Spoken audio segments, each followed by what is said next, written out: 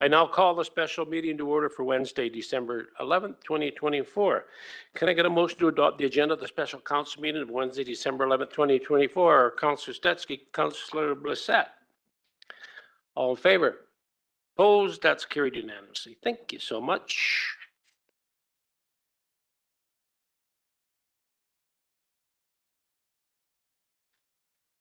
Okay, this is the second budget meeting for our 2025 to 2029 five-year financial budget. Today is a very busy agenda. We'll turn the meeting over to Director of Finance, Charlotte Osborne, to lead us through the agenda. Before I pass the floor on to Charlotte, just remind everybody that it is a very busy agenda. We've got time constraints here. Let's try and keep it to the time constraints. And just remember, this is only the second meeting. So we've got a ways to go. And, I know this is a really tough year. So sometimes the emotions can run a little high. Just remember, we've got a ways to go yet. So thank you so much. Charlotte, the floor is yours. Thank you, Mayor Price. Welcome, council, staff, and members of the public. As the mayor has mentioned, it is our second budget meeting. Today, the focus will be on department presentations. There will be a presentation, a very high-level presentation of the operating budgets and a discussion of significant changes. There will be also a very high-level discussion of the 2025 work plan for each department. And then we'll move into the capital projects where the intent is to end up with decisions to either approve the project, defer the project, or deny the project.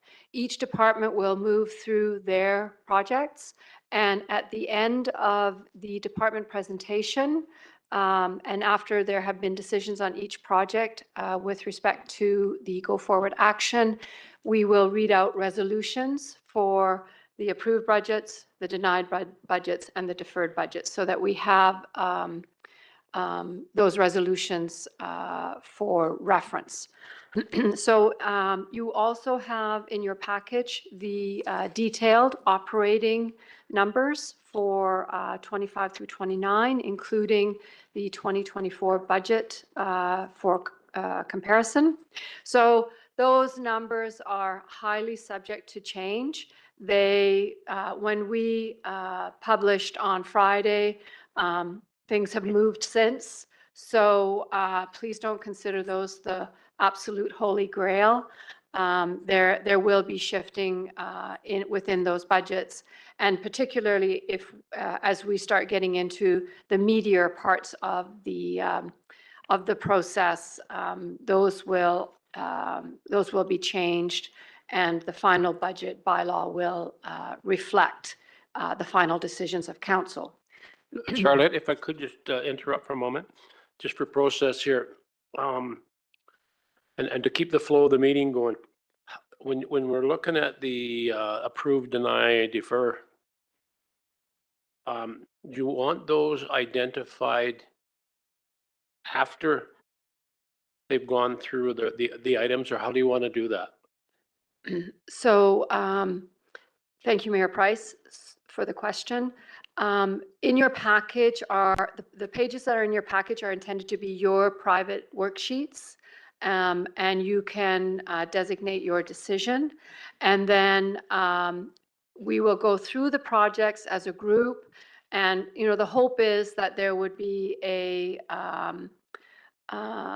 consensus on which projects to approve, which projects to deny, and which projects to defer.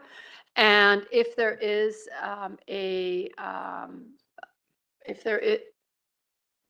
by department, pardon me. So at the end of each department's presentation, we will have on our worksheets, we will have identified the projects that we're approving. We will have identified the projects that we're deferring and the projects that we're denying. And then at the very, very end of that department's presentation, we will just pass request a resolution from council. And the discussion is intended to have happened before we start in on the resolution. Certainly, if there is not unanimous decisions on a project, that will come out, and that will show in the vote on the resolution. Perfect. Okay? Thanks so much. Yeah.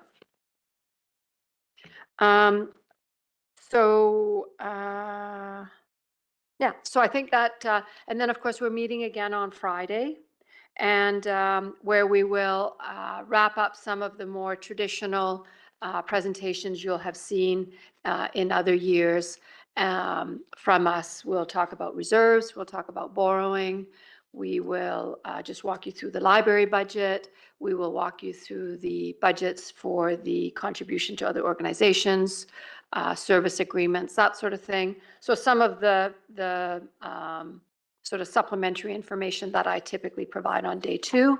And then at the end of Friday, we'll have a bit of a more robust discussion about next steps. And the next budget meeting after Friday is scheduled for January 15th. So we haven't yet populated an agenda for that package, but we're anticipating bringing back some more information on some of the options that were presented, that were rolled out through the public survey document. There's some work that staff needs to do to bring something like that back to council. So those sort of meatier discussions, as I referred to them, will happen in January. That's all I have for my opening comments. Mr. Fercho, did you have something? Maybe if I could then, Charlotte and I just talked about, kind of what do we want to reaffirm in this meeting. So first off, and I'm not sure if you're going to touch it on Friday, Charlotte, but just regarding the budget and the percents and the numbers, we've done a lot of work on our side. And Charlotte, if you want to talk about, as we've added up the numbers, as things have changed and came in since the original numbers were proposed, the actual percent increases, once we added all of the new things that came along, actually significantly increased beyond what we had projected. Internally, we've done a lot of work and sort of used all of the ammunition we had, and Charlotte will get into the details around that on reducing that number. And it's kind of coincidental. It's arrived close to the same as we started, but there had been quite a large increase, and we've done what we can to reduce it down to similar numbers. And we'll talk about the details behind that. What you're going to hear about in some of the presentations tonight is what the directors have done within their departments. And again, that just gets us to the point in time where we've kind of done what we can at the low level within administration to reduce all the costs.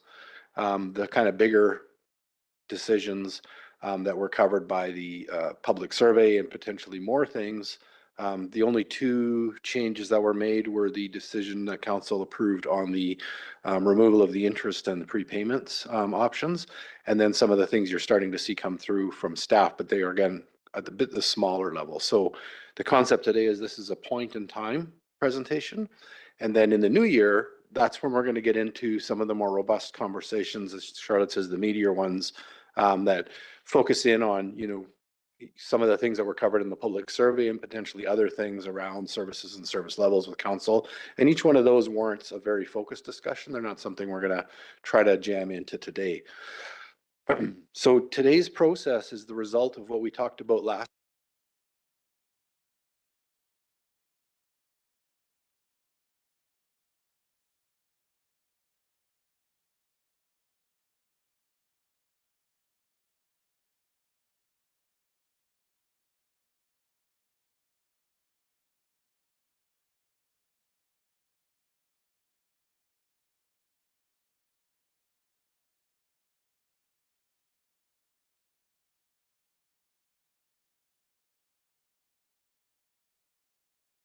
Does that work? Is that working? No? I think our system crashed.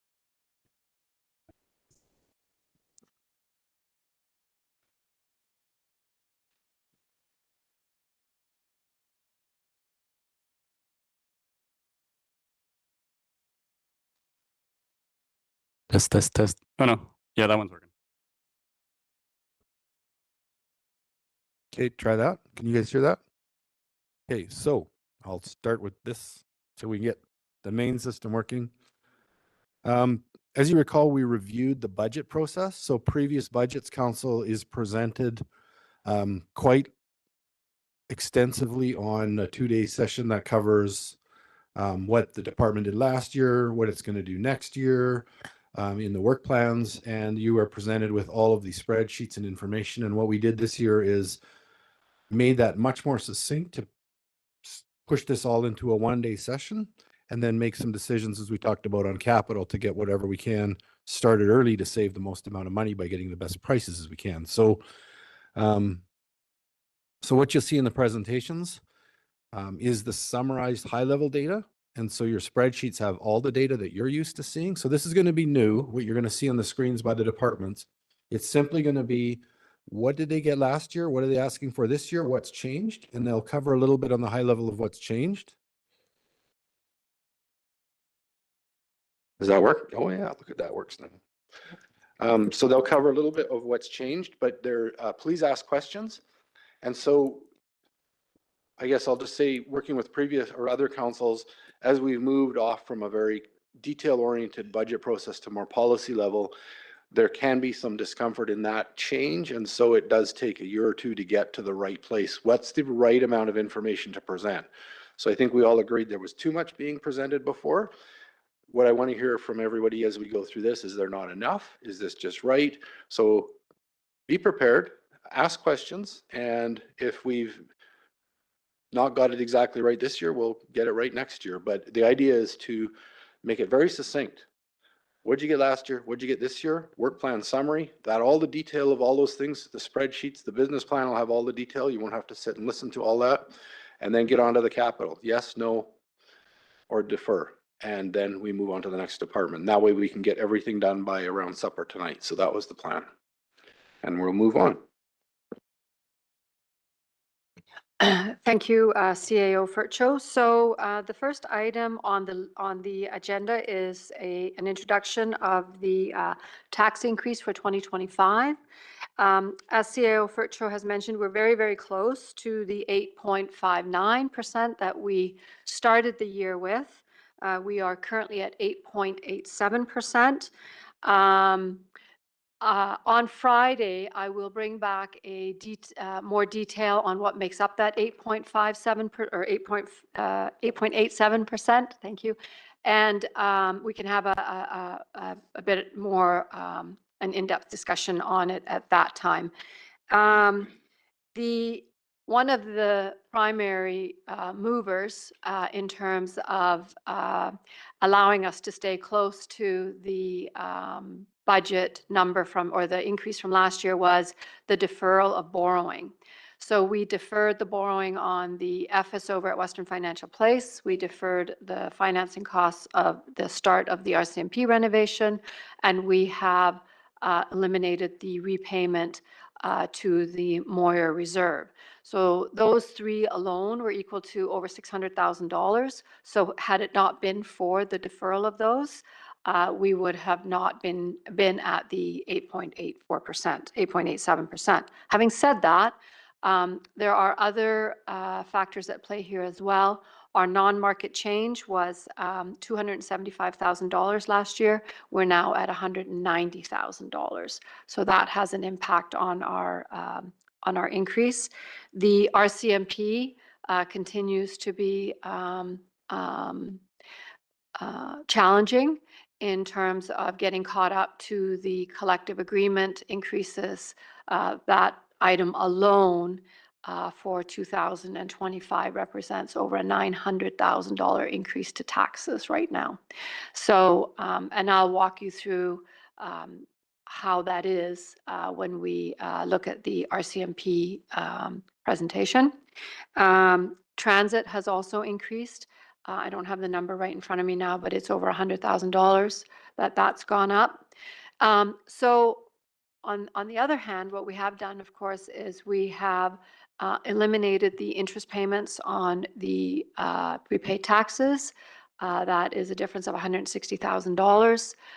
We have the business license prompt payment removal has not yet been reflected in the 8.87%. We'll pick that up when we see you. Not sure if we'll be able to have it ready for you on Friday, but we'll pick that up Friday or in January. And a couple of other smaller things where we have, originally we had planned to fund an increase from taxes, and then on evaluating it, it's a one-time increase. So we have moved the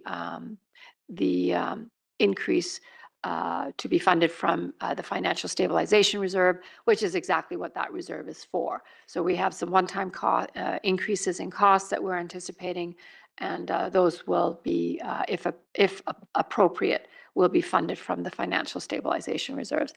Staff have, and as CAO Furcho mentioned, they will, I see here, transit $153,000 increase over 2024. So staff in their presentations will talk to you about areas where they have reduced their expenses or increased revenues, because of course it's either or, it's both of those items will impact how much we need to collect in taxes. So I don't really want to spend any more time on the 8.87 today. I'd be happy to answer some questions if council has any right now before we move on. Okay. So also in your package on page 7, there is a bit more of a detailed look at the type of taxes that we are collecting and or anticipating to be collecting, and just a bit of a breakdown for council's information. So now in terms of the agenda, we are going to be moving into the department presentations, and I will turn the mic over to Mike Matika, our Director of Engineering and Development.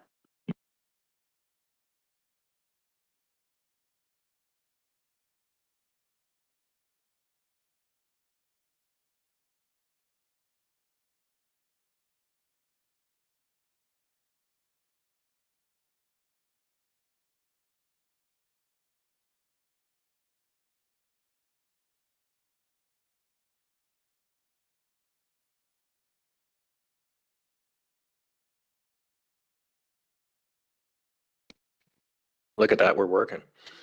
Okay, thank you, Charlotte, and thank you, Mayor and Council, for providing the time to provide this presentation. Our department is allocated an hour. I hope we can stay well within that time, just out of respect for time for the later presentations.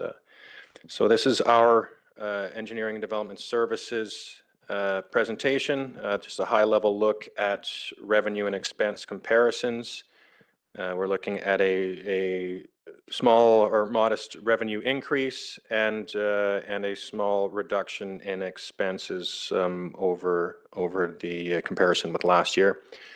Going into a little bit more detail, we're projecting a $50,000 increase in building permit revenue, and that's just looking at some of the economic trends and trying to look at some of the history that we have, and also some of the projects that we have in various stages of approval. We think that's fairly modest, but we don't want to be overshooting that just with some of the uncertainty in the broader economic realm. But we do hope with the interest rate reduction again this morning, and some of the things that we do have going, that hopefully there's nothing else external to the city of Cranbrook that would prevent some of these great projects from happening. We're also undergoing some fee reviews and some comparisons with our development related fees and much of the fees that come within our department. And we also have some other increased revenue opportunities that are being worked on. A lot of this was initiated partways through last year, so we're not in a position to really incorporate that directly into the budget at this point in time. But that's some of the items that are going to be brought forward, including the downtown parking study, looking at opportunities for increased parking revenue. We've done some comparisons with other communities, and especially for rented stalls and a few of those privately rented or publicly owned parking lots that are rented out to businesses. A lot of those are well below comparable values, and looking at some of our more standard permitting processes as well. So from an expense perspective, you did see that we are trying to keep or reduce, and that's in spite of the 3% inflation and the grid progression. So we're trying to make sure that we're not just continuing to have those increases. So looking at what we can do, also knowing that we've been faced with a lot of work and staff workload downloaded from the province with various bills and legislation that's come forward. So we do, we're hoping to really be able to maximize the ability of our existing staff to take on a broader workload, and also seek operational funding sources through grants or through other means that would really allow us to take a lot of the work done that would usually need to be done by additional staff, but working within the existing team that we do have. And that includes the 30% decrease in operating budget.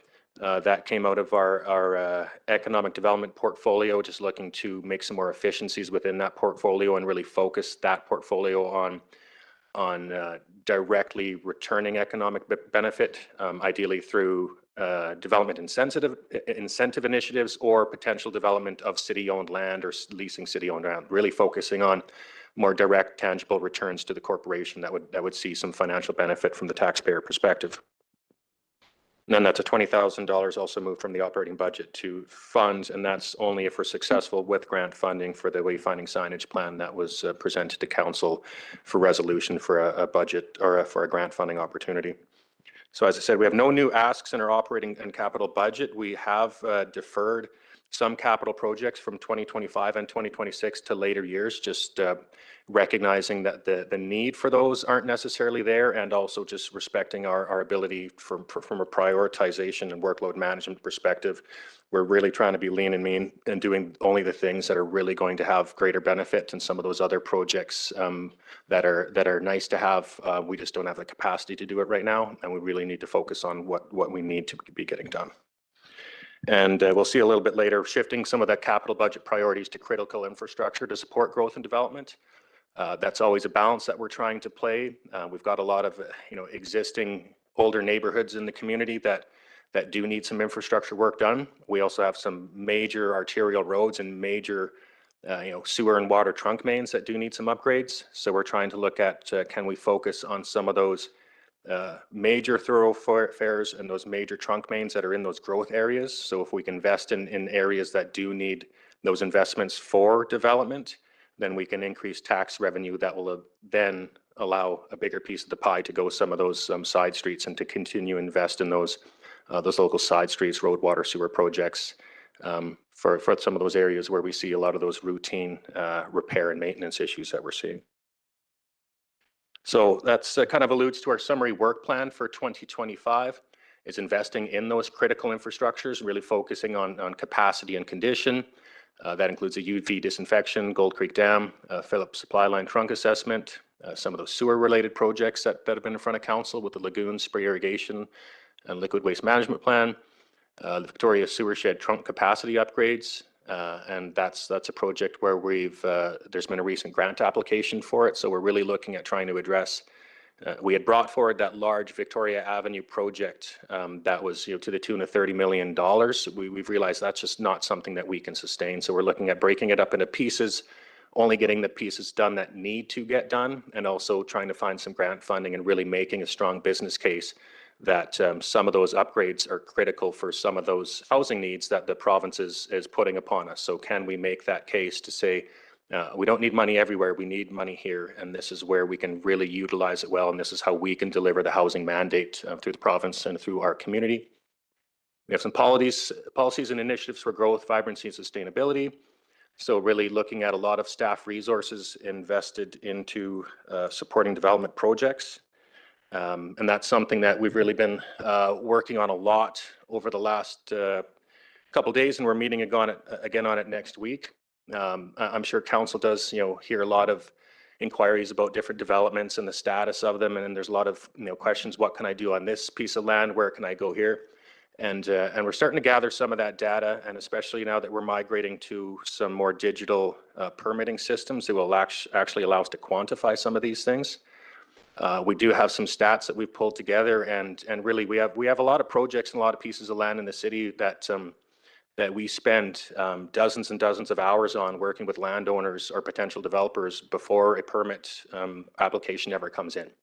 So, and that's not very common. There's a lot of communities that would say, well, wait until you have your plan all pulled together and then we can sit down and meet. And some of these pre-application meetings, you know, we have 4 or 5 staff members and you have 1 hour meeting.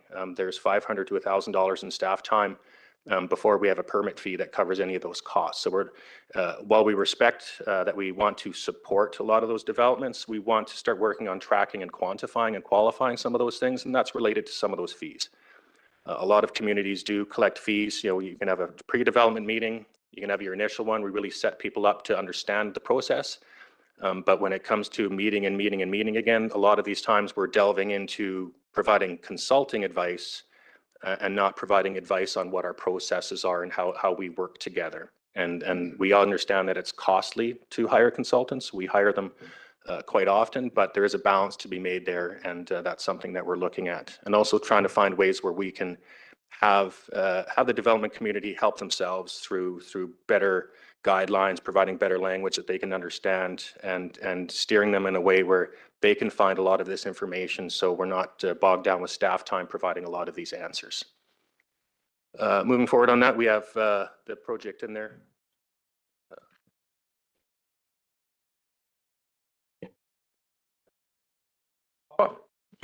Mike, your downtown revitalization exemption bylaw, I thought we were going to go broader than just downtown and look at where we wanted specific targeted growth and development, whether it's revitalization or new densification along key areas. So is that which way are we going? Are you going to go to that broader growth and development in the key areas where we want densification, or Yeah, Councillor Popov through the mayor, I'll speak to that a little bit more later, but it's perfect time to answer that question right now. The downtown revitalization, any one of these bylaws that is specific to a certain area needs its own unique bylaw. So we can't have one bylaw that would cover all of those areas, especially when you're looking at downtown. Some of these items do cover facade improvement areas, and we're just looking at how do you geographically include some of the things, and some of the development that we want downtown is different than some of the development that we perhaps want along the Victoria Avenue corridor, where it's more focused on different type of land use. So the downtown revitalization bylaw is something that we've had in the past. We feel like that's the quickest and easiest one to get back up and running. And also downtown is more encumbered for development. It's very difficult to renovate or demolish or build downtown. It's the servicing is an issue, the zero lot lines, renovating historical buildings, that's a lot more costly than the Victoria Avenue corridor. It's bare land, it's serviced, the offsite upgrades are minimal.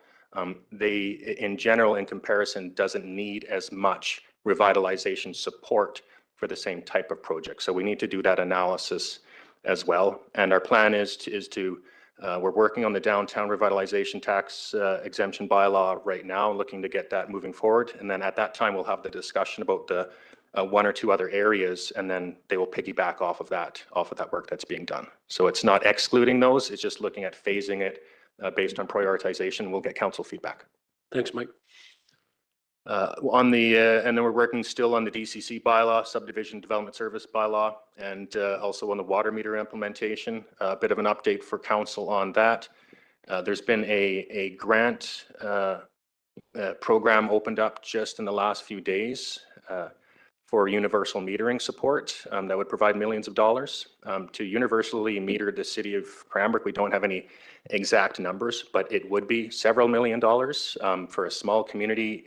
15 years ago in the district of Sparwood, it was $3 million. If you look at inflation and the size of our community, you could scale that to $10 to $20 million. It's extensive. This grant opportunity doesn't apply to communities of our size because we're the largest community in the province that does not have meters. We've reached out to the grant program, told them all the great work and the great initiatives staff and council have been doing about, water supply, water metering, making business cases, all these investments that we've made. And we're hopefully getting some positive feedback to see even if we can go after a portion of that funding to show the benefits and all the work that we've done on that. So that would be a really great help, especially if we can target metering in the areas where it would support more growth and development capacity and allow us to continue with some of these projects that otherwise may be inhibited by some of the upgrades that we do need to do. Councillor Teske has a question. Yeah, thank you. Of course, it's really important to continue to apply for grants. I'm just wondering, Where does the funding lie? Whose budget is it in for? Because I know we have outside help to prepare some of those grants. Is that part of your area, Mike, or someone else's? Councillor Stetsky through the mayor, as far as, are you speaking to funding the actual grant application? Putting together the grant applications. Yes, we do have, we typically do have some funding available within our operating budget through just general professional services that we do. And in this case, we've done so much, proactive work to show what water reduction will do for the community with droughts, with the Gold Creek Dam. We've got all of the information. We're in a perfect opportunity, I think, compared to almost any community to show the benefit of this investment if we were to get the grant funding. So a lot of the work's already been done. It's mostly compiling it. So I think that from the most part, staff can do much of the work and get a little bit of consulting support just to make sure it looks polished and that it's going to work for a grant application. And then finally on there, we have the wayfinding and signage plan. That is a grant application through an economic development fund. And that's just looking at, we have a lot of old signage in the community. We have a lot of signage that isn't there. Just telling people how to get places, how to get to downtown, how to get to some of our parks. A lot of the signing that we have is old, non-functional, it's not reflective anymore. So just looking at some of those things and seeing what we can do. Again, it's not a major priority, but it comes out of, the downtown revitalization plan and a few of those other economic development initiatives. And then we have continued support for housing and public safety. We have the BC Builds program, our ongoing, partnership with BC Housing on trying to get some more of that non-market housing brought to the community, and then just working on the provincial housing legislation and the Bill 44 stuff. And then also working, bylaw enforcement with, policy development and continued ongoing cooperations with the RCMP. Council has seen some of that information on different ways we can work alongside the RCMP when it comes to public safety and some of those public safety matters. So we're continuing just to explore how can we be more efficient and effective with that cooperation, with that partnership, with that visibility out in the community, while still making sure that we're fulfilling our traditional bylaw services needs. So here's the list. Go ahead. Thank you, Mike. Pardon me, Council. I just wanted to, as we start to go through this list and we start making approve, deny, or defer decisions, the intent is that approved projects will be receiving pre-budget approval. So what that means is that staff do not have to wait until the budget is approved sometime later in the spring in order to initiate the procurement activity. So it's important that Council understands that the resolution that will be read off refers to approved budgets receiving pre-approval. Yes. Councillor Bassett. And so these projects, though, are still under we've had a decrease in expenses of $30,000, or are these in addition to that? Councillor Blissett through Mayor Wayne Price. So most of these projects, as you'll see, are funded from the reserves. Correct. The $30,000 reduction is an operating reduction. Okay. So they're separate. So the $30,000 really does not in any way impact this. That's not to be suggest that reserves reserves are not impacted by taxes. Yeah. But they still, you'll tell us if it results in a tax increase? Yes, we will, and none of this should. You will see that it's funded from reserves, and Okay. if funded from the reserves, there is no impact on the tax levy. Now, having said that, sorry to overuse that phrase, there are situations later on in the 5-year financial plan where you will see increases being necessary in certain reserves to continue to fund projects that are needed out later in the 5-year financial plan. Okay. That is not the case in 2025. Is that correct, Charlene? Yes, not the case in 2025. Thank you. Councillor Graham. Yeah, thank you. Just a couple questions around what you were talking about, Mike, with the time that staff is spending on different projects. Do we have the capacity to track employee time.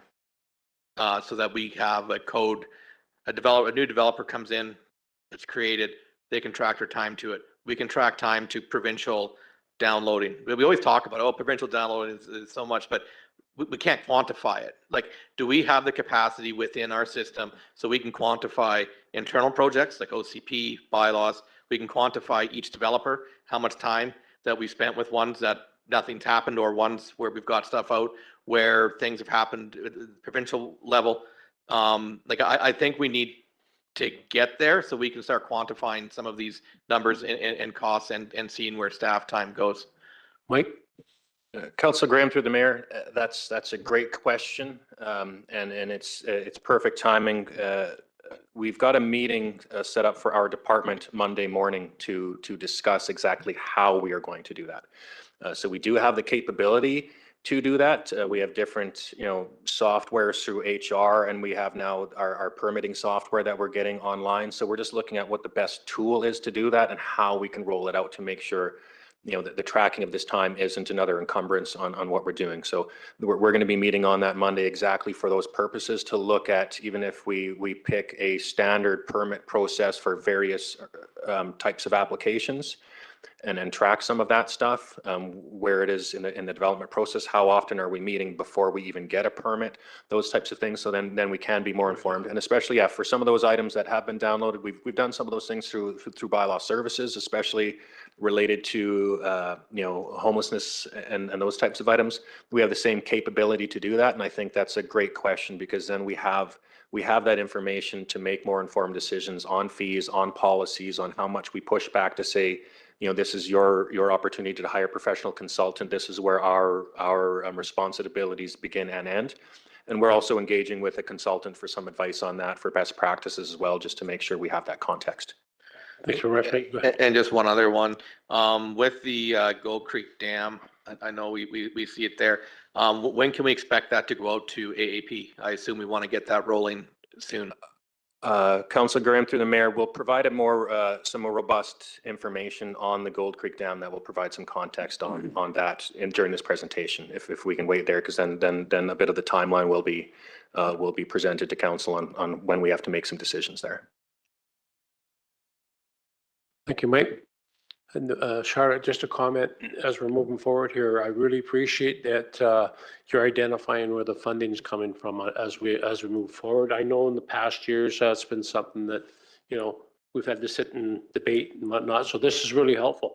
One thing I would like to just make a note for next year. It's not a big deal this year because this is great. Maybe an asterisk beside the a reserve that we're concerned about that is starting to get low as a cautionary thing, because we've set the target ranges in all these reserves. It's easy to say it's from a reserve, but are we getting low, or are we below our target, our low level on the target? I think it would be nice if there's just an asterisk there, and that's just a prompt. Sure, and that's a great idea, Mayor Price. Thank you for that. We will adjust accordingly next year. If I might just add a follow-up to my previous comment about they're all funded from reserves, except, of course, the 1% road dedicated tax. Yeah, okay, thank you. Charlotte, are they going to be making motions as we go through this, or should I go through the presentation first and come back with these slides? Yeah, go through this. Okay, so here's the list, and this corresponds with the items in the council package. What I'm going to do is I'm going to go past these two slides because we have, or these three slides, because each one of these is represented in order with a slide that has a little bit more details, rather than just me doing a lot of talking. And then we'll go back to the list of projects in order for council to make some decisions. If I could just, it's a brief question. Parking meters, is that included in the downtown revitalization, or is that a separate thing? Because we've talked about it for a long time. Councillor Brissette, through the mayor, The parking meters would come out of the downtown parking reserve. So that's, yes, so we will be bringing a presentation forward to one of the early committee of the whole meetings next year with various recommendations, especially with any of those that would include some budgetary items. So that may include us looking at potentially having some budget asks out of that reserve that would not impact taxes.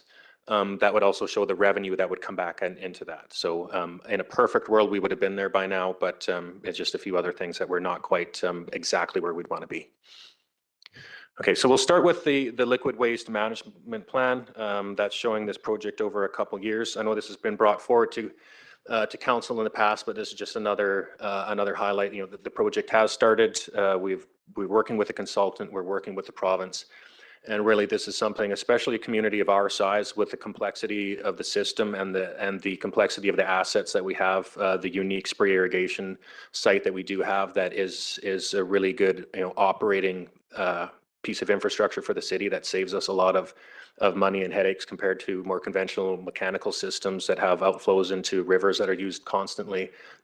This is something that's really good. It really does help provide some long-term financial planning, community-specific solutions, and then if there are any major regulatory changes or anything that comes down from the province, we have a plan in place that says this is how we can adapt to it. We don't have anything unexpected that would cause a spike in funding increases. So it is a very in-depth project, but the idea is that it makes our decision-making and our finance processes and our operational process much more smoother and easier in the future for our community.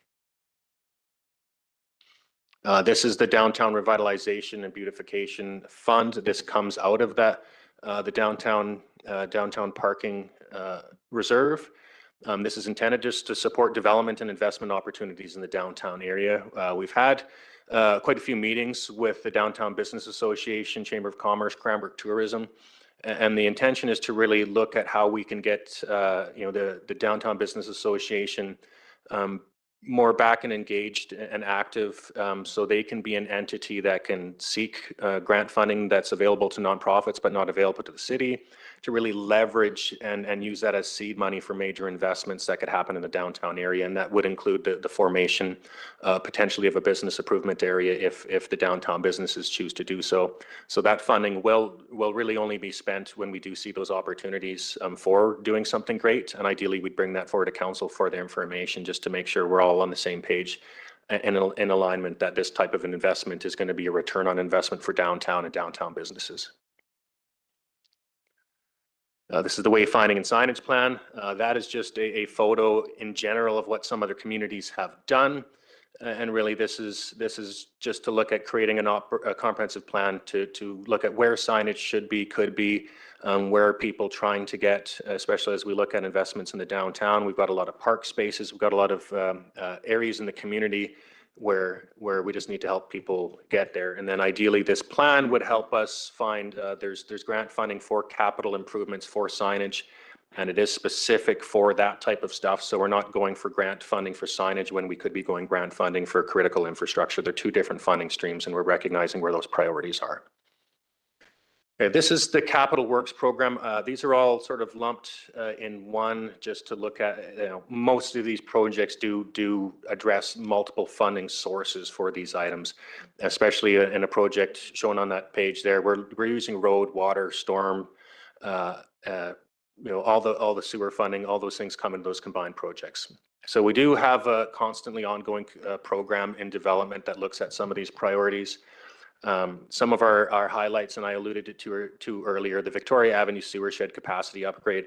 That's the main sewer trunk line that goes down Victoria Avenue, then behind Western Financial Place, and essentially parallels the creek. There's a lot of undeveloped or underdeveloped properties in that area that we've seen rezoning applications, development applications for.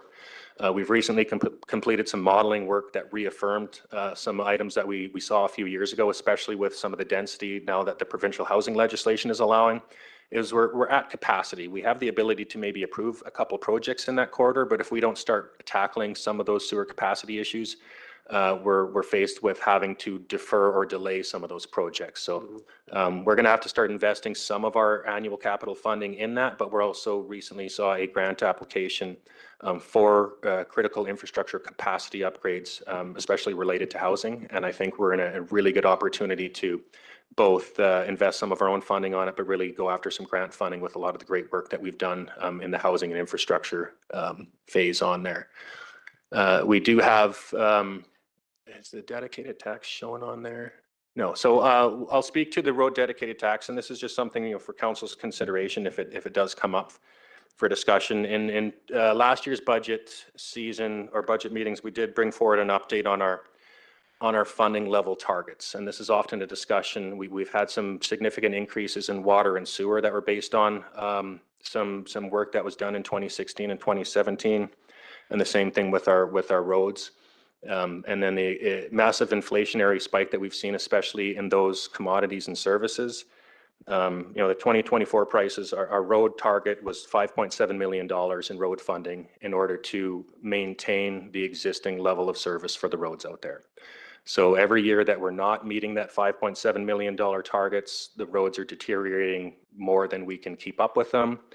And we're really just having to focus on the major thoroughfares, the major roads for emergency response access, primary arterial highways for the majority of traffic. And a lot of those secondary roads and side roads just aren't going to make the list if we have to keep looking at our priority roads. So that's just some consideration for us to look at how we can balance the need for that funding with understanding the impacts that the funding and taxation has. Councillor Brissette? Thank you. So up there, it's showing in 2025, 3.8 on the capital works program for roads. And you're taking money out of reserves for that because we don't have enough with the road dedicated tax, is what how I'm interpreting that information, because it's only 3.6 from the road dedicated tax. So is that usual that we go beyond the road dedicated tax for roads?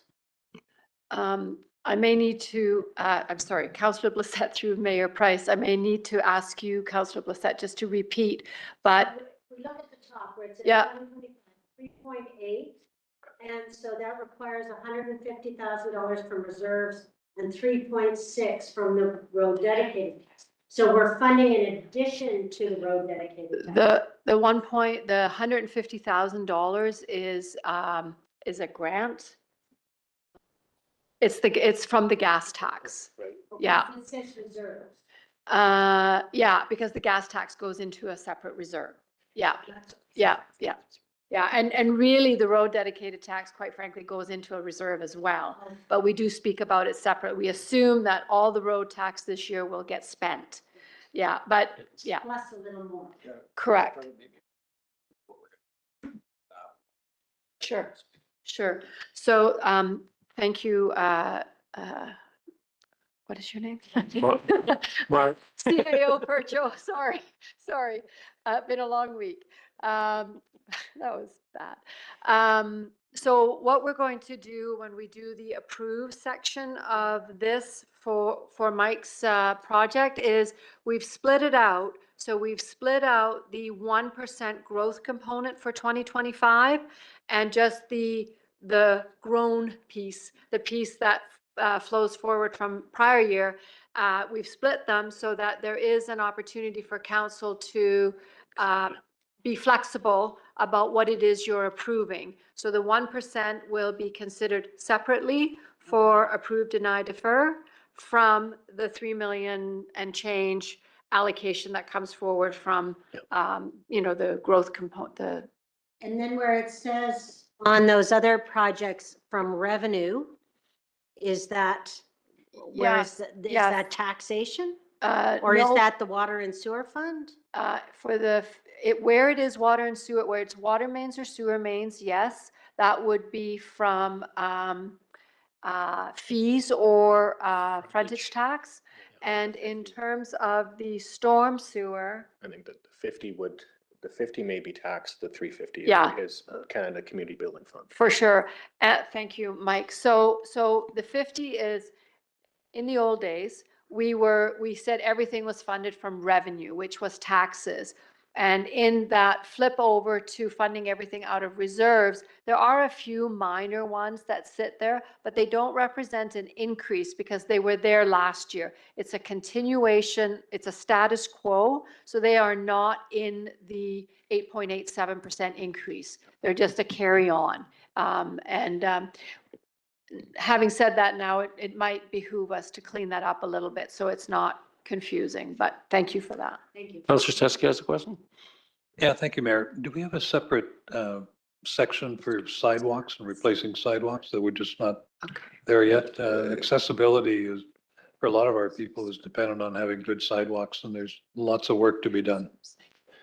Councillor Stetsky through the mayor. Yeah, Potentially through grants, I would think, around accessibility. yeah, that's a great question. And I think it's something that probably needs to be analyzed a little bit more, especially with budget challenges. The road program funding does not just cover pavement. It covers curbs, gutters, sidewalks, boulevard improvements, any tree planting that would happen in the boulevard, street lights, traffic control lights, stop signs, all of those items that would come with any road-related project. So it's not just resurfacing and paving money, and even the gravel underneath the road that's needed to support the pavement surface. So there is no separate dedicated funding for sidewalks, for pathways, for street lights, for traffic lights. That all needs to come out of that same fund, and that's where really looking at those targeted funding levels. If we had, $3.6 million to just do road work and resurfacing work, that would be a great target. It's a lot of those other items that come part and parcel with it. And yes, sidewalks and accessibility is really important. And that's the struggle that we have is looking at that funding and how do we split those up? We do look for grant funding, but even grant funding for sidewalks is very rare.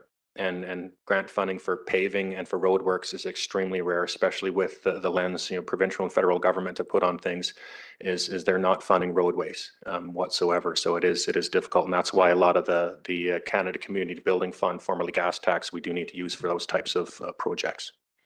Councillor Peabody. Pardon me, I'm Oh, just, sorry, Charlotte, go ahead. I have the elves in the background looking at all the details for us. And just being reminded that there is a DEI project in Public Works for sidewalk curbing where we received a $25,000 grant for that. So you'll see that in Public Works, curbs, sorry. Yeah, sidewalk curbing. Yeah, thank you. Councillor Peabody. Okay, thank you, Mayor. Mike, before my time on council, I believe all the projects for like our capital roads program were usually contracted out to one contractor. And then at some point we broke down the projects so more contractors could bid on smaller segments. What's the pros and cons of each one? And I wonder if there's cost savings to packaging our projects up into just one big grant as opposed to multiple. Councillor Peabody through the mayor, that is a great question. And a lot of this really ebbs and flows on the types of projects that we have and then understanding what we have from a contractor availability perspective. So in a perfect world, there perhaps is some synergy to look at combining multiple similar projects where you can piggyback on mobilization and procurement and labor and staffing for a contractor to do that. And we do still consider those items, and that's something that we are actually looking at. If we do have several small projects, could we look at doing multiple projects or even multiple years of small projects with a contractor? And if they know that there's work already in the queue and they're ready to do it, we still get really good prices due to certainty of them having work, and we get really good service to the public based on the timing and the ability for them to be agile.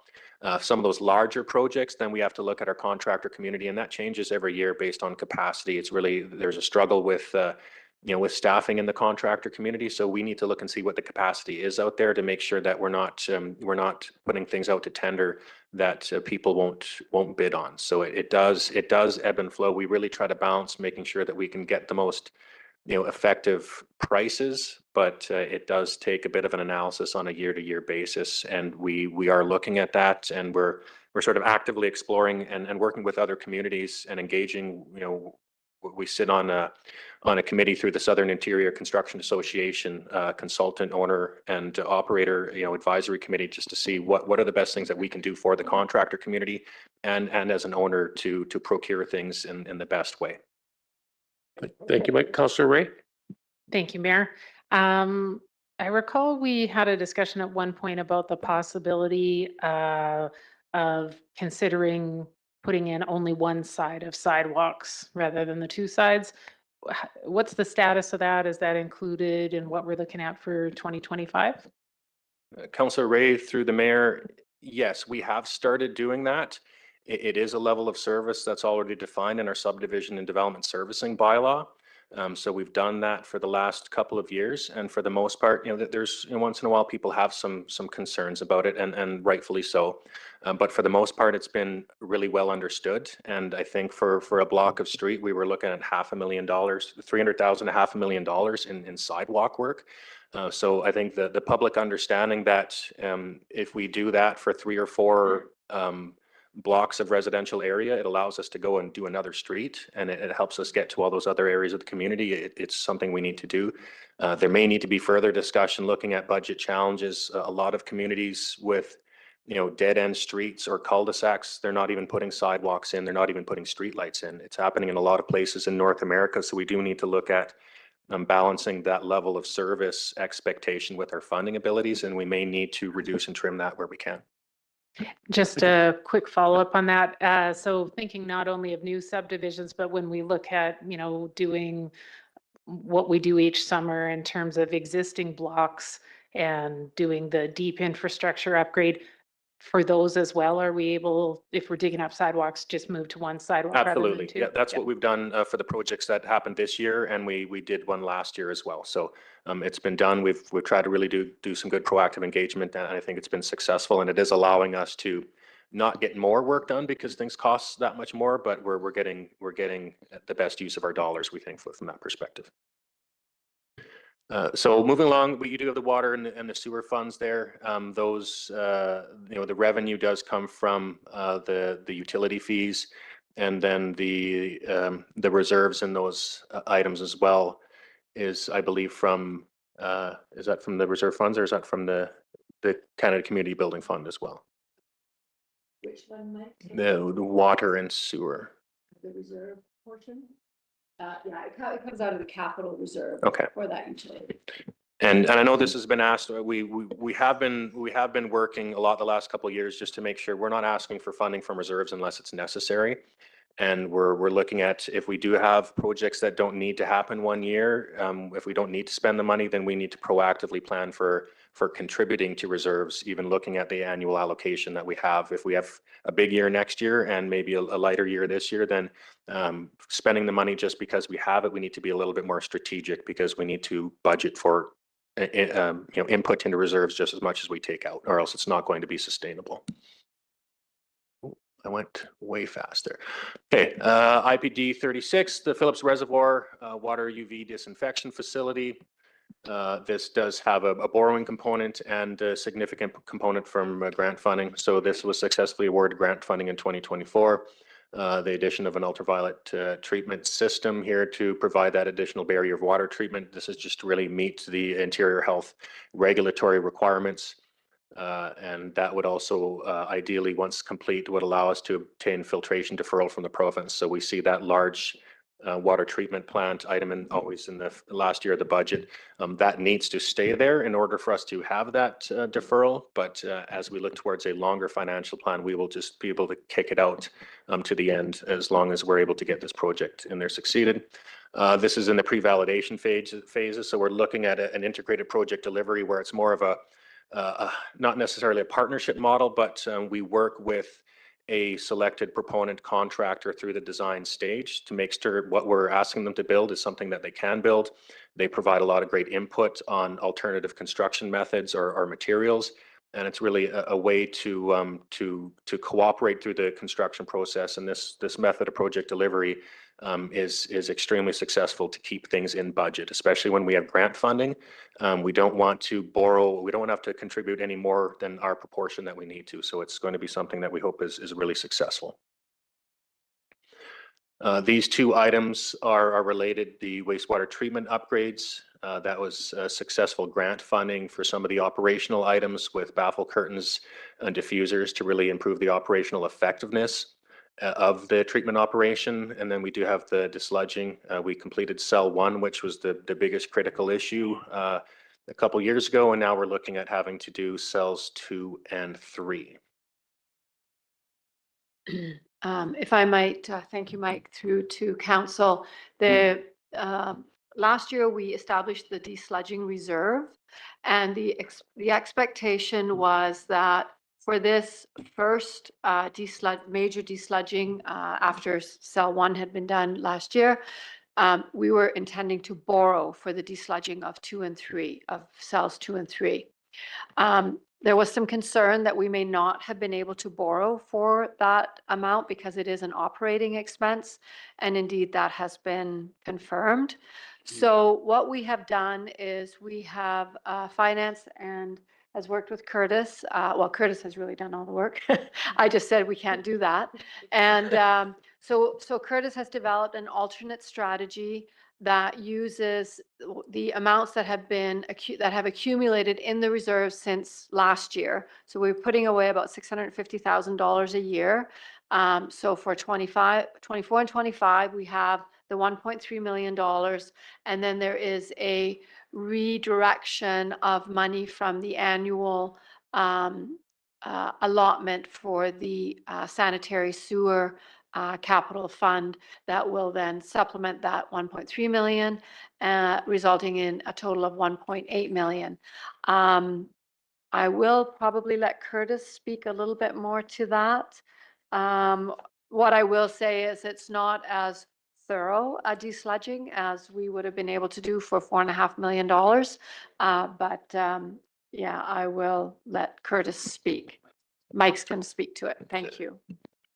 Thank you, Charlotte. Yeah, this is just looking at, again, we can't do everything perfectly, but we want to do things where we invest a proper level where we're going to get that return on investment. If we were to go and spend the grant funded treatment upgrades without doing this desludging, we would have to remove that in a few years, and it's just not effective. If we can complete 80% of the desludging or 70% with that amount of funding rather than do it all, it still is protecting that investment of that $3 million that we do get.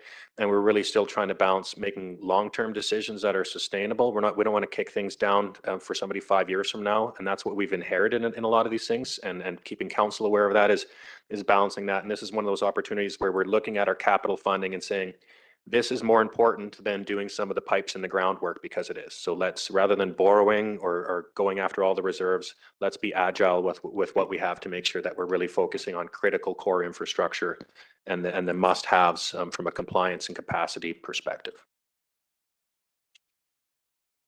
Spray irrigation outfall repairs. There's been a couple of reports done out there. We do have an outfall at the end of the spray irrigation site process that's only used if we do have an overwhelming amount of effluent that comes in, or we do have some failures in the treatment or disposal or spraying process. It's only been used once since it has been installed well over a decade ago, but is something, there is an outfall out in the Kootenay River. There's been some erosion that's happened there. We do need to protect that because there are some compliance issues, and if we don't protect it and we lose it, it's going to cost us a lot more money to replace it. So it is a critical item that we're looking at having to get done. And this is another item that we've said we need to get these things into the budget and make them work. Phillips Supply Line trunk condition assessment. This is a significant cost for something that is an absolutely probably one of the most critical pieces of infrastructure that we have in the city. Looking at doing a detailed condition assessment of about 6 kilometers of concrete pressure pipe and about 1 kilometer steel pipe. This comes from the Phillips Reservoir down to the city. It's a primary source of water supply to the city. Especially during the summer when we do have higher demand. Right now, everybody's maybe aware of the recent failure in Calgary that happened there, that to the tunes of tens of millions of dollars. That's the exact same type of pipe that we have here, and some communities are seeing some of those major failures. and the cost and the resulting issues that would have with that would be substantial. If you look at that one section there below the reservoir, we've got about 3.5 kilometers of that pipeline that is the only source of water supply. We do have operating wells down in the ground floor level here in the community, but they don't pump up into our higher pressure stations. So essentially the majority of the community and everybody above the downtown elevation would be out of water potentially for a significant amount of time if we were to have a failure here. And that's something, to look at the cost of the $500,000 inspection, which is expensive. The cost of those repairs and the subsequent damage that could happen to properties or the environment could easily go well above that. And it does also inform a few years down the line, we do have a budget item in there to twin or replace or rehabilitate this line, and understanding what the condition of it will really greatly inform when we need to do that. Or are there ways that we can defer that work? Or are there some sections that can be proactively repaired and shut down at a time when the impacts are the least? So we're doing this in a proactive manner. Councillor Statsky has a question. Yes, thanks, Mayor. So I understand that the age of this pipe is very similar to the age of the pipe in Calgary as well. How old are they about? Councillor Statsky, through the mayor, that is correct. And I think even in the Lower Mainland, there was a similar example. It's not the same size of pipe, but it's the same age and material and construction methodology. And there's no real way to tell what's going on with that pipe. This is the methodology. Otherwise, you dig it up the entire several kilometers, and that's going to cost a lot more. And we don't want to replace it if it doesn't need to be replaced, because ground conditions and installation methods are unique as well. Councillor Peabody. Thank you, Mayor. Mike, how often should we be inspecting the pipe moving forward? Councillor Peabody, through the mayor, that's a great question. I think at this point in time, if we will need to look at what the results of this initial assessment are. A lot of the communities that looked at what happened in Calgary are all jumping on making sure that they do this, understanding the value of it. Our hope is that we'll bring that report back to council and it will inform what we do need to do. Hopefully it's fairly clear that tells us, we can either continue to operate it, or if we need to accelerate the decision to do repairs or replacement, then that's what it's going to tell us. I don't have any information on really the frequency of that. My guess, at this age, it would tell us what decisions that we need to make. If we're going to extend the lifespan on it because it's working well, then we may still be looking at 5 to 10 years out for another similar assessment. But the results will come out of this one if it goes forward. Hey, Mike, the testing equipment, is it non-destructive testing? Is there a chance that there could be any damage incurred through this testing? Mayor Price, hopefully not. Those are examples of it. It's a pipe diver. It's something that goes down as the water flows. We're going to have to do some work to construct some access points where you can launch and retrieve these devices. The other one is just a big spongy ball that goes in there and listens for any leaks or water pockets. So we will be having to go in there and access it. And at this time, it provides us opportunity to look at valves, exercise valves. There could be some areas there where the valves we haven't looked at or exercised in years. So we're able to now proactively do some of that work. Because if we were to have a repair need, we don't know if we could isolate it very well at this point in time too, which is critical. So we've worked really closely with Public Works, and this will inform, should we buy even just buying couplers or spare pipe for something of this diameter is expensive, but we'll really be able to make those proactive decisions going Good forward. stuff. Good work, guys. Yeah, Councillor Papa. Thank you.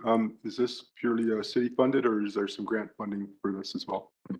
Councillor Papa, through the mayor, we have not seen any grant funding that would be available for this. The most that we've seen would be some of the other assessment work that other departments are looking at, and that's $25,000 that comes towards it. And I think some of that is being looked at for facilities and other items right now that need that type of work. So unfortunately not, but we will keep looking.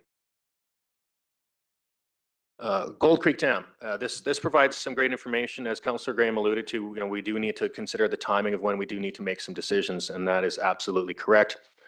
This is a carry forward project, and a significant portion of it is identified as borrowing It's been in the budget for several years since we had to do some major repairs in 2018 due to some immediate issues with the structure and the intake pipeline. We did those repairs and we're feeling fairly confident that it's in a decent state right now, but we've had to enact a more robust program of inspection and surveillance on there just to make sure something doesn't happen that we don't expect. We are working on detailed design and provincial authorization. So council has approved funding in the last couple of years for us to proactively look at these approval processes so that we are in a position to either apply for shovel-ready grant projects, which is happening more and more, or if we do have an immediate failure or something that we do need to jump in there and do it, we have the approvals processes in place because those can take a couple of years and we don't want to be waiting a couple of years for an emergency dam construction. So we did apply in 2020 for a infrastructure grant on this. We were unsuccessful. We did get the design funding in 2022. In 2024, we've applied for 2 separate grant funds. So this, from a timing perspective, this is what's most critical, as we do have 2 outstanding grant applications for this at $5 million apiece, and those can be stacked together. So we have it through the Disaster Resilience and Innovation Fund and the Community Emergency Preparedness Fund. We've had some correspondence with the funders on both of these. We're hoping that they're asking questions because we have an opportunity to get some funding. So when it comes to us going out to AAP or looking at having to do that borrowing, our recommendation would be to wait and see if we get grant funding for it to help inform that borrowing amount. If we are unsuccessful with both of these grant applications, or any other grant applications that happen in the near term, then we make an updated assessment on that structure and determine whether or not we need to proceed or whether we can continue to defer it. Councillor Graham. Yeah, thank you. And I guess that's the that's the question then is, I felt we were under the impression that this dam needed to be done and it's a priority. And now I'm hearing that we might be able to defer this for a while. Is it going to put us into a position where I look at Idlewild Dam that gets deferred for 25 years and then you had to act or you're going to wipe half the town out? So I'm curious to know of why we would be considering deferring this when we've been hearing for so long that this is a eminent piece of infrastructure that needs to be fixed right away. So, and what I'm gathering is that nothing will happen in 25 then. There'll be zero work done on, even if we get the grants, and we still have to borrow money, so nothing will happen on that dam in 25. Councillor Graham, through the mayor, we are continuing to work on a weekly basis with our consultants on continuing to get the approvals. So those approvals do need to be in place before we can, move a single rock or cut down a single tree in that area to do that project. So that there's still months of work ahead of us to do that, even if we were to get the funding or if we were to get the borrowing. Yes, the project is very important, and a lot of that was looking at projections in the next 5 to 10 years of what our housing needs are and some of those capacity issues that are fairly critical. So in this, we had this discussion when we talked about the housing projections and a lot of the higher density housing approvals that have come forward for council through rezoning, and do we have the capacity to do that? If we start seeing more and more of those come online and we do some more analysis on what our water demands are, that will partially be a critical factor. Right now, we're doing ongoing engineering assessments of the structure itself, and that would be another trigger point where if it's not sustainable or the condition of the structure is not sustainable, then we need to make those decisions. So we're really trying to take that professional lens.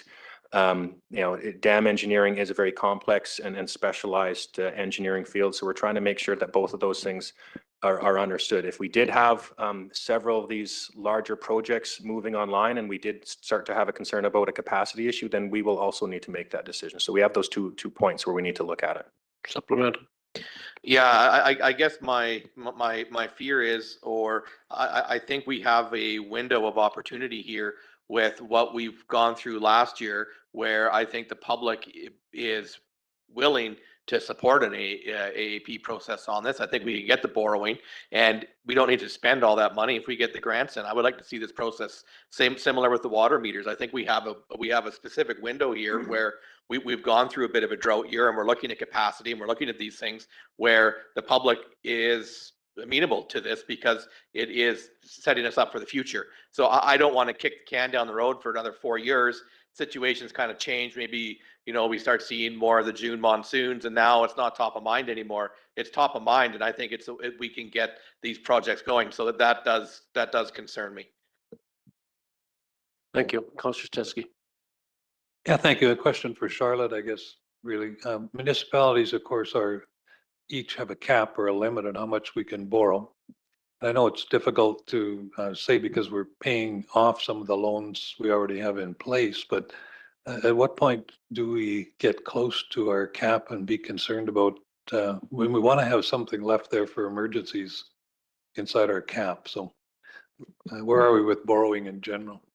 Councillor Stetzky through Mayor Price. So we will be having a more in-depth discussion about borrowing on Friday. But as it stands right now, I think we top out in the tenure around 50. Yeah, and the last presentation we did have the borrowing that had where we were at, the debt servicing percentage. Yes. So when we met with council in November, we did present just a very quick summary of where we were at with the borrowing, and if I'm not mistaken, we're not exceeding 50%, and if we are, it's not by very much. All right, well, that concluded the presentation. Now, Charlotte, are we going to go back and look at those line by line? Yes, so the intent is now to return to your package, and I believe page 9 has the first set of projects for the engineering and development services. So on there, the first item is the electric bylaw vehicle, SUV, for $55,000 for 2025. So discussion, okay. All in favor to approve? Maybe, Sorry, should we have discussion first? Yeah. Yeah. Yeah. Sorry, if I may. Yeah, no hands went up, so I thought I'd just see if we approve it or, yeah. Okay. Okay. Yep. So what are the other options for this vehicle? Like, is this a necessary purchase at the moment? I will turn that over to, it looks like Director Hetu. Thank you, Councillor Peabody through the mayor. So, it's replacing almost a 20-year-old SUV. When the idea would be that we're going to be looking at EV or PHAV or something that would sort of be suitable for today's times based on the life cycle cost. Okay, thank you. Further questions? Charlotte? Mayor Price, what I might suggest is that as we get to a line item, we do as you did, you ask if there are questions, because the resolution will come subsequently. So right now we're looking for approve, deny, defer on each line item. So, and perhaps the easiest way to say is anyone against approving. And then, okay, if there are people against approving, then we'll need to see if it's deny or defer. You betcha. Okay, so we got that. Is anybody against approving this item? I see no hands. We'll go to the next one. So the next item is then the liquid waste management plan. Anybody against approving this? Or any questions? Councillor Pabba. Thank you. So when you're showing us the liquid waste management plan, $250,000, that's city monies, not alternate, also supplemented with grant monies? You're referring to the. Well, you're going to be showing us line items and costs. Yeah. And are we to assume then that the costs you show as we go down the list are all going to be city monies? not As opposed necessarily- to grants? As opposed to a combination of city and grant?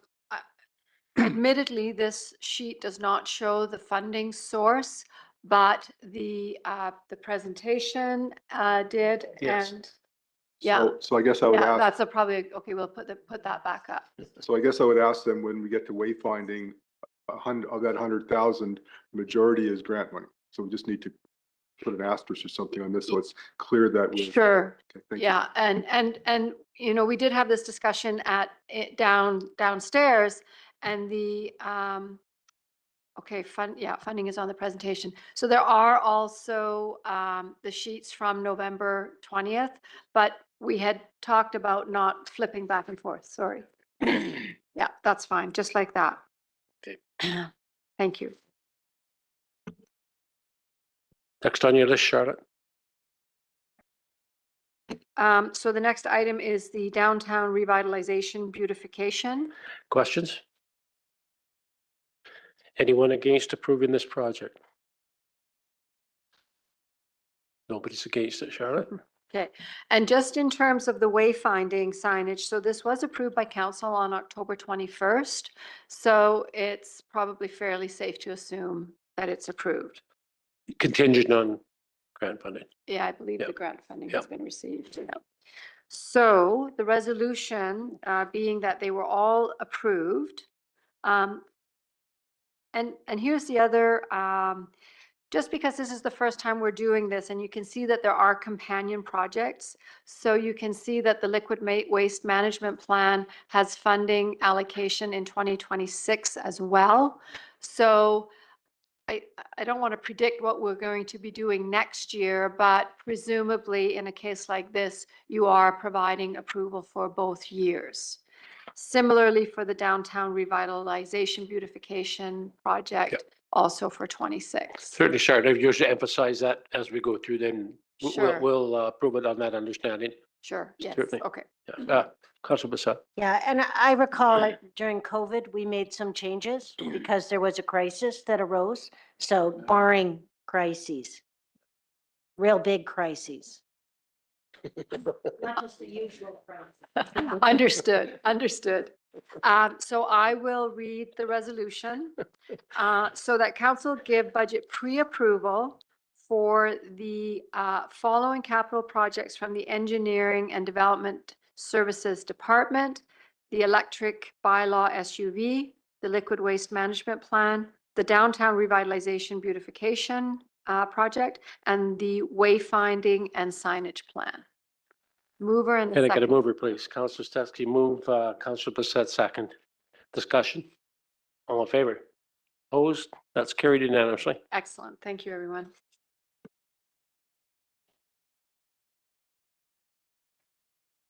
Okay, so now the next page is IPD, Infrastructure Planning and Delivery Division. So the first project up is the Capital Works Program. This is the road program, and it's the general allotment for $3,428,180. Questions? Anybody against approving this project? No, Charlotte?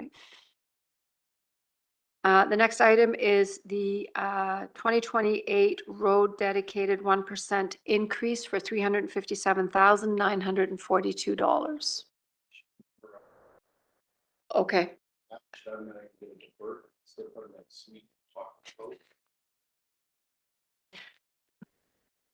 Question? Okay. So the question now, I guess, is anyone against deferring? I don't think you get much argument on that today, Charlotte, on the deferring. Now, the annual allotment for the storm sewer for $400,000. Anyone against approving? Okay. The water main replacement, the annual allotment of $1,200,000. Anyone against approving? Or are there questions? Okay. The Gold Creek Dam, so carrying the $14,169,630 forward. Any questions? Anyone? Councilor Graham. Okay. I think we should be moving towards going out for AAP on this so we get the funding and get this project going. Question on that. If we do that, and I agree sooner than later, but is that going to impact our grants if we've already gone to AAP? Through to the mayor, if we were to go out for borrowing now, it wouldn't impact the grants. If we were successful, it would just reduce the amount that we'd end up borrowing. So it would and technically speed up the process. If we went out for the borrowing now for the full amount and then got the grants, it would just speed up the process. Or if we don't get the grants, then the funding would be approved to just move ahead. Councillor Bissett. So I understand Councillor Graham's sense of urgency on this, but I mean, if staff aren't saying it's urgent, then who are we to say that it is? I don't really want to, like, truly, I'll put faith in what staff are telling us as far as the urgency or not on the dam. I don't know. I don't want to push on this if it's not required. There'll be other things that come up that are required. So I'm just not sure that I want to push on this right now. Okay, thank you. Councillor Stetsky. Yeah, thank you. So when will we know about the success or lack of it of the grants? Quite frankly, if I was sitting there in government and you've already got $14 million approved locally through your process, I probably wouldn't want to put that money towards your grant because there's lots of other people needing grants. So I do think there's some risk, but timing on getting results on our grant applications. Councillor Stetsky through the mayor, ideally that would be something that would come in the spring or early summer for both of those programs. And really that would really help solidify and provide us with some concrete information if this project is viable for grant funding from levels of government. As Councillor Graham said, it is a critical project. We could thread the needle on borrowing to make sure that we're well prepared for it, because staff have been saying that it is critical. So I don't want it to make it sound like it's we're pushing and pulling it. It is a risk management perspective to really hope that we get grant funding. And the intention was, if we are not successful with one or both of these funds, then it's likely we would have to initiate a city-funded process. So we could sit back and look and see if the time frames and the timing of that makes sense for us to start initiating that, such that we have decisions in place around the same time that we hear back from this grant funding. That's a bit of a timing perspective. Supplemental, Councillor Stetsky. Yeah, thank you, Mayor. So if it's late spring, early summer that we should know on these grants, Charlotte, how long would the process take to get out the loan information, get approval, et cetera? Like when would we know whether the money's actually available? Our typical response is 6 to 8 months is how long the AAP process is. And I have no indication that that's changed. Councillor Pop-Up and Councillor Graham. Yes, thank you. So, yeah, and we've heard previously from staff, this is critical. And it's critical for many reasons, including a cold water summer supply for our water quality piece, which we didn't talk about. So I think it needs to be done. What I'm hearing, Mike, is we still have regulatory approvals in the works that we have to get done for that. So we're waiting for regulatory approvals. We're waiting for grants possibly, but we know it has to be done yesterday. So my take, as with Councillor Graham, is let's fast track this while we're waiting for the regulatory approvals and hopefully the grant money. We get the grant money, we offset what we borrowed, but in the meantime, we're further down the road with getting this construction work done and getting it utilized. So my take would be, we're not losing anything by starting the borrowing process now. Hopefully we'll get the grants and it'll offset, but either way, we're going to have to either borrow it all or borrow a portion of it. But this puts us a little further ahead of the game while we're waiting for the regulatory approvals and all the other pieces. I just like it to get shelf ready, approved, and then shovel ready sooner than later. So I'd be in favor of starting that borrowing process. Well, question from Councillor Ray before we go back to Councillor Graham. Thank you, Mayor. So I appreciate the dialogue about the alternative approval process and borrowing and the sense of urgency.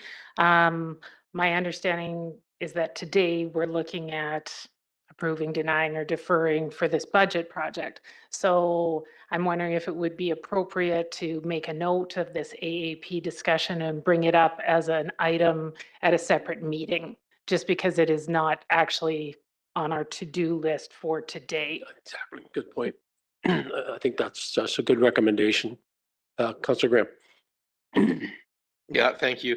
So I guess what my question is that this is a carry forward project from last year, and in last year we weren't aware of any grants, so it was looking at an AAP moving forward. So what impact did this have on our budget last year? What did we budget for this project, or was there nothing there? So if we punt this for 2 years, this isn't in 2025.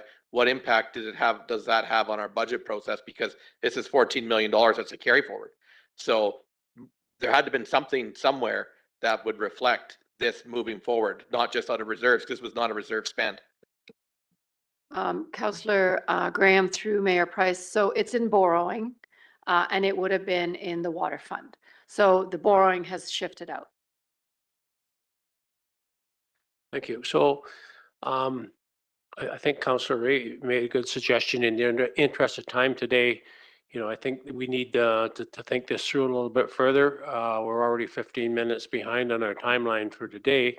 So could we move this one into the next meeting and have a further discussion on our next meeting? Certainly, Mayor Price. So I'm hearing a defer. Defer? Everyone in favor of defer? Okay. Sure, Virtual. And just back to council, some of our introductory remarks. We're doing a new process this year. And the idea behind an early December approval is so that we can get the bidding process started early and get our best prices to get the best value to the taxpayer. So the concept by doing this with council is not to pressure you into making decisions today. The idea is if something is easy that we can get approval for so we can go out there and get the best prices, let's do that. Otherwise, let's just simply defer it and move it into the budget discussions that we typically have in the new year. And we got plenty of time then. Today is just what are those things that can easily be said, because that was the concept, is to have a very succinct and tight and fast budget process today. The capital program discussions are usually in the new year.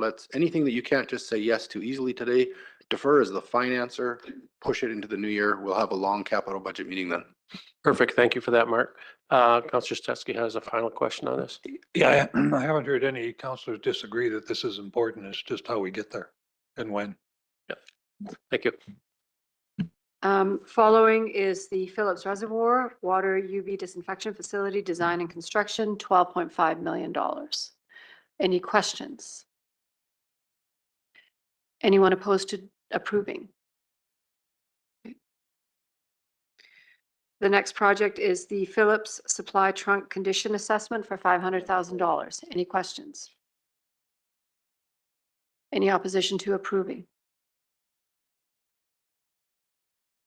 The next project is the annual allotment for the sewer main replacement, $895,000. Any questions? Any opposition to approving?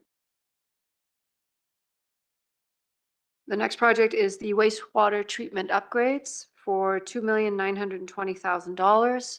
Any questions? Any opposition to approving? The next project is the spray irrigation outfall repairs. Any questions? Any opposition to approving? The last item is the lagoons, cell 2 and 3 desludging for $1,800,000. Any questions? Any opposition to approving? Excellent. All right, we're going to run 2 resolutions. One resolution, the first resolution being that council give budget pre-approval for the following capital projects from the Infrastructure Planning and Delivery Division. Capital Works Program General Annual Allotment. Capital Works Program Storm Sewer Annual Allotment. Capital Works Program Water Main Replacement Annual Allotment. Phillips Reservoir Water UV Disinfection Facility Design and Construction. Phillips Supply Trunk Condition Assessment. Capital Works Program Sewer Main Replacement Annual Allotment. Wastewater Treatment Upgrades, Spray Irrigation Outfall Repairs. Lagoons, cells 2 and 3 disludging. Any questions? I got a motion on it. Councillor Ray, seconder, Councillor Popov, discussion. All in favor? Opposed? Carried unanimously. Thank you so much. Excellent. And the final resolution for this sheet is that council defer the following capital projects from the Infrastructure Planning and Delivery Division. So the Capital Works Program General Road Dedicated Tax 1% increase and the Gold Creek Dam stop. That's it. Can I have a mover, please? Mover, please. Councillor Brissette, Councillor Peabody. Discussion. All in favor? Opposed? That's carried. Excellent. Thank you. Thanks, guys. Yeah.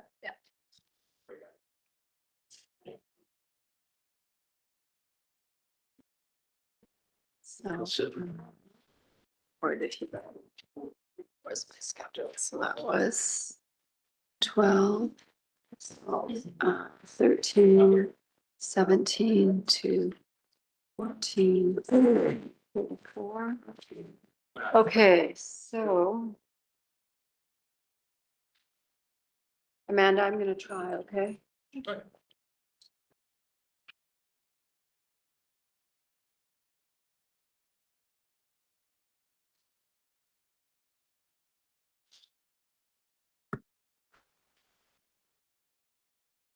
Okay, next up we have the RCMP. RCMP, Yeah, sure. Okay, perfect, perfect. Good afternoon.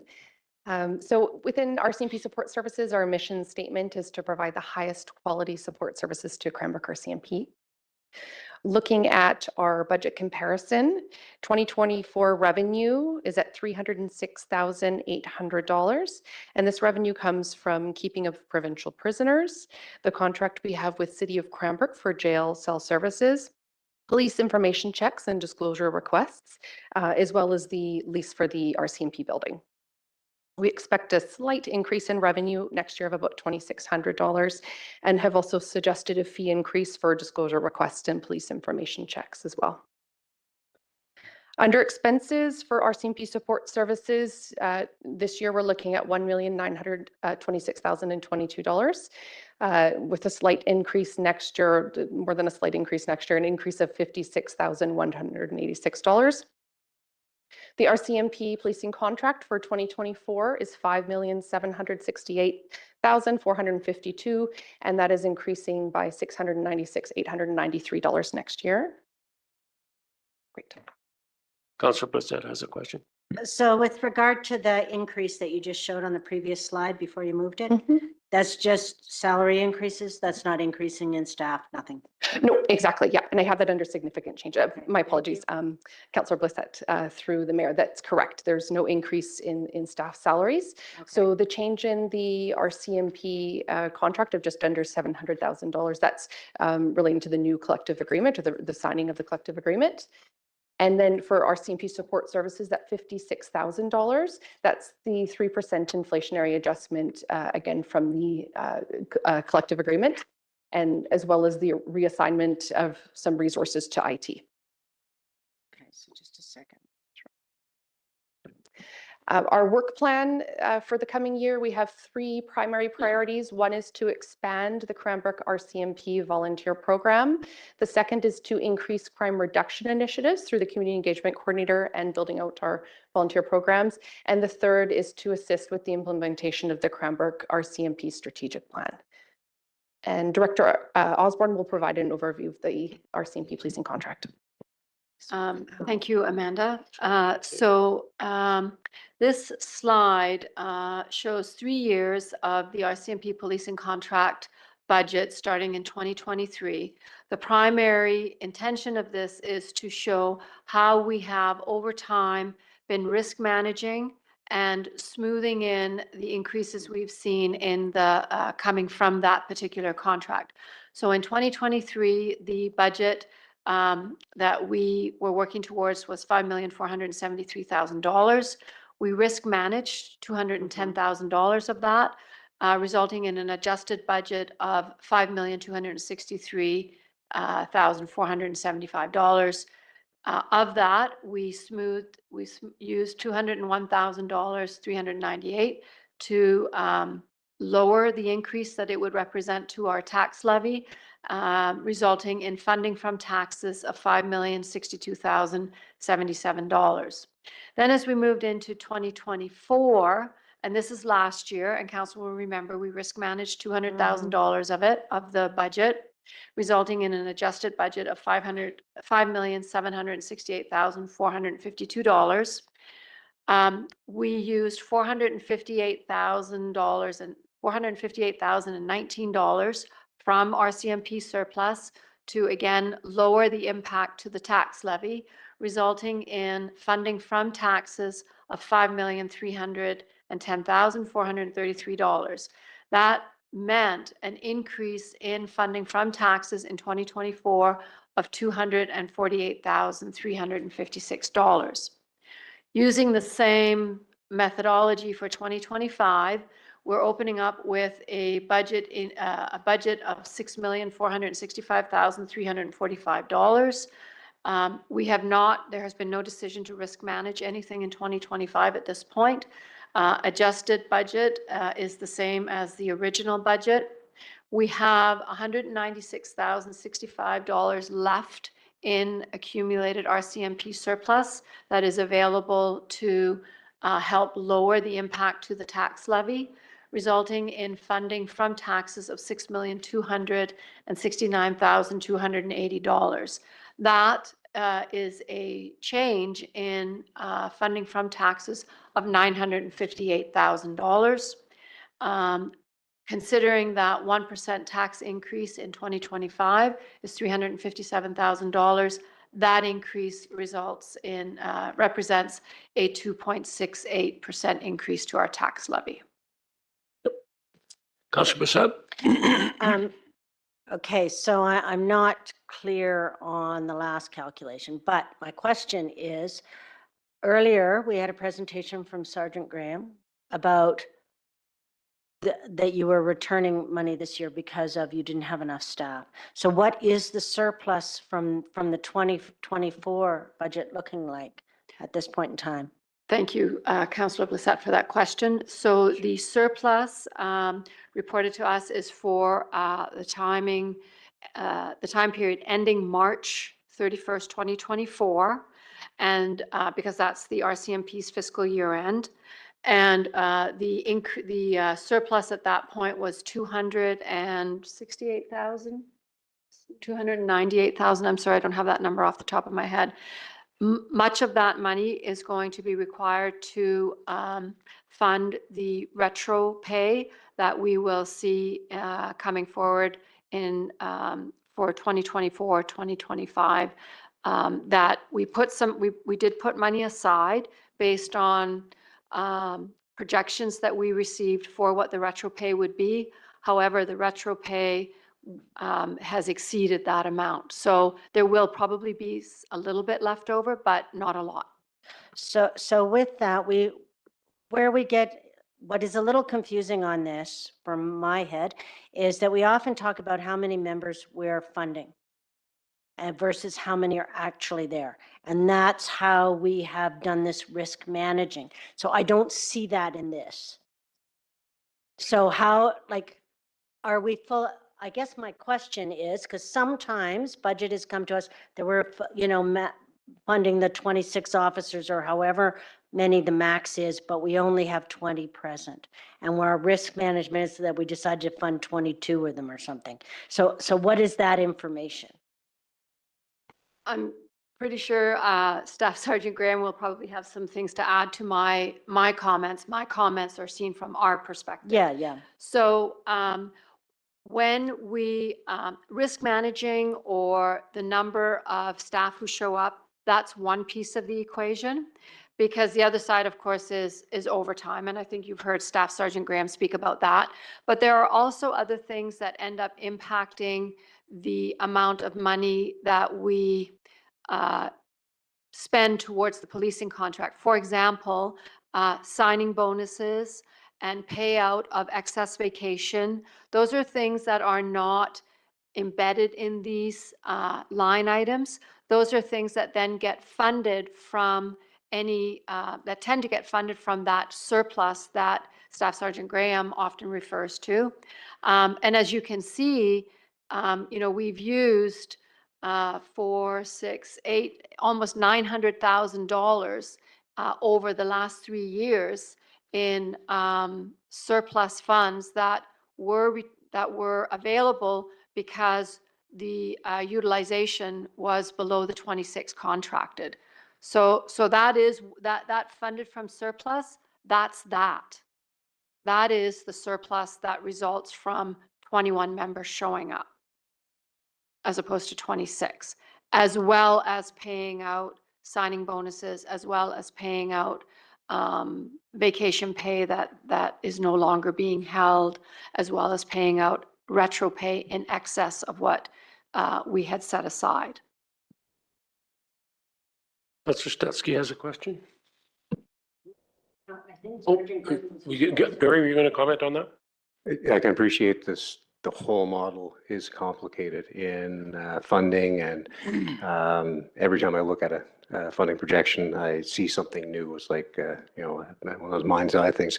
But it may be helpful if we put together like a basic overview of everything from how the RCMP calculates how they project where you're going to spend your budget, where we are at certain times of year, including like the entirety of the revenue. We spoke to the disclosure and the criminal record checks and stuff, and keep a prisoner.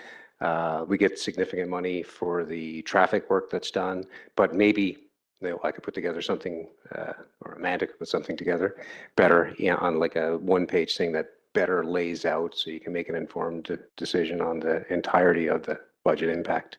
I guess my problem is that sometimes we've been told at the beginning of the budget process that it's got to be, we're fully funded. I understand from a financial point of view, you want to fully fund all the RCMP, and then we've pulled it back from that because the reality is less so. And I can't figure out from this if there's any movement, if there's any flexibility to pull back or not. That's where I'm coming from in my confusion right now. It may not be the right time for it. I don't know. But that would be helpful, Barry, what you suggested there. I think that'd be a benefit to all council's members.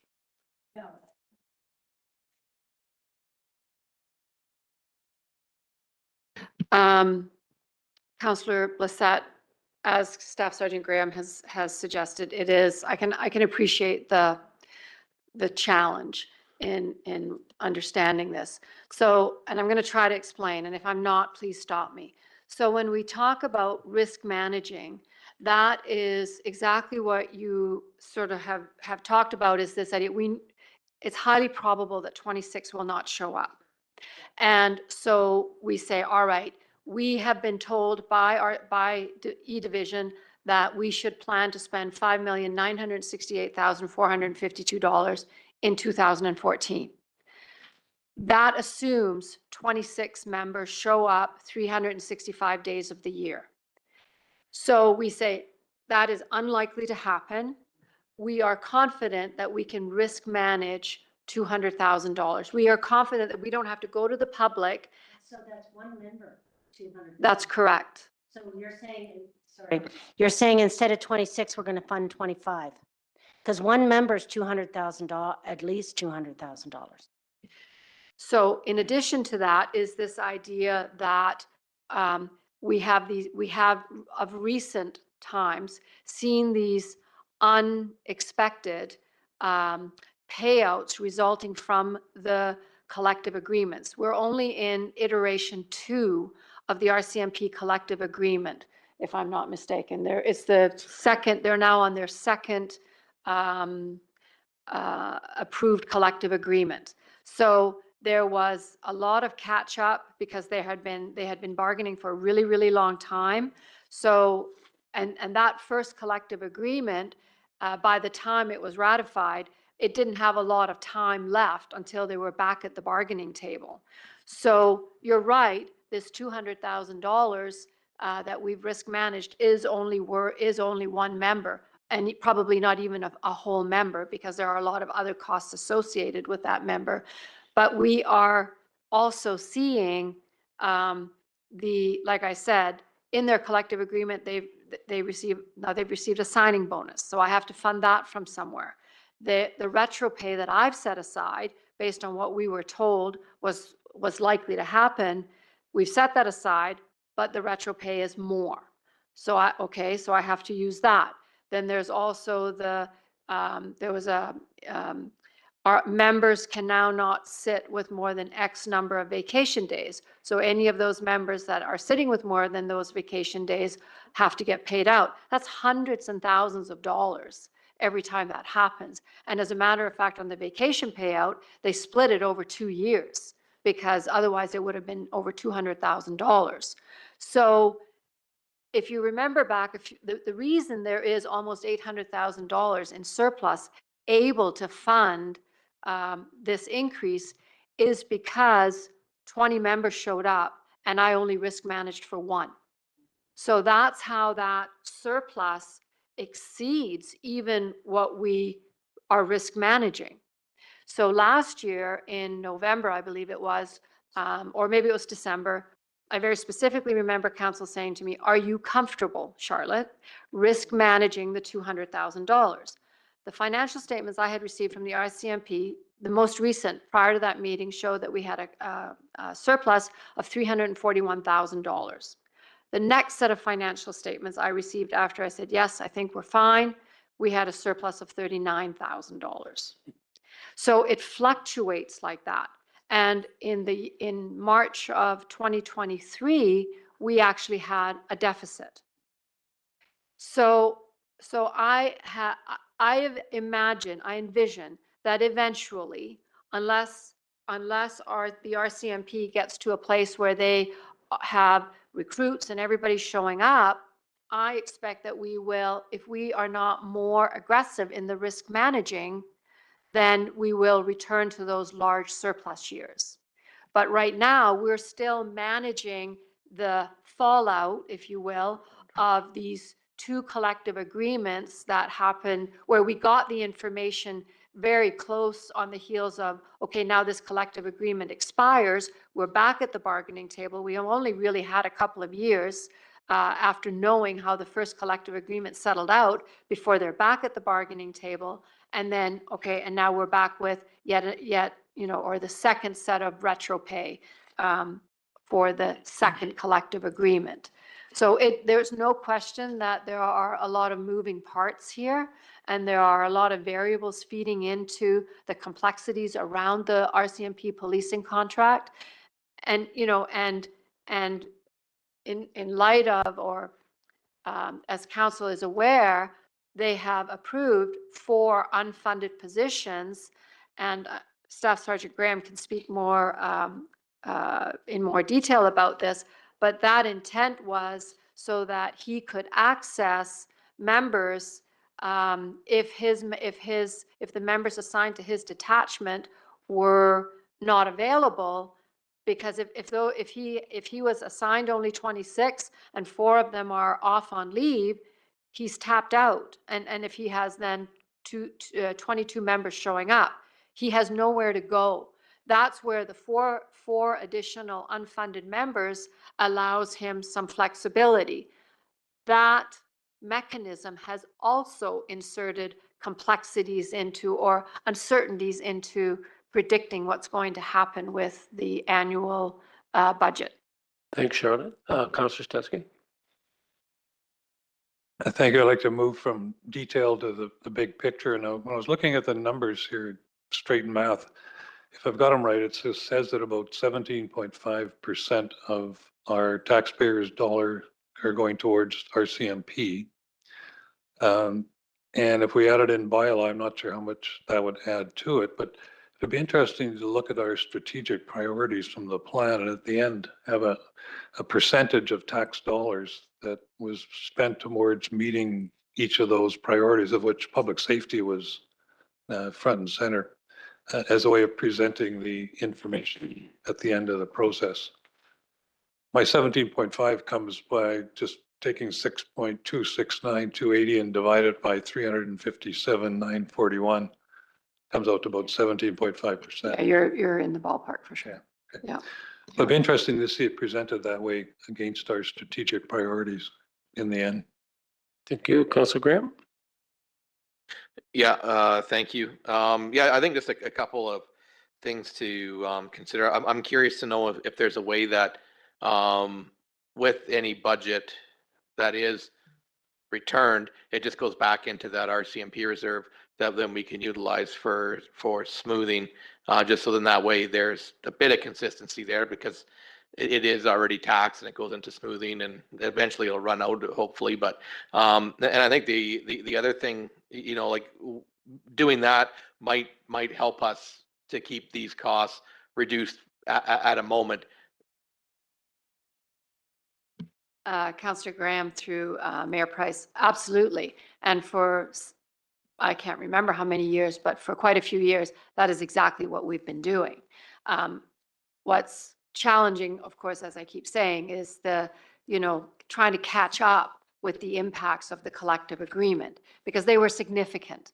And it's not just pay rates, it's also, the things that come out of a ratified agreement, collective agreement, such as signing bonuses, et cetera. But that is where the money has been going.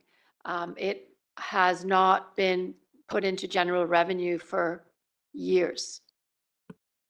It's a supplemental. Certainly. And I think with what we're seeing, it's quite likely the RCMP are pricing themselves out of the market, and we need to look at a different model of policing. I think that's a real conversation that we need to have. Councillor Brissette? Sorry about this, but on the previous slide that Amanda put up there, they talked about basically a $7.6 million, $760,000 increase, right? Because where was it? The next slide. There it is, 700,000 and 56,000.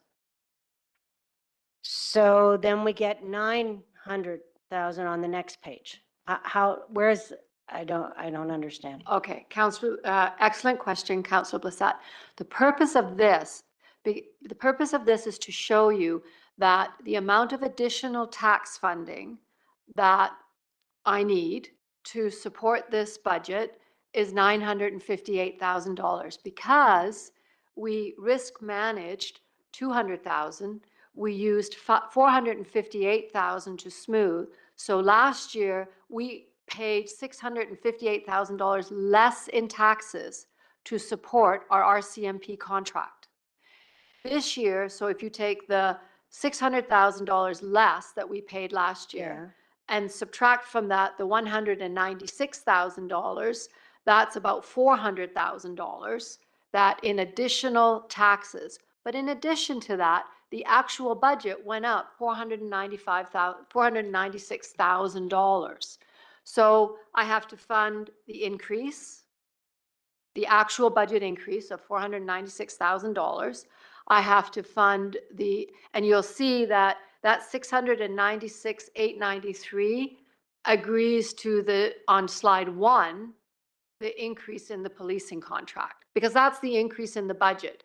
The budget last year for the policing contract was $5,768,000. This year it's $6,465,000. The difference is $696,000. But so that's the difference in the budget. Yeah. But what I'm trying to get across here is that's only half of it, because you're not only needing $696,000 more in taxes, you also need to cover the spread between the $658,000 and now the $196,000. Okay. How you could help this, if you wanted to, is to insert another $200,000 or some other number in the risk management column. Yes. Okay. So two things to keep in mind is the budget has gone up, but I need more tax dollars to meet that budget than I needed last year, or that I had available last year. You can repeat risk manage $200,000. And then your $958,000 becomes $758,000. Okay. That makes sense to me. Thank Thank you. Took a while for me to get the right question, but You got it? I You're good? think so. Yeah, I mean, it is double-edged, right? There are two things that you need to think about here.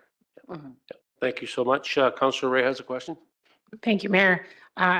We don't need to do this right now, but I'm just wondering how and when do we have the conversation and make the decision about whether or not we want to risk manage for 2025? I would suggest that's probably something we should discuss later. Yeah, in January. Okay. Thank you. Yeah, and as CAO Furcho said, if we can, because, if you are going to ask me the same question you asked me last year, am I comfortable with this? I have no level of comfort with this. So, I mean, a reasonable person might look at that and say, yeah, okay, you should do that. And, but, yeah, I will not say I have any comfort with it because the fluctuations are just too extreme. Now, I also am not, if at the end of the year we end up with a very significant surplus, but that's the risk. Okay. We're about a half an hour behind, so just a reminder. This is important stuff. No, hey, I'm totally good. If we go to 8 o'clock, it's budget time. It's no different than a company that has to do inventory every year. You're here until it's over. So, and I'm good with that. I will. Reminder. Pardon me. Yeah. Pardon me, Mayor Price. I will turn it over to Amanda to go over the projects for the RCMP station. Thank you. So in 2025, we have two capital requests. The first is for $7,000 for chair replacement that would come from reserve. And this is simply just to replace chairs that are well beyond end of life and have no ergonomic capability. And the second request is $74,500 to replace a fume hood in the forensic identification lab. This fume hood is from the 1970s. It's never been replaced. We did replace the motor on the fan actually about 8 months ago, and just a couple of weeks ago it stopped working again. And it's several $1,000s every time we replace this fan. So we're on round 2. I do want to note that there is a 50% cost share for equipment in this forensic lab. So while we've listed the $74,500, the city's share will be 50% of that. I've simply put the $74,500 in there as we still require RCMP approval if this is approved here, the city will pay up front and bill back to the RCMP. And then, of course, the companion project is we split out the chair replacement into over 2 years, so another $7,000 in 2026. And thank you. That concludes this presentation. All right, so we will start with the fume hood replacement for $74,500. Are there any questions? Councillor Peabody. Thank you.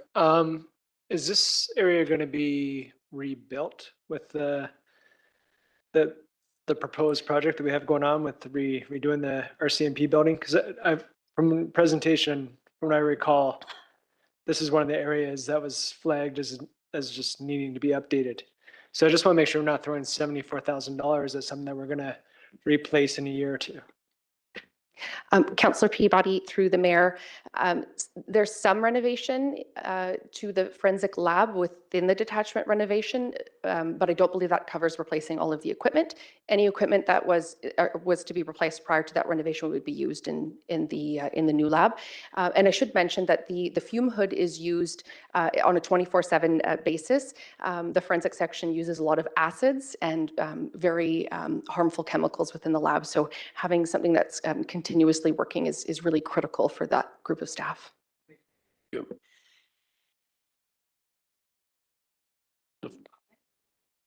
Pardon me. Anyone against approving? Okay. Can I get a mover? Councillor Popoff, seconder. Sorry, Mayor Price. Okay. We have one more to go through, one more line item. Sorry, my apologies. So the office chair replacement for $7,000 in 25 and in 26. Are there any questions? Is anyone opposed to approving? Okay. Okay, so now we'll do the resolution that council give budget pre-approval for the following capital projects from the RCMP detachment. So the RCMP fume hood replacement and the office chair replacement for 25 and for 26. Will replace Councillor Popov. Councillor Bassett. Discussion. All in favor? Opposed? That's carried. Okay. Thank you, Amanda. Thank you, Barry. So we are now scheduled for a break. Good. And because the next one is kind of a big one too, so Public Works. So I suggest we make use of the break. Oy. Here, and next up, we have Public Works, and Tony's going to lead us off with the Public Works presentation. Thank you, Mayor and Council. Yes, I'll start with the mission statement. So Public Works is working to serve the public in a safe and prompt, courteous, efficient manner. Our dedicated employees strive to plan, design, inspect, build, and maintain public infrastructure in a manner that adequately preserves these assets for succeeding generations. This first slide is just a bit of a word cloud of basically, as far as I've been here at Public Works the last 12 years, everything we could remember that just keeps piling on every year, just different regulations and new things that we're dealing with. So just make council aware of everything that just keeps coming up.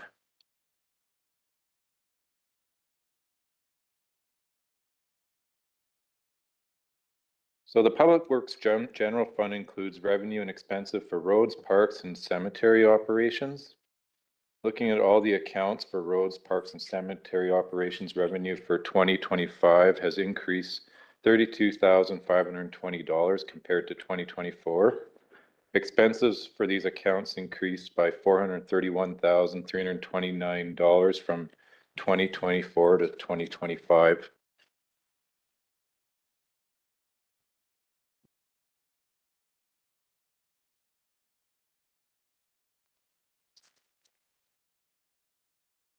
The significant changes have resulted in increased revenue, including the increased fees that were recently adopted in the cemetery bylaw for the West Lawn Cemetery and the Perpetual Care Fund and reopening of the Mount Baker RV Park. The significant changes that have resulted in an increase in expenses include reallocation of software contracts, so licenses from the IT budget, major repairs, so other city buildings for the studio stage door window replacement, increase to road surface maintenance due to increased material costs, major repairs for creeks to dredge under the existing bridges and culverts, roads utility expensive for the brine facility, snow and ice operational increases due to increase in material supply costs, previously a capital budget item at $125,000 has since been reduced to $50,000, moved to major repairs. An increase in wages and benefits is noted that $50,000 of the wages and benefits in the increase was reallocated from sidewalk maintenance budget, and approximately $32,000 was reallocated from solid waste to the remaining increase, which is a 3% increase from 2024, is from the negotiated wage increase. And just a quick note on the sidewalks is what we're finding is we didn't have enough staff to utilize all of the allocation to sidewalks. So we're putting additional funding to staff to make it more balanced so we can actually utilize the budget and get more done. Council Graham has a question. Yeah, just a quick question. On your snow and ice operational parts, supplies, equipment, is supplies like the actual like road salts and gravels and brine, or is that a different line item in there for your significant changes? Thank you, Councillor Graham, through the mayor. Yeah, the big increase was salt. Okay. So Smaller increases under $10,000 are not included in the list, but are seen in the accounts related to the contract services, utilities, and insurance. These accounts were also reviewed to identify areas of cost savings. Staffs were able to decrease accounts related to vandalism, grease, and operational parts, supplies, and accounts for roads, cemetery, and parks. In 2025, the priorities related to roads, parks, and cemetery include the cemetery infill and the tree grove, completing park assets inventories and condition assessments, and focusing on stormwater and sidewalk maintenance programs. Councilor Bissett? Thank you. Can you go back to that, please? That slide, the previous slide. Thank you. So the largest increases, of course, in wages and benefits, and that's with a 3% inflation increase. And then you've moved, so why are we moving? So 32,000 has been moved from solid waste to this. So why would that be? Why wouldn't we keep that in that utility fund to cover that? I think I'm thinking correctly. Councilor Bissett through Mayor Price. I'm going to have to defer the detail to Tony. Okay. But if the work is being done not in solid waste, the budget doesn't belong in solid waste. It belongs elsewhere, but I'll let Tony speak to it. Okay. Councillor Blissett through the mayor. Yeah, so it's based on the previous year where actual work is being done. So it gets reallocated more to roads. So we moved to the automated system. We had 3 drivers. We've gone down to 2, but we still require some of the other driver to cover a lot of holidays and missed time and stuff. So it's sort of a reallocation of all that. Okay. So, but I guess what I'm thinking of is when we were talking about the tax increase of 8.7, like 3%, is inflation applied to wages. So there's an additional salary increase in addition to that 3% just for inflation? Because I'm just saying that, like, that would be a substantial contributor. Councilor Bissett through Mayor Price. And you'll see this in most of the presentations where there's a number for wages and benefits, and some of the things that are done increase it, some of it decrease it. So your number there is a net. And in this particular case, so the 3% is per the collective agreement. Right. And so that's an increase. And Tony has allocated 50% from operation, or $50,000 from operations into here. So that's an increase. It's not an increase in taxes. No, because it's just a That's right. So Yeah. whenever we've said reallocate or redistribute, Yeah. or that's not, the 3% is new tax dollars. Right. For sure. Okay. But to separate out what's the 3% versus all these other little movements that happen is extremely time consuming. And Charlene works very closely with the departments, especially at Public Works, because there is a person's home position might be in roads, but that person is allocated all over the place. Okay. And those allocations are adjusted annually. Oh, gosh. This is a great place to talk about. If you can just go back to the first slide, and then we can talk about the total impact of taxes. Yeah, that would be good. Yep. Not that one. That one's just, okay, thank you. So I'll just contribute something here. So that $431,000, that is not necessarily all new taxes. Okay. Because it could be a reallocation of wages into or out of. It could be, you'll see Andy and I, for example, we split an IT budget. So last year it all sat with Andy. So this year, some of it sits with me. So he has a huge drop where I have a huge hike. Okay. And so those are those reallocations, not new tax dollars. Okay, that's important. Yeah. Steel Virtual. So I think then, like, as I said, this is a new process. I think that is an excellent point. And so on this first slide, what we're gonna do next year then is like how we've said, what are the revenues last year? What's the revenues this year? What's the change? Then I think what we need to do is talk about the budgeted change that is an increase or decrease in taxes for that department as an overall number. I think if we do something like that on the first page, even if it's at a summary level, Charlotte, I think that might be helpful. No, I understand. I just want to do that. And I'm gonna speak to Charlene, but like, I don't know what that would look like in terms of separating out the cost of, yeah, you could probably do that. Yeah, we could, yeah. Yeah.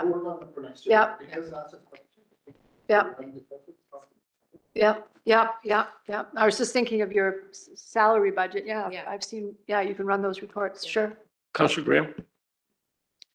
Yeah, no, I was just gonna say sometimes it gets, I like the fact, I like the fact that we can allocate out, specific things or resources across the organization, but it also makes it hard to bring it back in together to see the true cost of a specific field. It's like you can have the fire department can have a generator, but we bill 5% of it to Public Works because they use it once in the year, right? So it's like one of those things that you can get quite deep into it and you don't really see the true costs. And then looking at that first slide again with the revenue and expenses, people could mistake us for being farmers. For being what? Sorry?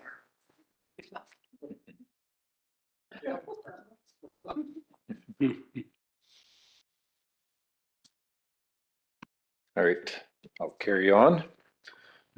So there are several capital projects proposed to be completed in 2025 and with some in 2026 companion projects. For city-owned buildings, the Public Works Building HVAC, which was budgeted for $60,000. Staff were able to reduce this project by $40,000, so it was originally $100,000. That's good. The library has an elevator control upgrade and an assessment design for the mechanical upgrade. While reviewing the capital projects related to the city-owned building, staff deferred 4 projects totaling $315,000 that were proposed in 2025. For capital roads, the retaining walls on Victoria Ave have been identified for repair. So combining 2024 and 2025 will allow for a larger repair of one of the walls. Based on the cemetery master plan, staff is requesting budget for the cemetery upgrades related to infill and the memorial tree grove. Proposed projects related to parks and trails included Rotary Park Playground, equipment replacement, bleachers at several city parks, auto locks on several city washrooms to minimize vandalism and costs associated with security guards locking the doors after hours, and upgrades to the irrigation system at city parks. And just to touch base on the Rotary Park, we're still working with Rotary Group, and that may change. We need to leave it in the budget for now until we get something solid.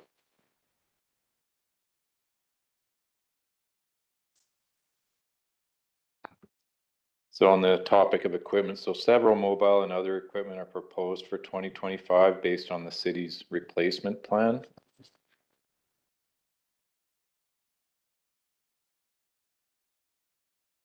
(2025) projects and 2026 companion projects, roads, parks, and cemeteries. So a few specialized projects have been identified for 2025 and include asset inventories and asset assessments related to parks, water, and wastewater assets, and facility condition assessments for city-owned buildings, including asset tagging and updating the PM and PM program, and funding for supporting the implementation and actions identified in the city's community and corporate climate action plans.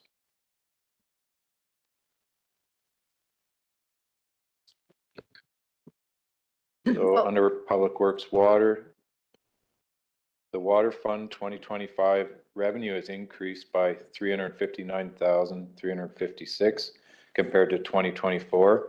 And it, Yeah, I think what we'll do, Tony, sorry, for interrupting. We'll finish off those capital projects that you did for roads and cemetery and, Okay. yeah, and then we'll move into, your water. Okay, so we're now going to use, I believe it's page 17.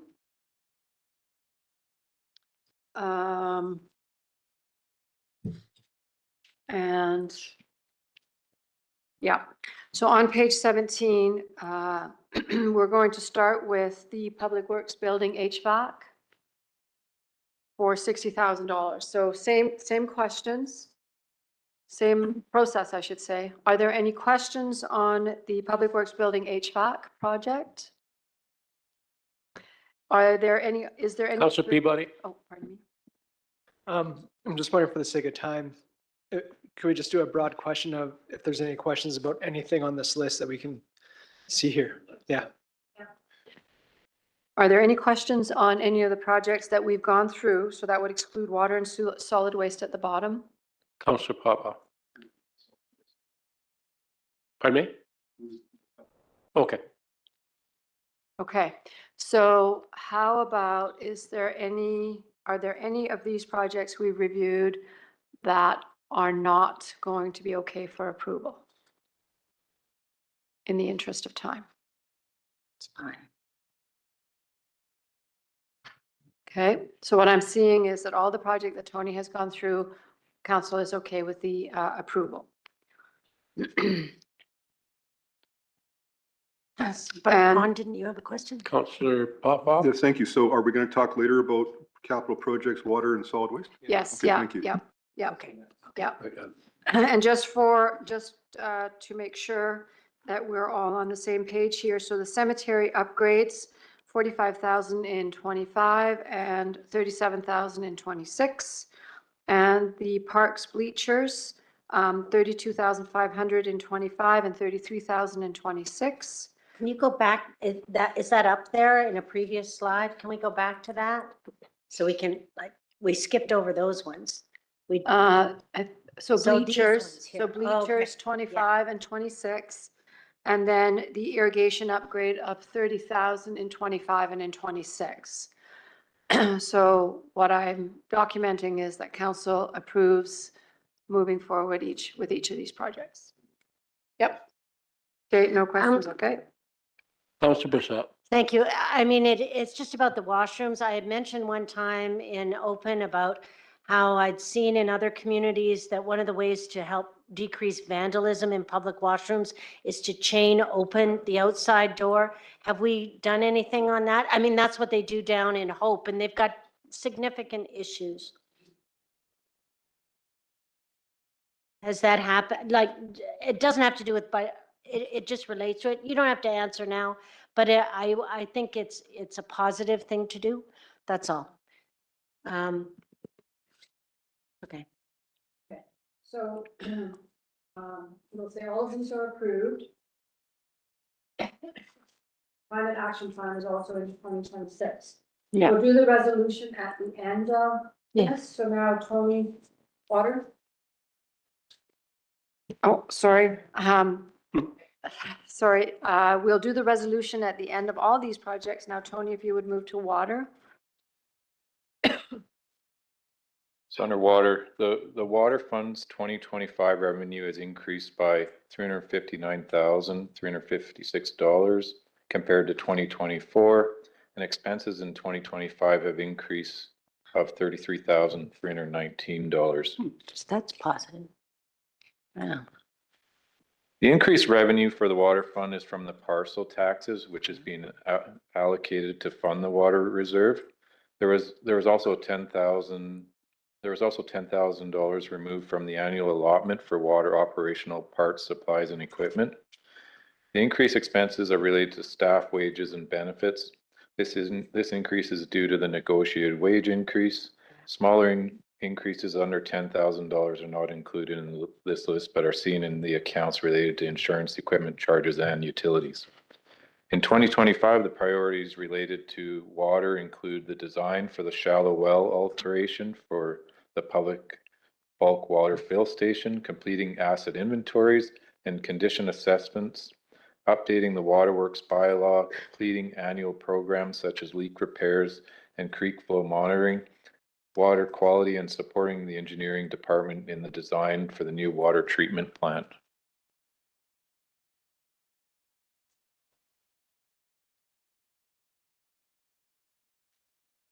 So under water projects, so one capital project for water is being proposed and is the shallow well alteration for the bulk water fill station. The purpose of this project is to have bulk water fill station is supplied by non-potable water source rather than the city's potable.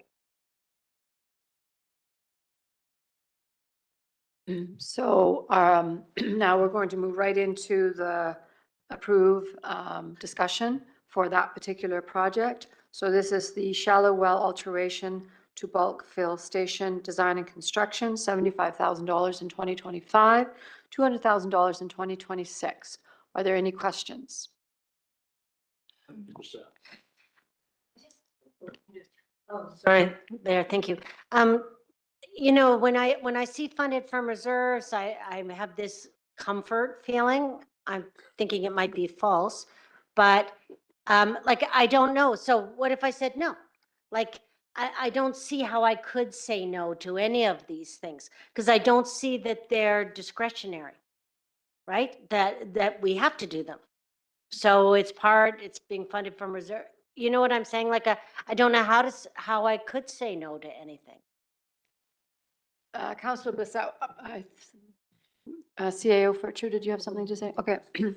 Councilor Bissett through Mayor Price, you know, and therein lies the problem in that there are very few discretionary projects in our capital plan.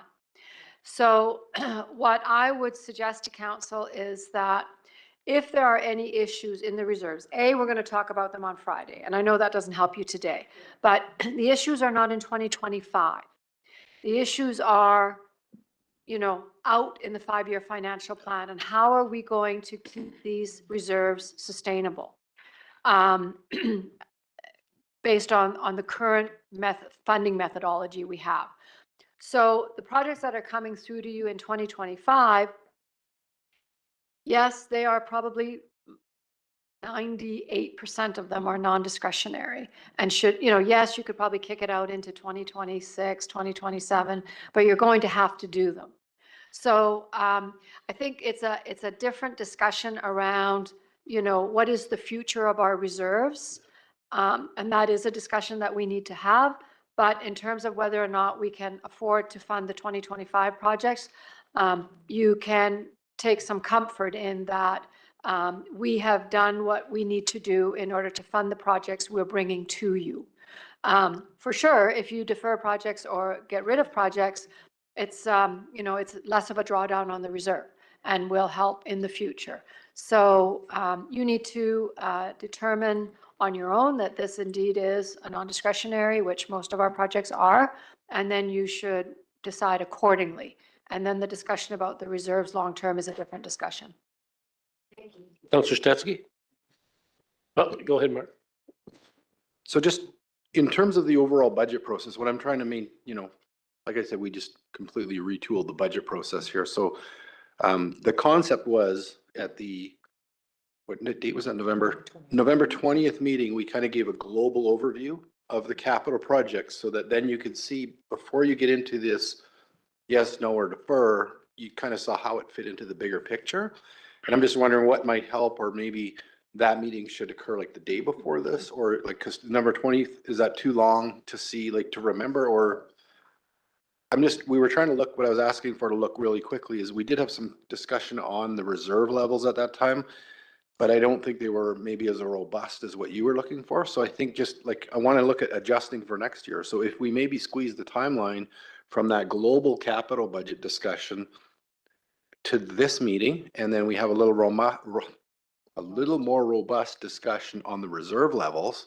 Then when we get into this, council, it'll address what your discomfort is. And I think the mayor talked about that earlier with the asterisks, because then we could say, Well, in this reserve, in facilities reserves, we're drawing down to these levels. So as you talk about these reserves that are facility reserves, be aware that you might want to have a finer point on the pen than you might on something else that is in a more well-funded reserve. So I think that's kind of what you're getting at. And I think, because what I'm trying to do is set this up to help you, because so far this meeting, the level of engagement by council has been awesome. And that was the point of retooling this. So I'm just seeing there's a bump here that we need to smooth out. So maybe that would help. And I guess it's also whether or not as time rolls on, that you decide whether or not that project is going ahead this year. Oh, we couldn't do it, so it got pushed back, or those things will happen too, I'm thinking. Councilor Bissett, that's exactly correct. So, the balances we're showing you in the reserve, the opening balance for 2025 it's highly probable it will be significantly higher, because that opening balance assumes that everything that was planned for 2024 got done at the cost and not above the cost that it was budgeted for. But that never happens. There's always projects that get carried forward. There are always projects that were adjusted. Oh, we didn't need to do all that work. We only needed to do 50% of it. So that always happens. And one note that I had made earlier on, that Charlene had suggested was, that our discussion in November about the reserves be more robust. But, that meeting went fairly long as well. So, where do we have and then there's no point in having the discussion on the reserves in October, because then when we then see you a month later in November, it's like, what was that again? So I think we will work on a way to have a better flow around the reserves for you, because I do agree. I mean, it's a little bit like a stab in the dark. I certainly appreciate that. But the problems are not in 25 in your reserve. The problems are later, and we keep, Charlene with her magic touch, she keeps, she does. And the departments as well, like Tony said, they deferred, I think, $300,000 or $400,000 in projects. So it's really very liquid.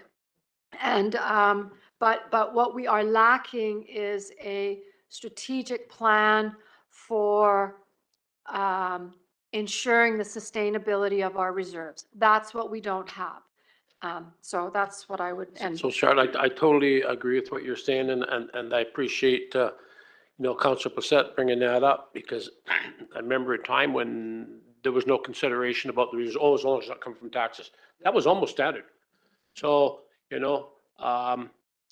maybe times were better then. Maybe we were getting more senior level grant funding, right? So now more than ever, since we've seen our funding diminished over the last few years, it's more important now than ever that our reserves are the big picture on the reserves. The health of those reserves is really important.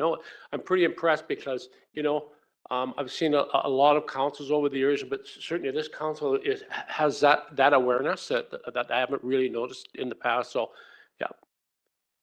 Go ahead, Charlotte. Yeah.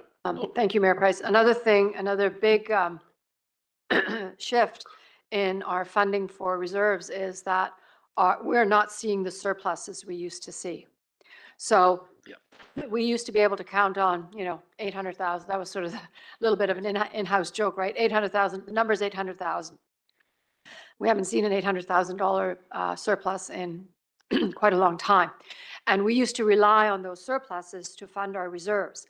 And that, quite frankly, is not happening. Yeah. So, and I don't agree with that as that being your primary source of funding, because that's not very strategic. It's very haphazard, and it doesn't suggest that there's care and thought being given into what's going into your reserve.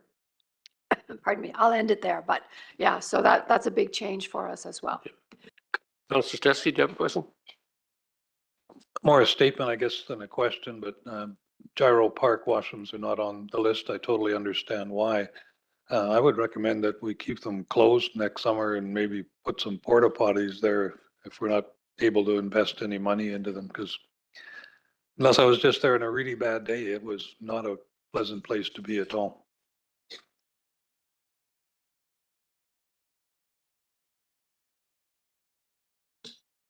Thank you, Mayor. Just a quick question. So just a reminder for me, I'm thinking this is the project where last year we had a situation where we had to purchase water for something and that we're doing this project so we don't have to do that again in the future. Can you give me the 30-second summary on this, what this project is? So it's thank you, Councillor Ray, through the mayor. It's partially that. It's also the fact that we're using chlorinated potable water on our street. You know, we're to sell the contractors to keep for dust control and, you know, things like that. You know, we actually sell this water. We're going to be reviewing the fees as well. So it's, you know, if we can conserve anything we can conserve up at the reservoir, you know, I think that's a win-win. Thank you very much. And then just one quick comment, thinking ahead to next year's process and wondering about how reserve funds are doing. I wonder where we have reserve in, not this slide, one our other slides where we say where the funds are coming from. If we did green, amber, red color coding on those reserves. And my assumption, which I think would be pretty accurate, is I don't foresee management bringing forward a recommendation with a reserve marked in red, because that seems like that wouldn't make sense.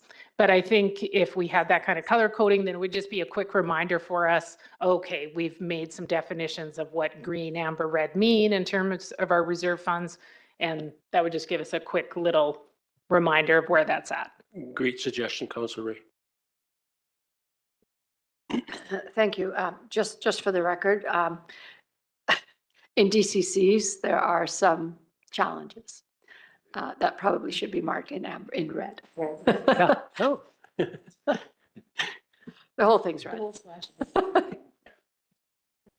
Yeah, are we ready to move forward, sir? So that's an approved. Okay, go ahead, Tony.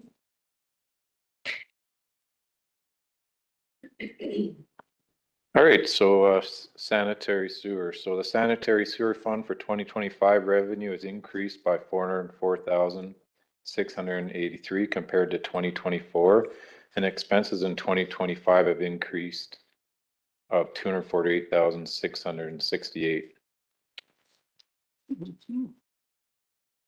Good. The increased revenue for the sanitary sewer fund is from parcel taxes, which is being allocated to the fund, the sanitary sewer services. The increased expenses are related to major repair projects at the spray irrigation, including the replacement of Pivot A and the aeration diffusers. Staff wages and benefits also increased. The allocations for wages related to water and sewer will continue to be reviewed based on historical trends for where staff are allocated their time, and will be refined as required. Smaller increases under $10,000 are not included in this list, but are seen in accounts related to insurance, utilities, spray irrigation, maintenance contract, and seed fertilizer. In reviewing these operational accounts, staff reduced the contract services for the sewer system operations by $5,000 in 2025. In 2025, the priorities related to the sanitary sewers include completing asset inventories and condition assessments, the annual flushing and maintenance program, implementing the preventative maintenance program for lagoons and Shadow Mountain lift stations, rebuilding the pumps and motors at the spray irrigation pump house, and completing the outfall repairs for the spray irrigation, which is included in engineering budget.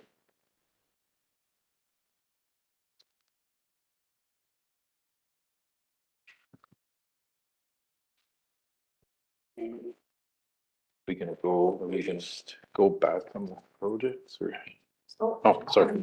Oh, no projects, sorry. Oh, sorry. Okay, so on to solid waste. So the solid waste funds for 2025 revenue have increased by 178,167 compared to 2024, and expenses in 2025 have also increased of 131,167. The increased revenue for the sanitary sewer fund is due to utility fee increases for the solid waste collection and landfill. The increased expenses are related to the increase of the 2025 regional landfill fee. Staff wages for solid waste collections have decreased and have been reallocated to roads.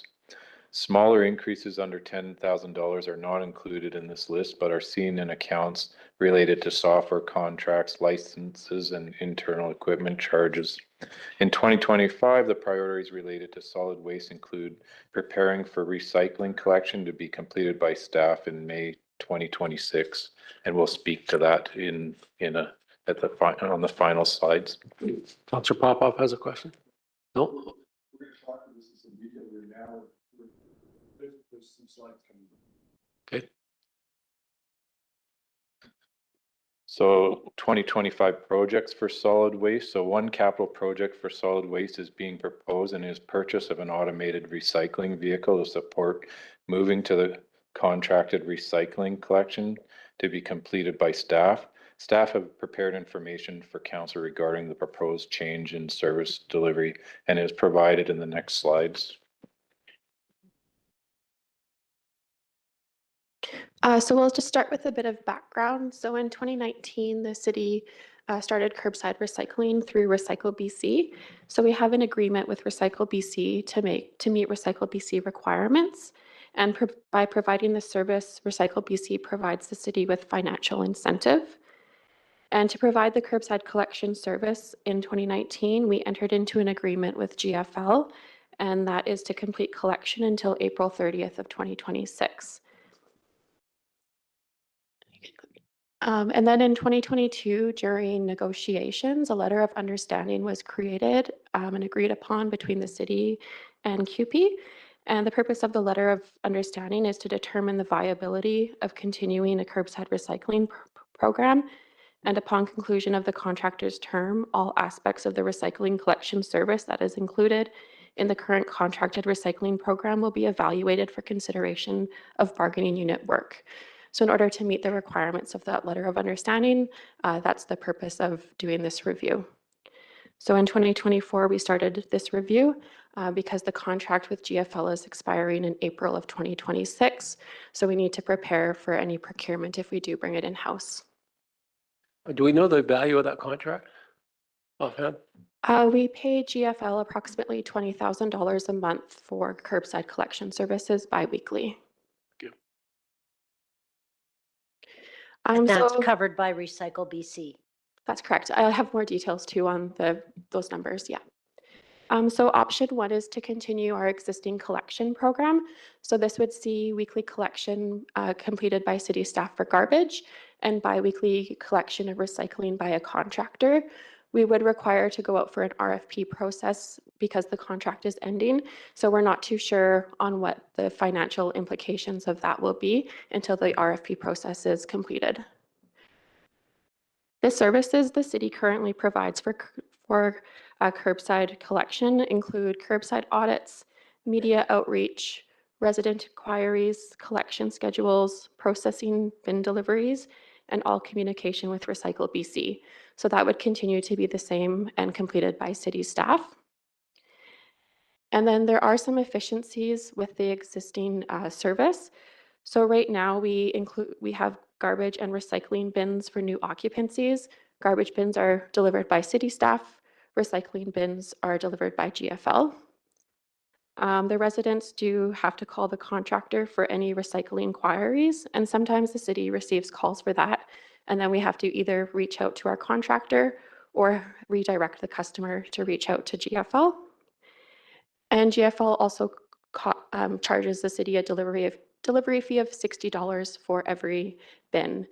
And currently our garbage bins are stored at our sign storage, and recycling bins are stored offsite at a GFL location. So we did a long-term outlook of the finances related to bringing this in-house because you need to see it long-term with the capital costs of purchasing any equipment. So with the city requiring to go for procurement for services after April 30th of 2026, What we've done for contractor costs is just had a collection fee increase of 3% per year, because that's what we've currently experienced, is an annual increase of 3% for contractor costs. The recycling bin payment, we purchased those over a 5-year period, so this payment finishes up in 2025. And in order to prepare for replacement of recycling bins at the end of their 20-year life, we've also factored in that cost into the cost of the program.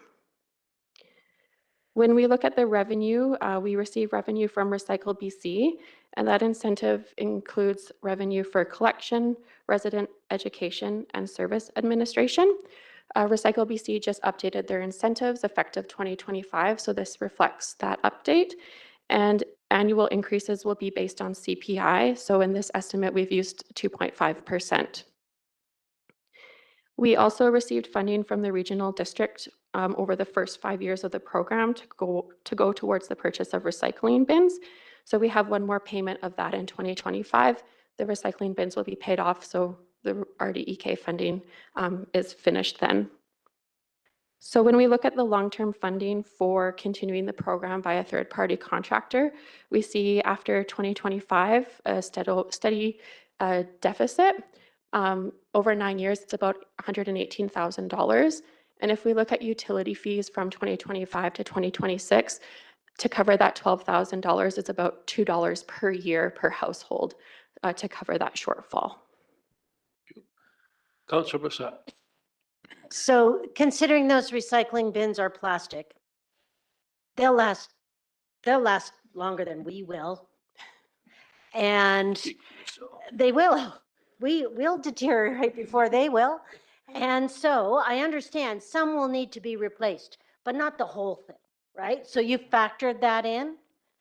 So we factored in a replacement of all of the bins over Yeah. 20 years. So this is $25,000 for. So I think, you know, it's okay to overestimate, but in reality, like those, you know, these things last forever. Also, so why is it then that we're going to start losing money? Because we won't get that money from the regional district? Is that the main thing? Because we'll get money from, like, I mean, it's a net gain for us so far. That's correct. So the recycling cart purchase was lower than what we had anticipated. So that's where that shortfall is. So since we've started the program, we've been good. But now that the recycling bins are paid, the regional district, that difference there that was making up the shortfall is no longer going to be there. Councillor Popoff. Thank you. Thanks for the presentation. I think it's a little brief for us to get our heads around all this. I appreciate the numbers you've run. Can we just defer this and we can bring this up at another time so we get a little more discussion on this? I think this might be the wrong time to have this discussion. We want to invest in our recycling truck at this point. Councillor Ray, Councillor Graham. I would like to see the rest of the presentation, please. I see the next slide is about bringing it in-house, so we're not done. That your comment, Councillor Graham? Yeah. Okay. Yeah, carry on. Okay. So option 2 would be moving recycling collection to city staff. So that would see continuing weekly garbage collection by city staff, and we would have bi-weekly recycling by city staff.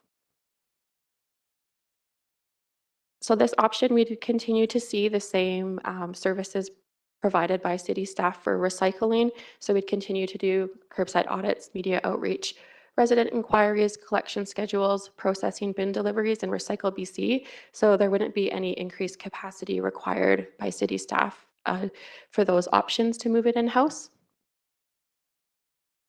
And we would also see some of those inefficiencies resolved. So when our staff go out to deliver a garbage bin, they would bring a recycling bin with them. Everything would be stored together. All the residents would just call the city. They wouldn't be having to get referred to the contractor. And it's just staff time. So we won't be charged a $60 fee from a contractor to deliver a recycle bin. So similar review here, we looked at the long-term costs over 9 years. So staff wages and benefits with a 3% increase in 2026. There's no negotiated collective agreement after that. So we have 2.5% annually in this estimate. The recycling bin repayment and replacement for 2025, that'll be included in the contractor because we still have a contractor in 2025. But we've included the recycling bin replacement from 2026 to 2033. We've included the capital cost for an automated collection vehicle in 2025. And we've also included the replacement cost for that collection vehicle over the life of it, which is 7 years. And then you'll see in 2033 that collection vehicle replacement cost would increase because we would have a new truck, and that new truck will cost more. We'll also have maintenance, fuel, and insurance starting in 2026. We also have a project identified in the budget for 2026 to have a solid waste structure. So another one of those canopy tent structures at Public Works. So we've included 50% of that cost of that project in this review because that would be very important if we do have recycling in-house. And we've included the operation and maintenance expenses related to that. And then for Recycle BC, we have the same incentive. So the updated incentive cost with an increase of CPI, which in this example, we've had at 2.5% over the review. So in 2025 and 2026, we see upfront capital costs for a truck as well as the solid waste structure. But then moving forward, we have an increase, we have revenue from Recycle BC because their costs, like our staff wages, are significantly less than a contractor cost, even when we factor in the requirement to supply a truck.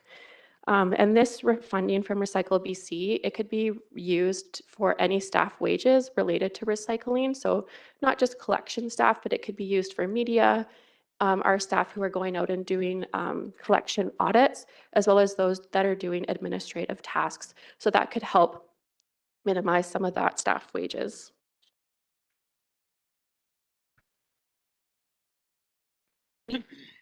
And just on that note, the previous council meeting, we were asked to bring back some information on why we need the truck.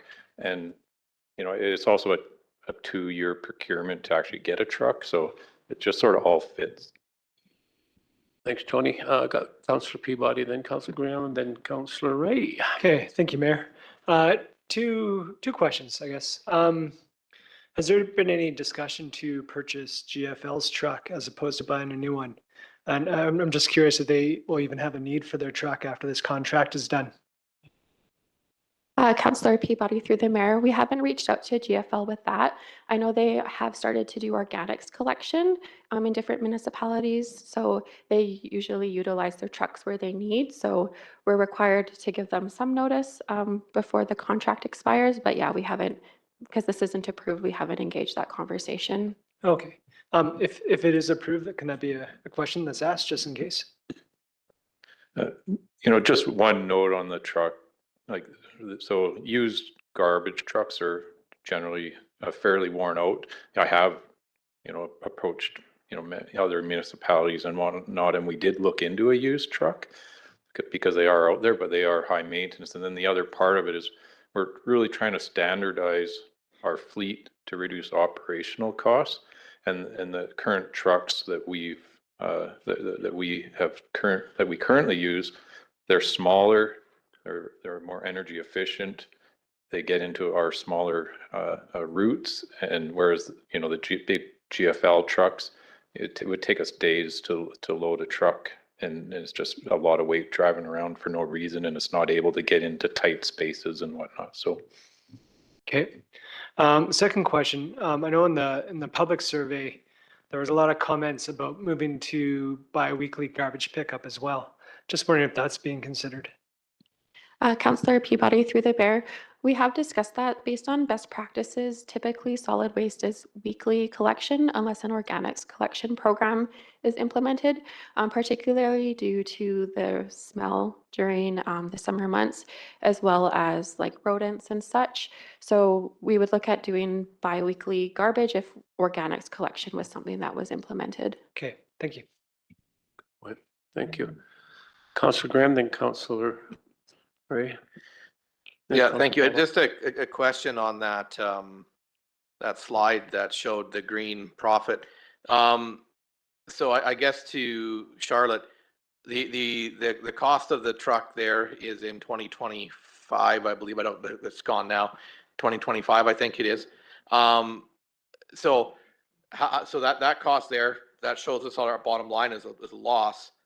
How many years does it take for us to get that money back on the initial expense of that truck, as well? Like, how are we amortizing that truck cost over the 10 years, as well as building a reserve to purchase a new truck? Because that doesn't show me that, like, the numbers don't work.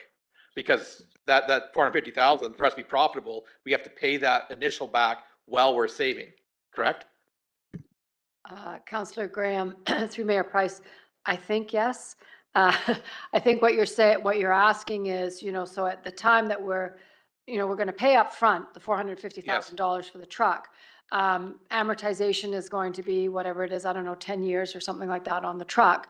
And at the same time, we will be needing to put money aside to buy a new truck. In theory, that would mean that there would be a review of the fees that would, and if we needed to increase the fees by $2 a household in order to be able to buy a new truck in 10 years, that's the direction. Could I make a comment, Charlotte? Yeah, we've funded the purchase of a new truck in 7 years in that budget. No, I'm fully aware of that, but I want. 79, yeah. Yeah. But how are we showing the cost of the first truck? Yeah, but in the fees. So like our first year, we're under 450,000. The fees, yeah. It doesn't show that, like, to me, that's not profitable. Sorry, one at a time. Sorry, Councillor Graham? Well, it doesn't, like, we aren't, that number that shows profit isn't really profit, because we have to pay off that truck in that time frame as well as save for a new one. So I didn't see that reflected in there, and the graphs comp. So maybe not a discussion for today, but it would be nice to see if that was the case or not, because I don't remember. Yeah, Councillor Graham, if I remember the slide correctly, I think we're funding the replacement truck, but we're not funding the current, yeah, exactly. And so that would be coming out of reserve. That's the plan. And that to pay that back has not been factored into the profit that you're showing. That's correct. Thank you, yes. Yep.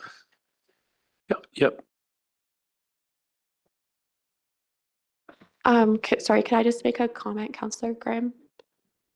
Mayor Price? Yeah, go ahead, Caitlin.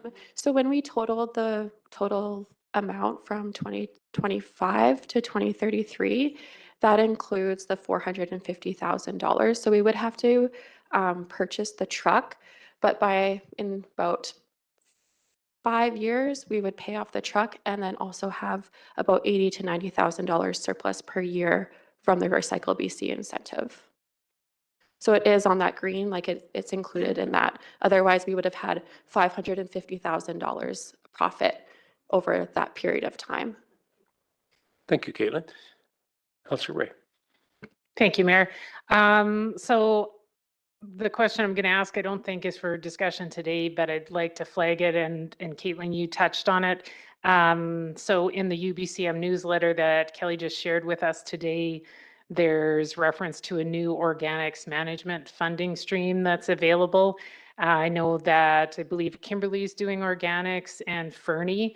The reason I ask is I assume that diverting things like recycling and potentially organics away from our landfill is a way to control, I hope, our cost increases in terms of our landfill bill from the RDK. I mean, it's good for the environment, but I think it's part of the motivation, I assume, is also financial, that we're trying to control our landfill fees.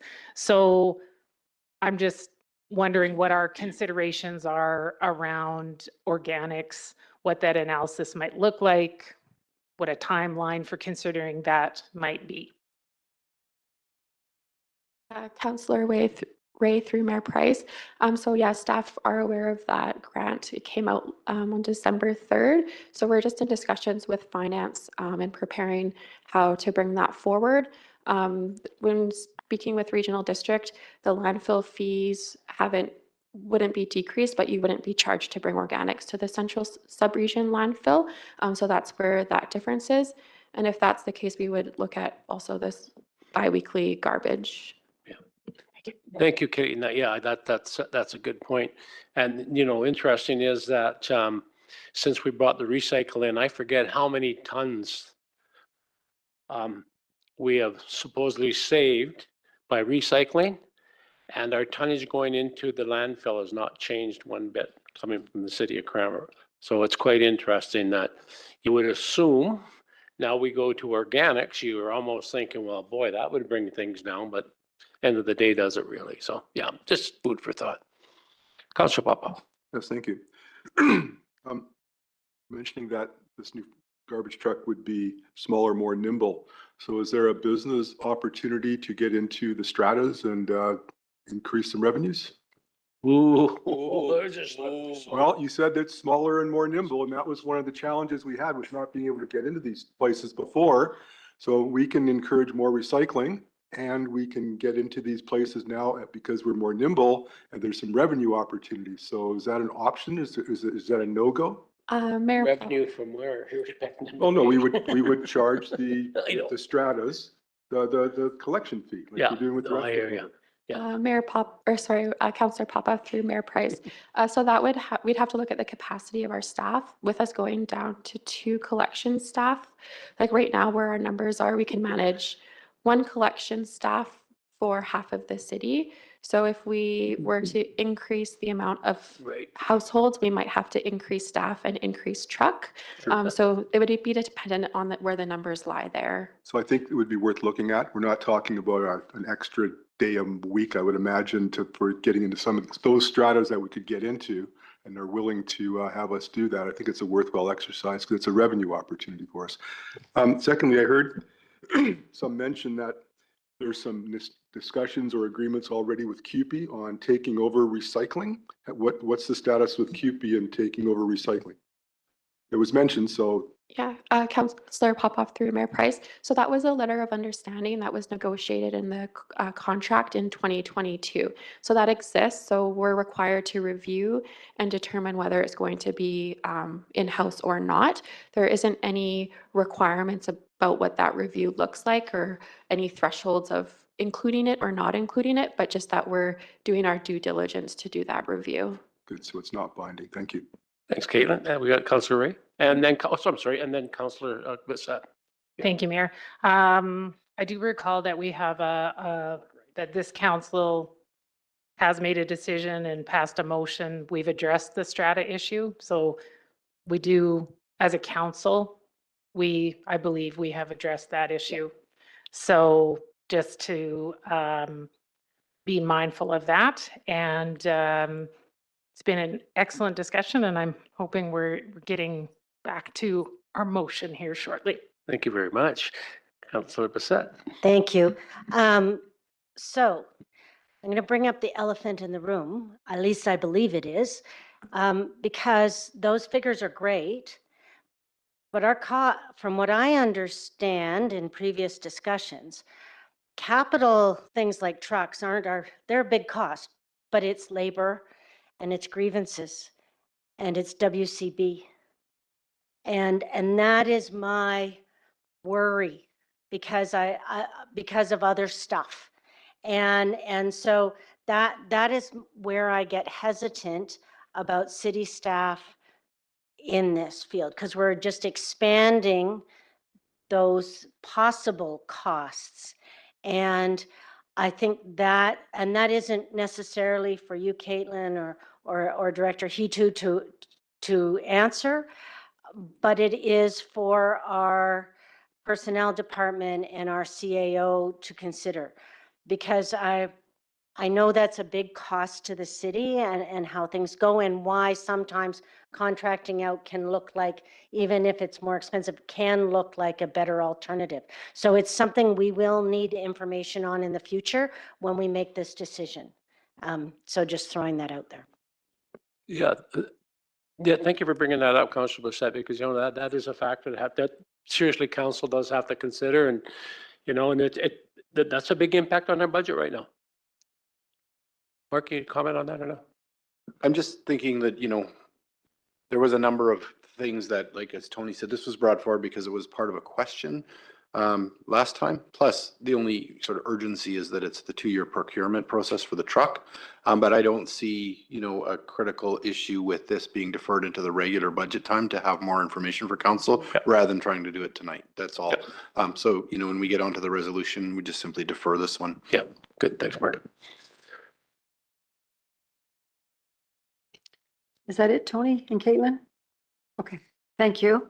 The last item was the automated recycling vehicle, and I'm hearing a defer. Okay, so now moving to the resolutions. So again, we'll have 2 resolutions. One will be approve, one will be defer. I do have a sub-resolution for council's consideration. On Monday, council approved the $150,000 additional funding for the RCMP design. It's not in this package, but so that Tony can move on it quickly, in January, I do have a resolution for council's consideration that authorizes pre-approval so that he can move in January. So perhaps I can do that one first, as that one should be fairly quick. So the resolution is that council give budget pre-approval for the additional $150,000 to complete the design work at the RCMP detachment. Mover, Counselor Stetsky, second, Counselor Ray. Discussion. All in favor? Opposed? It's carried unanimously. Thank you very much. All right. That one's out of the way. So the second resolution for this piece is that council give budget pre-approval for the following capital projects from the Public Works Department. Public Works Building HVAC, Library Elevator Control Upgrade, Library Building Mechanical Upgrade, Victoria Avenue Retaining Walls, Cemetery Upgrades, Infill and Memorial Tree Grove, Rotary Park Playground Equipment Replacement, Parks Bleachers Replacement 6 sets, $32,525 and $33,000 in 2026. Washroom auto locks, $60,000. I'm sorry, I won't repeat the amounts. Irrigation upgrades, dump truck, medium duty arborist truck with lift, utility services truck, pickup routine, B1 pickup routine replacement. Sorry, I meant to do that all as just the mobile equipment.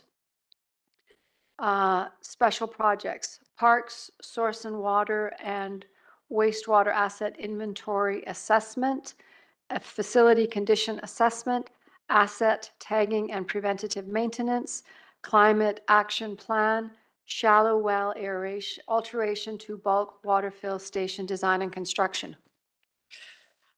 Okay, that's for approval, budget pre-approval.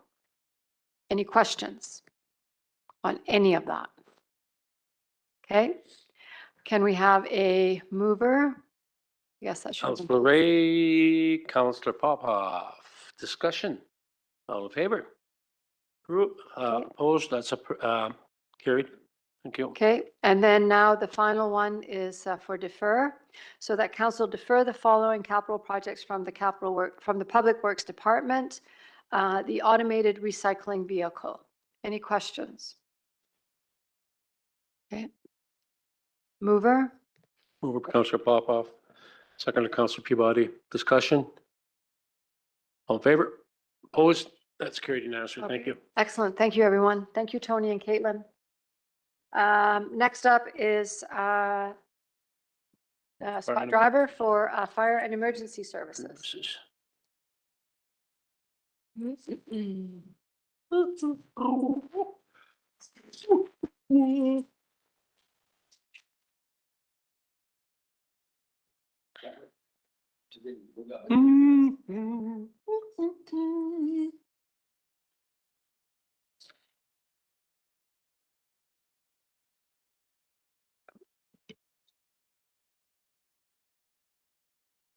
Need a hand, Scott?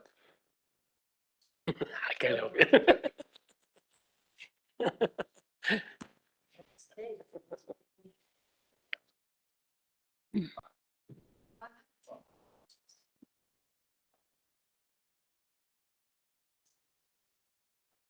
Oh, yeah.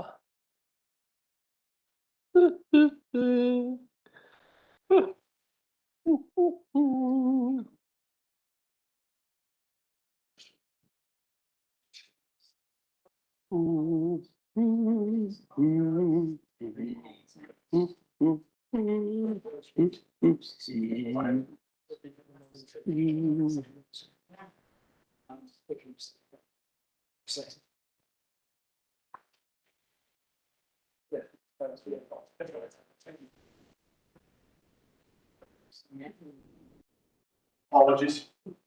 Yeah. Pleasure, Scott.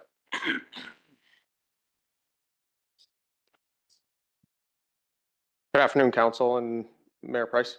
Happy to be here this afternoon to share the 2025 to 29 operating budgets as it pertains to the fire service in Cranbrook. Before I get right into the numbers on the first slide, I just want to provide a little bit of context before we get going, just to make the conversation a little bit holistic before we dig into the details. And so the number one thing I really want everyone to understand in the room today is that as we look into the operational budgets, we're not making any significant changes to how we're doing things.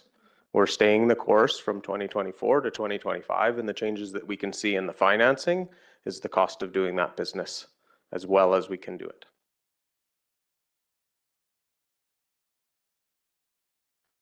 Now, saying that we're not changing anything does leave me a little bit uneasy because things around me are changing. The business of delivering fire and emergency services in the city is getting harder. It's getting more challenging. We're doing it more often, and we're doing it on a wide variety of things. With the RCMP and bylaw services, there's a lot of safety and security issues happening in the community, and we're doing our very best to address them in a really effective and efficient way. But that's not getting any easier as we all get closer to our limits.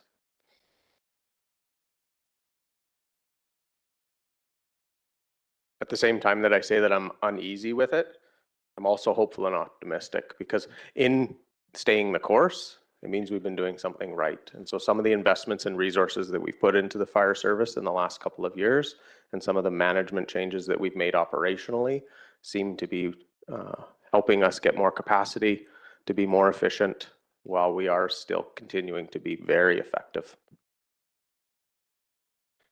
And so as we look at the first page here, is we're looking into our revenues. And so revenues are generally service contract agreements with our partner neighbors, neighboring jurisdictions, the Community of Acom, St. Eugene, Mission Resort, the Regional District of East Kootenays and Fort Steele all have long-term contracts with us. We're midstream in almost all of those contracts, so there's not a lot of opportunity to have more revenues and for those changes to be adjusted until contract renegotiations. But the change we can see between 24 and 25 is an inflationary adjustment built into the contracts years ago.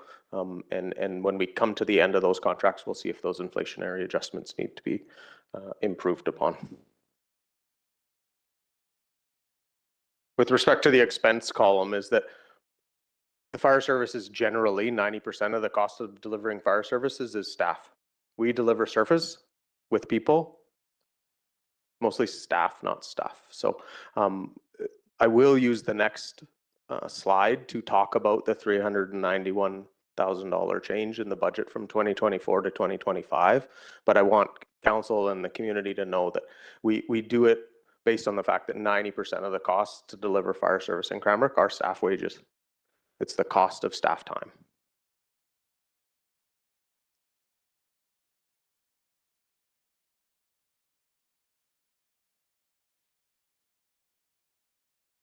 As I already mentioned, is that we are staying the course in 2025. This is, as I mentioned, promising as we balance it against all of the other pressures that are coming into the fire service. And so in those pressures, we're looking at significant changes to the call volume, which you'll see in the next slide. A lot of things that we're doing in the fire service are more challenging than they were years ago. We can look at single events in the community that we see now where we go to a single family house fire and there's actually 3 families living in that home. They're not suites. It's just those are the challenges that the community's facing. And so we're having higher rates of those types of calls, and we're having to deal with those types of calls. But with respect to wages and benefits, is, like I said, is that it's 90% of our costs. And at a really high level, and I need to be cautious with this because we haven't bargained the wage that we budgeted for. We need to be careful that we don't bargain in the budget session here today, but we did through finance and myself is we tried to really accurately address the cost of what we think it's going to cost to run the fire service with respect to wages going forward. But know this is that we have outstanding collective agreements. Additionally, I have 7 of my members that are going through their, and I'll do air quotes, apprenticeship. So they're at the very early stages of their career and they're going through steps in the wage process. And so from 2024 to 25, 7 of them got a 10 or a 15% step in their wages because they start at a reduced wage. And as they get more proficient in their trade, they get paid better for it. And so it's due to a high turnaround rates that we're experiencing right now. And then one more component of that is the adjustment that we've made to make sure that our overtime budgets are meeting the needs of the community. And I will say that the management team in the fire department is working really, really hard to make sure that overtime wages aren't what we're relying on to deliver the base core services. We want regularly scheduled wages rather than overtime, because not only does it cost 33% less to deliver regular wages, it's also less difficult for staff to continue to return on their time off when they should be resting so they can come in for their next scheduled shift. And so at every turn while we're adjusting the operation, we're trying to make sure that it's a scheduled shift, not an overtime shift. It's a scheduled day, not an overtime day. And so those are the costs that you're seeing in that $391,000 on the previous slide. The second one on the list is turnout clothing. And so there's a lot of conversation going on around turnout clothing in the fire service right now. PFAS is a polyfluoroalkyl substances, is a cancer-causing agent. It's heavily used in firefighters' turnout gear, and it's released at rapid rates under high heat. So the world of turnout gear is changing drastically right now. There's a lot of regulatory changes coming, and there was a significant budgetary item this year that I'm asking finance to carry for me into 2025. So that line item operating wise it's got to carry forward into it. And I'm waiting for the regulations to show us and the industry to show us what opportunities in the future we can achieve a safer workforce without spending money this year that we have to spend again next year.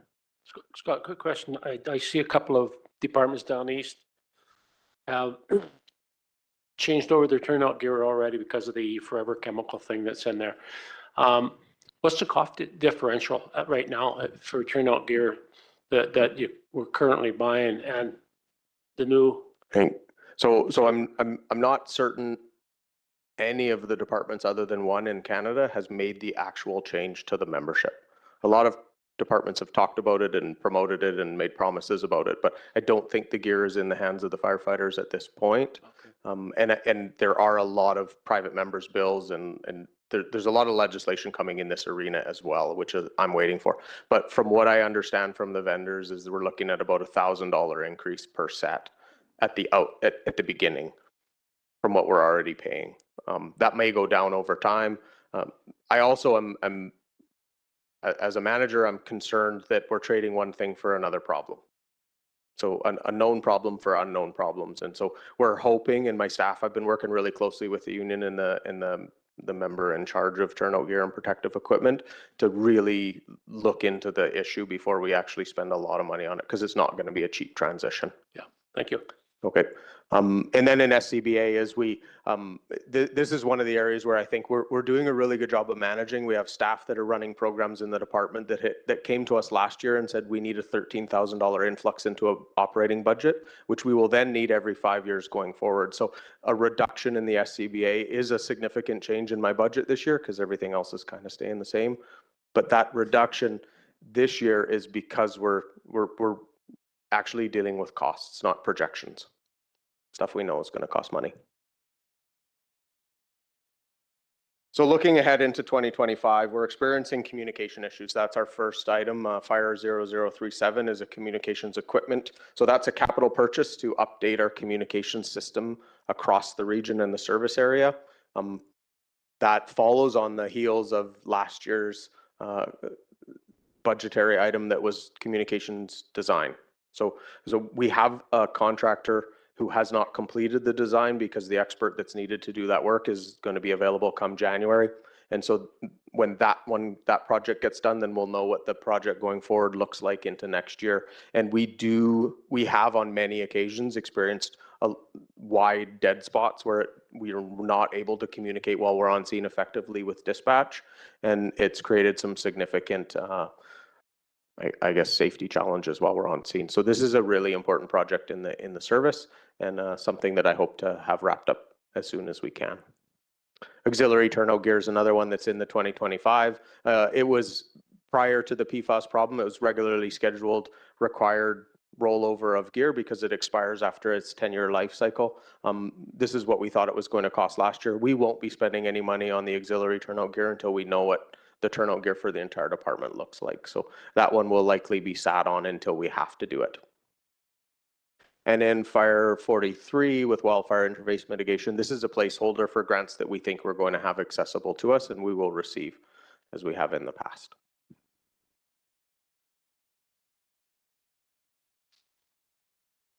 The next number of slides are summary work plan.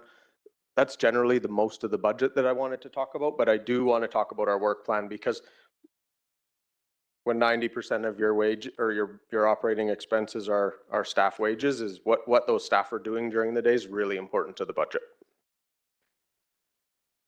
And so 2025, the fire department is basically committed to meeting the mandate with the staff team that we have working today. Our approach in this budget cycle is, as I said before, to stay the course. But in that, as I really want to emphasize that staying the course means there's almost no margins for error.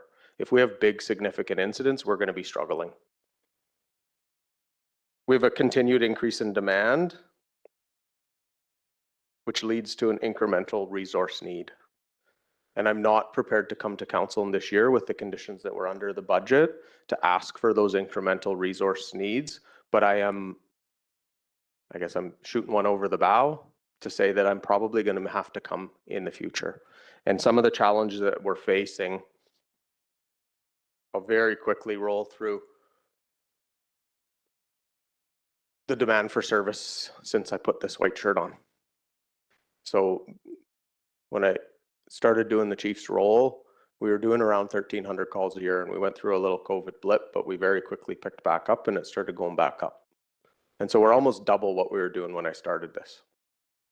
And at that is, I think it's really worth just looking into like those 2,500 calls, or it's a lot of really important work in the community.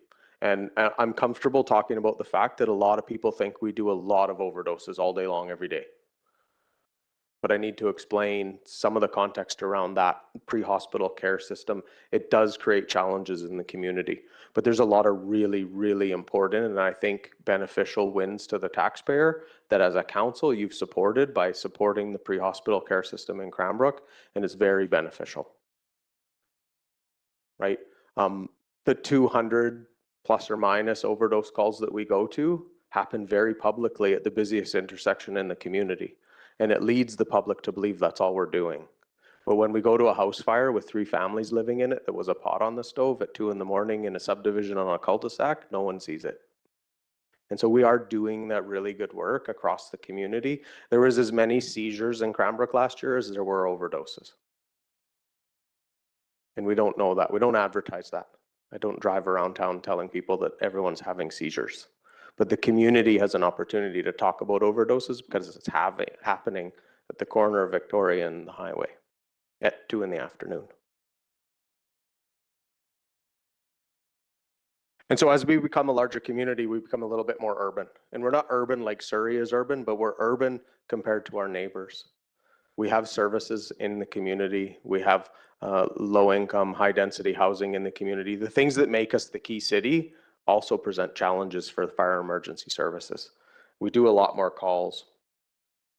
And any one of these calls can have a really enormous and significant impact on the citizens, accompanied by challenges with respect to finances. That's why we're here today.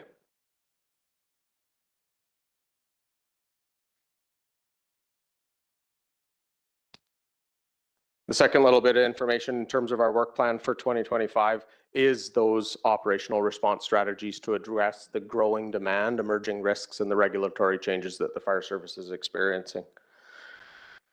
One example in 2024 was the management team at the fire department reduced the availability of time off to staff during the summer. And it was a direct reflection of our acknowledgement of the risk that the summer season poses with respect to wildfires. So staff generally have ability to take lieu time when they come in on overtime, they earn bank time, they don't want the money, they want to take it on time off because they need to rest. And what we did this year is we stopped them from doing that over the summer period to make available more staff resources when they're needed. So we just did some juggling with respect to availability of time off and the minimum staffing standard that we would have over the July and August period. And I think it assisted the officers who are in charge of keeping the community safe because they had one more staff available. The entire team was able to not go so hard because they had extra members that were working that day. And it didn't really impact any of the budget. What it did is it impacted the availability of resources. And so it's one of those ones where we're working inside the system, inside the budget that we already have, and we're just trying to squeak out those efficiencies, and it's starting to show up and work. Additionally, when I talk about the regulatory changes that the work plan needs to address, is that we've discussed the changes to the Fire Safety Act. The government download with respect to the Fire Safety Act has not been fully realized in this community or in any community across the province, and we continue to wait on the rollout of the regulations. We are positioning ourselves, as you saw in the declaration of investigators and inspectors a couple council meetings ago, to deal with those changes, but that's only a tiny sliver of what the regulation change is, and we're still working towards finding out what that is going to mean to us as a community. And the second big one here is emergency management, or the Emergency Disaster Management Act that came out about a year ago today.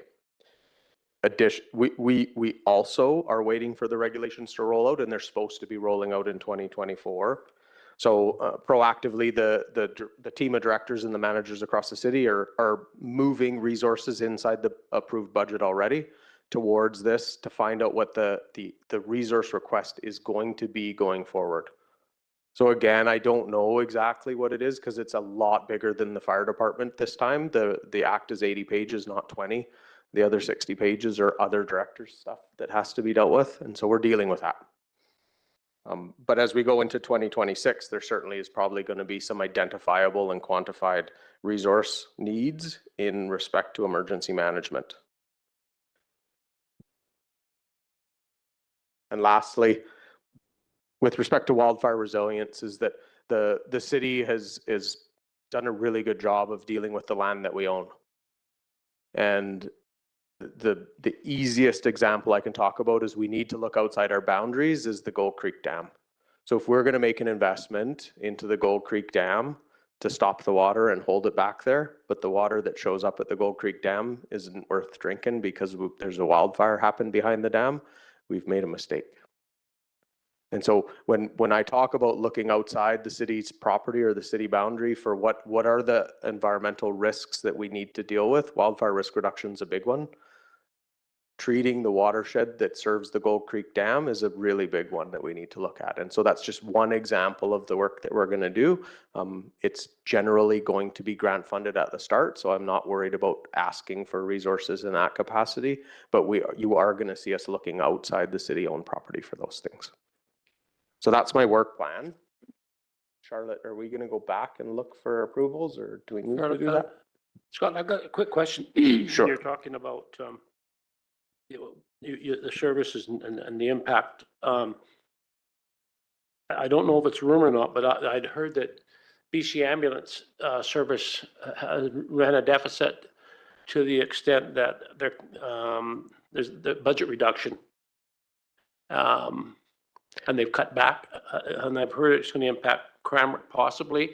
That we were once a 2-car, we became a 4-car community, and they're back to 2-car. Is that rumor or is that correct? So I know that the BC Ambulance Service has cut back on the cars that are working in town. I don't know the exact numbers. Okay. Is, I believe you're very close. It may be 1 or 2 cars that have been unfunded in the very recent future, or the past. But yes, that's, Yeah, there's no announcement. Are you aware of any announcements about?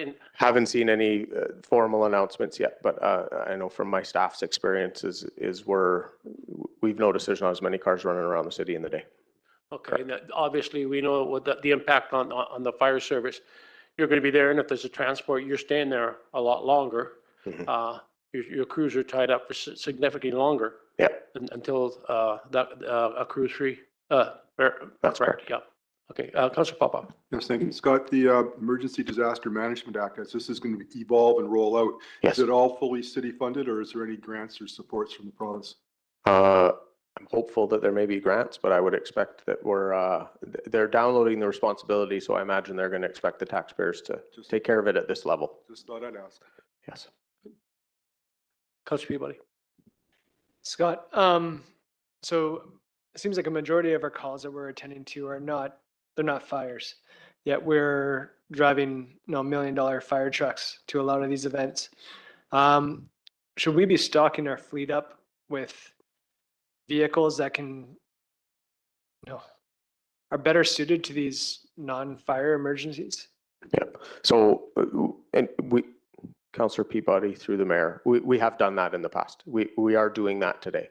So the fire truck that immediately responds to medical emergencies is also our wildfire truck. It's a 5-ton pickup truck with a wildfire unit on the back, and it carries medical equipment on it. That's our preferred and primary medical response unit. When the call requires more resources than that unit can drive down the road with, because we're being as efficient as is possible inside the community to not have more than 4 staff working at any one time, we leave 2 firefighters with a fire engine, 2 firefighters in the medical/wildfire truck. And if the fire engine joins them, they can't not have a truck, or we have to immediately call in overtime. Like we'll be costing the city even more money. Okay. Right. We'll save money maybe on fire trucks, and we'll way overspend that on wages again.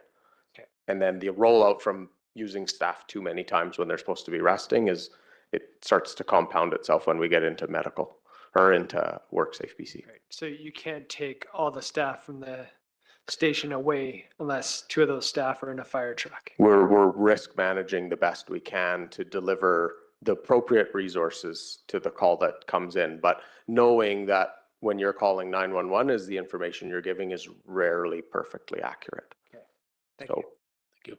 I got Councillor Blissett, Councillor Stetsky, and then Councillor Graham. Oh, thank you, Your Worship. So the appropriate vehicle is called an ambulance for medical calls. And I think we have to find the balance between enabling the ambulance service not to be funded properly and for the fire service to fill in that gap and promoting that they should be doing that. That's their job. And there are certainly circumstances where the fire department is required for, extra things. But truly, I really think we have to be lobbying the provincial government to be funding the ambulance service properly, and that is a letter we should be sending in to the new whatever minister it is, the appropriate minister, let's put it that way, to do that, because it's terribly inefficient to be sending the big fire trucks out there, as you've said, and also for, there will be times, of course, when there are fires, like when the picture you show up there, where you're not available as for ambulance work. So we really need to be doing that and promoting that and not enabling the defunding of the ambulance service. So just a little speech. Councillor Stetsky. Thank you. Thank you. I absolutely agree. Councillor Blissett, once we have the facts around number of cars, if they've cut back, we should probably express our concern. Just quickly, are you aware of any controlled burns coming up you're going to have to support heading into the next year around Cranbrook? There is some work going on in the Cranbrook Community Forest that I don't believe it's a prescribed burn across the landscape, but it will be pile and burn activities. And I think the city definitely has a place in the conversation about supporting it. It certainly provides protection for the homes that we do protect. And I'm not aware of any more that are on the list, but I wasn't at the meeting that happened recently about that conversation. So, yeah. Councilor Graham. Yeah, thank you. And I guess what I'm curious about is, is there anything that we can look at with BC Ambulance or the provincial government, where if they are cutting back, maybe we look at a Kitimat model with our fire and rescue and we do ambulance as well. Like we're from the provincial perspective, we're just as isolated as Kitimat is. Like they hardly know we're here.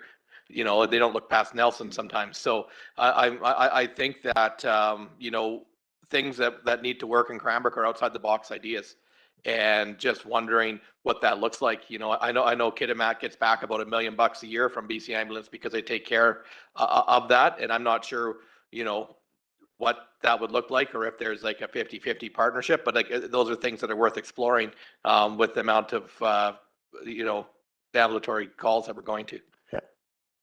No, I hear you on that one. Is looking at options is certainly something that I'm interested in doing, and I can talk with Chief Bossens in Kitimat about that to see where he's at. Back to you, Charlotte. Thank you, everyone. Thank you, Scott. And so now we will, I think you were on page 19 for those of you following.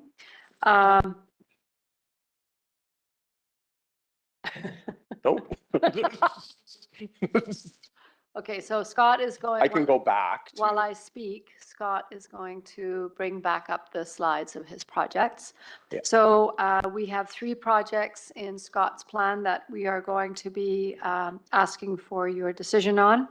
So there is there you go, the radio communication replacement for $115,000. Are there any questions? Anyone not in favor? Nope. The auxiliary turnout gear, $25,000. Any questions? Anyone not in favor of approving? No. Wildfire mitigation 2025, $200,000. Any questions? Anybody not in favor? Okay. So the resolution then is that council give budget pre-approval for the following capital projects from the Fire and Emergency Services Department: radio communications replacement, auxiliary turnout gear, and wildfire interface mitigation. Okay, mover. Mover, please, Councillor Blissett, Councillor Stetsky. Discussion. All in favor? Opposed? All right. Carried unanimously. Thank you. Okay, so I think we switched our 10-minute break for a 30-minute break, so I think we should just, okay, keep going. Nobody needs a break. All right. The next one is Trevor, so it's expected to be about 30 minutes. So, okay, let's go. All right. Charlotte, we're good to go. Trevor's up. Trevor on deck. Good afternoon, Mayor and Council. I'm Trevor. Here's Trevor. So to start off with, we have our mission statement up there, which is kind of critical to where we're at right now, especially with our looking at resources on saving money. We did talk about closing facilities as a possibility or canceling services as a possibility, but our mission statement really rings true with the Rec and Culture Department strives to bring a sense of community to the citizens of Cranbrook through access to recreation facilities, events, and programs. From a business sense, recreation and culture comprised of 2 business divisions. So we have recreation and culture, and we have Western Financial Place. Recreation and culture is comprised mainly of the Memorial and Kinsman arenas, as well as the field usage, general programming, as well as local events.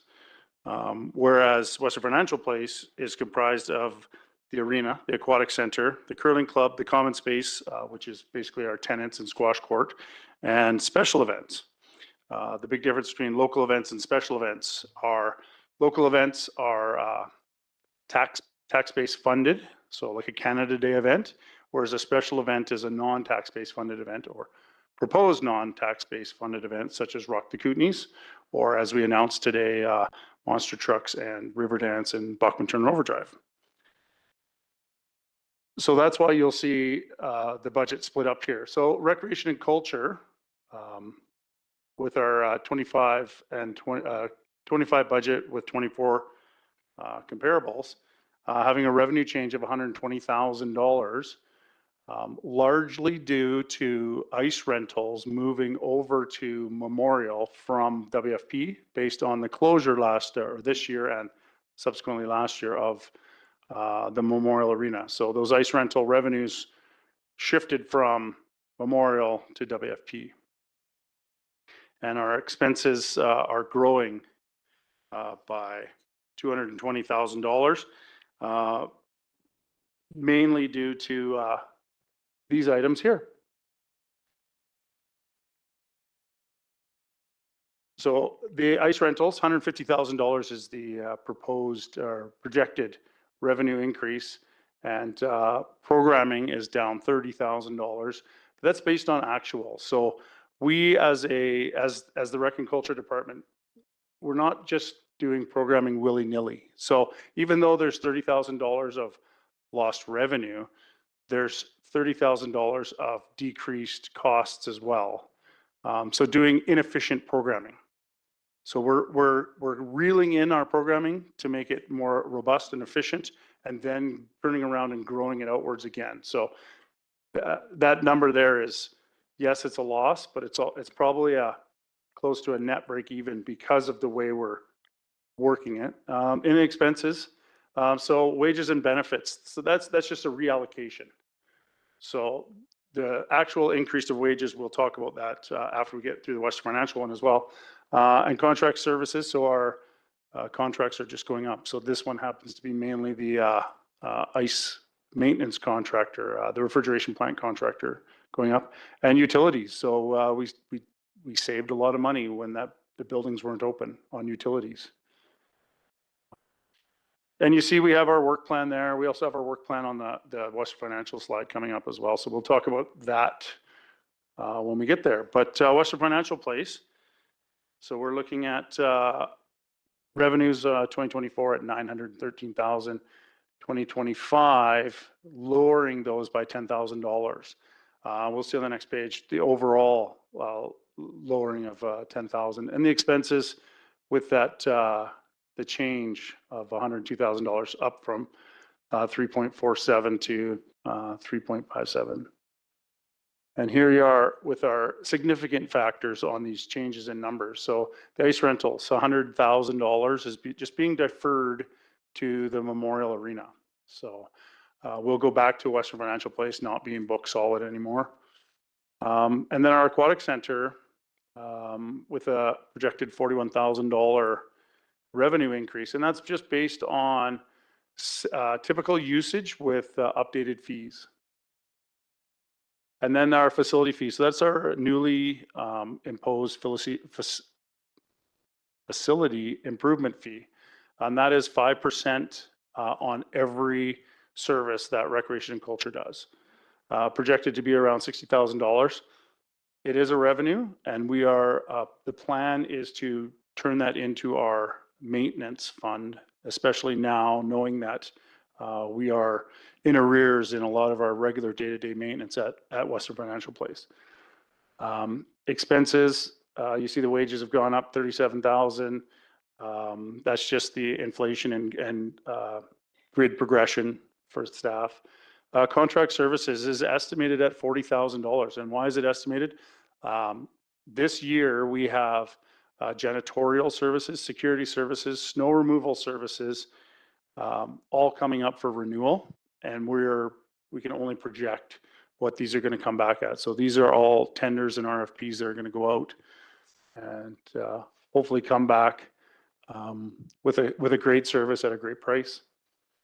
And the maintenance costs you see there, that's the extra $60,000. So that's the facility fee being turned around. It's coming in and going out.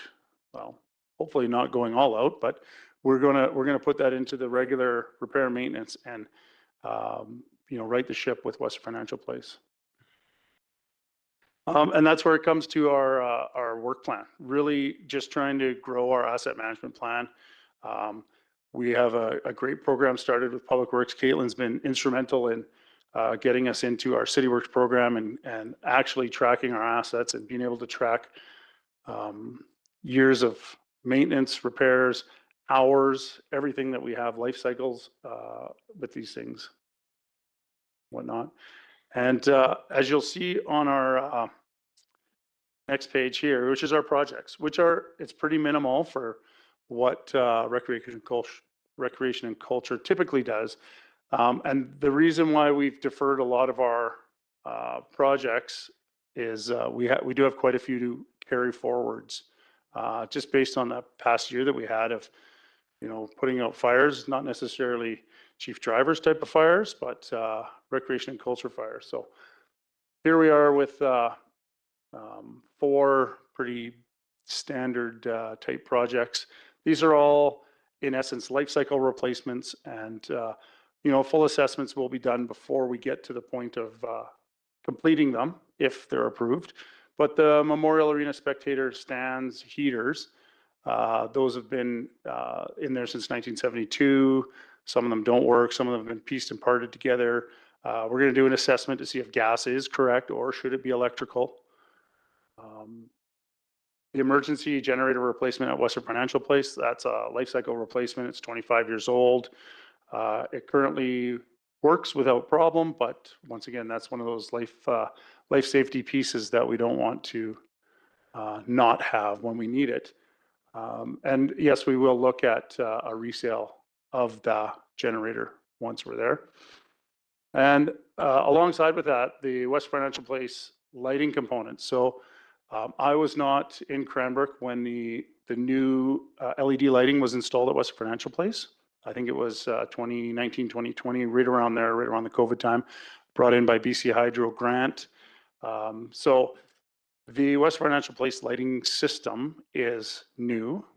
The company that installed the relay system that controls the low voltage lighting has gone out of business. So, and this is a worldwide reputable company that's no longer around. So we are, this particular budget was in there previous for other alterations that happened at this time. It was left in there so that we can purchase spare parts and we can find another contractor that can at least assist us to bring this system along as far possible as we can until it becomes obsolete. So there are parts available. It seems like a lot of businesses around the world are snapping them up. So we need to be in there and grab these. I couldn't even guess what we had paid to convert from metal halide incandescent over to the LED system we have now. And the West Financial Place aquatic flow and tamper switches. Actually, before we move on, I'll just let you know that the current emergency lighting at Western Financial Place is having issues. So the arena emergency lights, the halogen lights you see above all the stairwells when you're in the bowl looking up, those are on 24/7, 365. Because if we turn them off, they may not come back on. And if we do have a power outage right now, that would mean that whole arena has no backup light. So this is where we're at, trying to fix something that's not even old.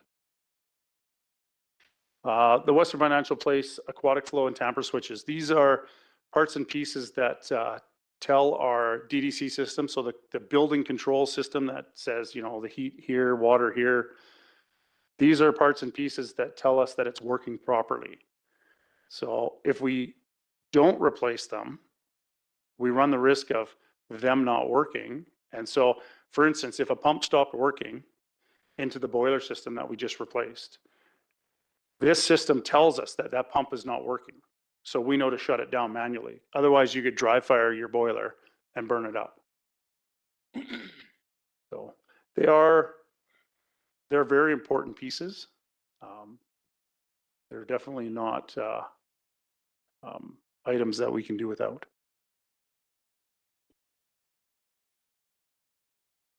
That would be it. Councillor Bassett.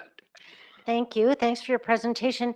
So I was thinking as soon as Western Financial Place came up, we didn't talk about it with Public Works, but what about maintaining the outside grounds? Because that hasn't been, like, where are we putting that project? In Public Works, in WFP, in Rec and Culture? What's going on with that?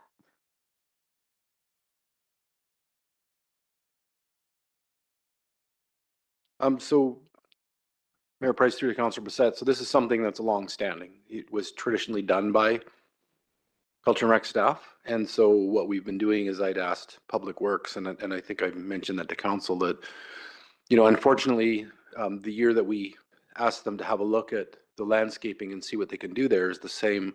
It's the year after when we lost our summer student program. So then we lost the equivalent of about 8 positions worth of effort in the summer landscape maintenance in Cranbrook because of the loss of the summer students, because of the inability to have students apply and get hired. So we went to seasonal. So we have less effort out there, and I've had the staff look at if we can do something with the kind of the concept that we need to move towards a low or no maintenance landscape once we do the Ephesus. But now that we've bumped that ahead, the next exercise that we might come down to is, depending what happens in our January, February meetings with council on service levels, one of the items is the levels of service and park maintenance. So in addition to losing the equivalent of 8 positions, if we choose to reduce budget to save taxes in the park maintenance or summer maintenance program, we're going to need to go through an exercise of levels of service based on the type of park and what class. Like if we want to start classifying the park maintenance from, you know, the high priority sports fields and high visibility sites, which one argue could be this. That means simply more of the lower priority sites will fall off the list of being maintained.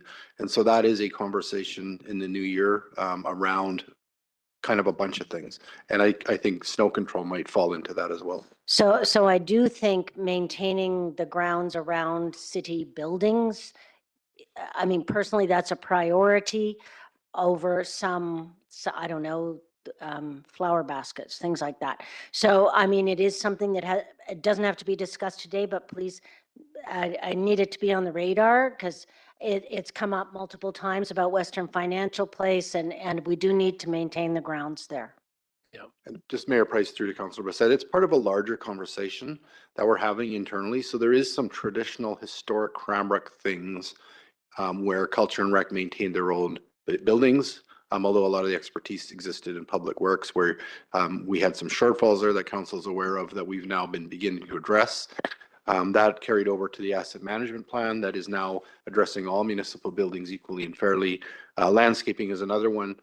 So another exercise in addition to the budget related park maintenance or snow clearing, if we choose to move into that with that site, is around internally how we have structured between the departments, the staff resources to do things like, you know, so the directors know that one of the conversations, sorry, we're having in the new year is going to be about the allocation of resources between departments. Moving away from what was historically Cranbrook to looking at all of the things that we do. And because as municipal governments evolve over time, there always needs to be that step back, look, does this make sense? Because you add something and it's just attached to things that the way it was. So we do, you know, the directors are aware that in the work plan of the year ahead is we're going to review what we deliver between the departments, and where something has been delivered by a little bit in this department and mostly by that department, we might amalgamate those things and just move some resources around, reallocate the system. So that is a conversation in the new year. You won't see it in this budget cycle, but you will see it in the 2026 budget cycle, those reallocations, if whatever movements are made. Thanks, Mark. Councillor Ray? Thank you. This is just a quick hypothetical question looking to the future. So we run both the Kinsman and the Memorial currently off one ice plant. I know there's a little bit more distance between Western Financial Place and the curling rink, but I'm just wondering, looking to the future, have we ever explored the possibility of running the curling rink, sharing an ice plant with Western Financial Place? Future question, just thinking about asset management, cost savings opportunities. I know it's farther than between the Kinsman and the Memorial, but just wonder if we've ever, if that's logistically a possibility at all. Mayor Price through to Councillor Ray. So the ice plant at Western Financial Place is more than capable of running the curling club as well. Just prior to my arrival in Cranbrook, the plant in the curling club was replaced. So it is 5 years old. And it's, I mean, with probably a 20-year life cycle on that. So, but yeah, it'd just be logistics of getting brine over and whatnot. Councillor Stetsky? Yeah, thank you, Mayor. Question perhaps more for you, Mayor, or the CAO. Negotiations with the regional district and our decision on two-tiered system or a grant, is that likely to be resolved in time to have some impact on our budget discussions when we get into February, March? Mayor Price through to Councillor Stetsky. So I think the level of impact that we are currently negotiating on potentially doing some shifts is not going to be substantial to what we, looked at what the, what we know won't be the exact number, but we had to come up with a number to talk about what a two-tier system versus a regional district grant might look like. It'd be certainly significantly less than that. It would still have an impact on the taxes if we are able to make some of those changes, but not to that level, like not to the like 800, 700 and something $1,000 level. It'll be more like in the neighborhood of, 100 or 200,000 at the start, depending on what their level of granting is. And again, the grants have to fit the grant criteria. So they do get grant money, but if the, like if they were going to do a service that goes out to a vote in the regional district, and that's what becomes problematic. But if they're going to do granting, depending on what sort of grants we have, they have to fit that to criteria. And then again, grants are never guaranteed for all time. They are sometimes a 1 or 2 or 3 year horizon on some of the grants. Even the long-term grant agreements that we do sign, they usually max out, between us and the federal provincial government. So the time horizons, it just would depend on how we wanted to kind of, I guess, say risk manage. If we get, say, 3 years of a grant, like we did with the social development coordinator, what happens after that? Are we positive that we were able to resecure that before we move it off of taxes? Otherwise, at the end of the 3 years, we're looking at a jump in taxes. So there's all these different things at play, but the mayor and I've had some very positive conversations with the regional district. So at this point, I'm just saying things are looking pretty good for getting some relief there, but I'm not going to say for sure or to what level yet. A quick question, I guess, or comment to Trevor. And certainly, Trevor, you've inherited a bit of a white elephant over there to an extent that Western Financial, we've known, at half life, we've got, end of life problems happening. So, and until we take the proper action, it's not, the Band-Aid approach is only going to make it worse as we go forward. So we're doing things properly and we're doing things right. But a couple of things I look at is utilities, 453,000. And this is not anybody here. This is just like, man, I mean, that's 1.25% of our tax levy.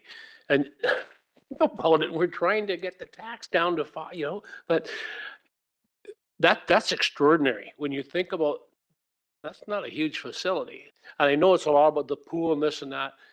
Is there not some other options that we should be looking at that maybe we can even get grant funding for, for solar or whatever we need to do? I mean, you keep doing that. 10 years. I mean, that's, $4.5 million.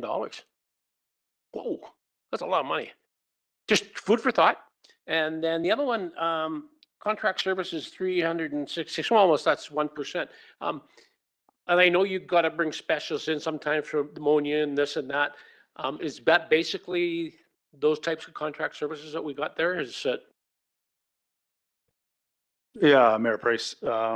So our refrigeration contractor is there, snow removal contractor is there, security is in there. You know, there's other little stuff, you know, pest control and things like that that we have, but it's all basic services that, you know, we look at these all the time and ensure that we're getting the best dollar for value and reevaluate the services all the time. And it's there. Yeah, yeah, no criticism. They're just curious on what it involved, but you know, certainly I do appreciation. It's really obvious that, you know, our rec services is looking at efficiencies, and that's really important that we're looking at efficiencies rather than those other alternatives we had. So thank you. Should I? Okay, that's it, Trevor.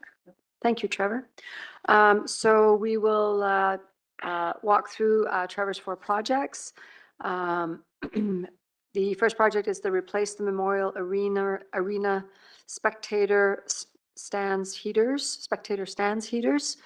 Any questions? Nope. Anybody against approving? Nope. How about I just read the other 3 and we answer the question about questions only once. Western Financial Place emergency generator replacement, replace lighting components, and Western Financial Place replace aquatic flow and tamper switches. Any questions? Councilor Peabody.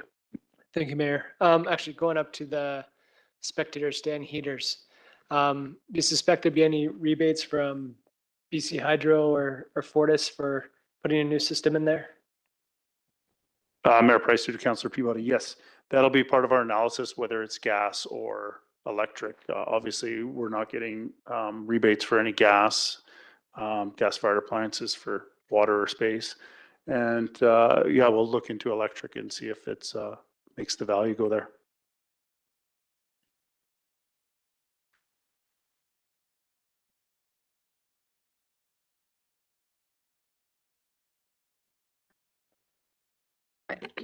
Any opposition Thank to you. approving? No, okay. So the resolution then will be that council give budget pre-approval for the following capital project from the Recreation and Culture Department. Replace Memorial Arena spectator stands heaters, WFP emergency generator replacement, WFP replace lighting components, and WFP replace aquatic flow and temper switches. Mover, please. Mover. Councilor Ray, Councilor Popov. Discussion. Councilor Stetsky.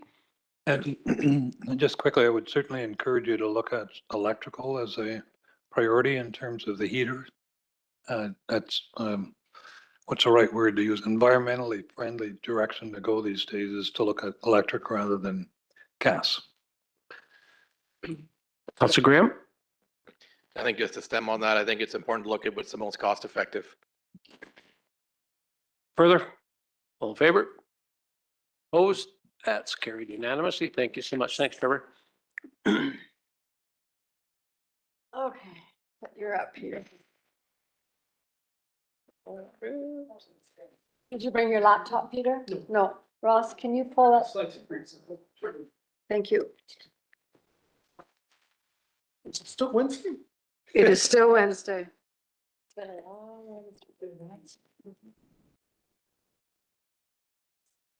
That can't be right.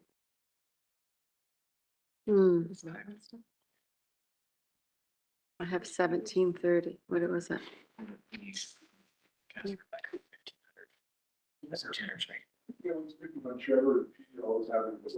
Thank you. Right now, right?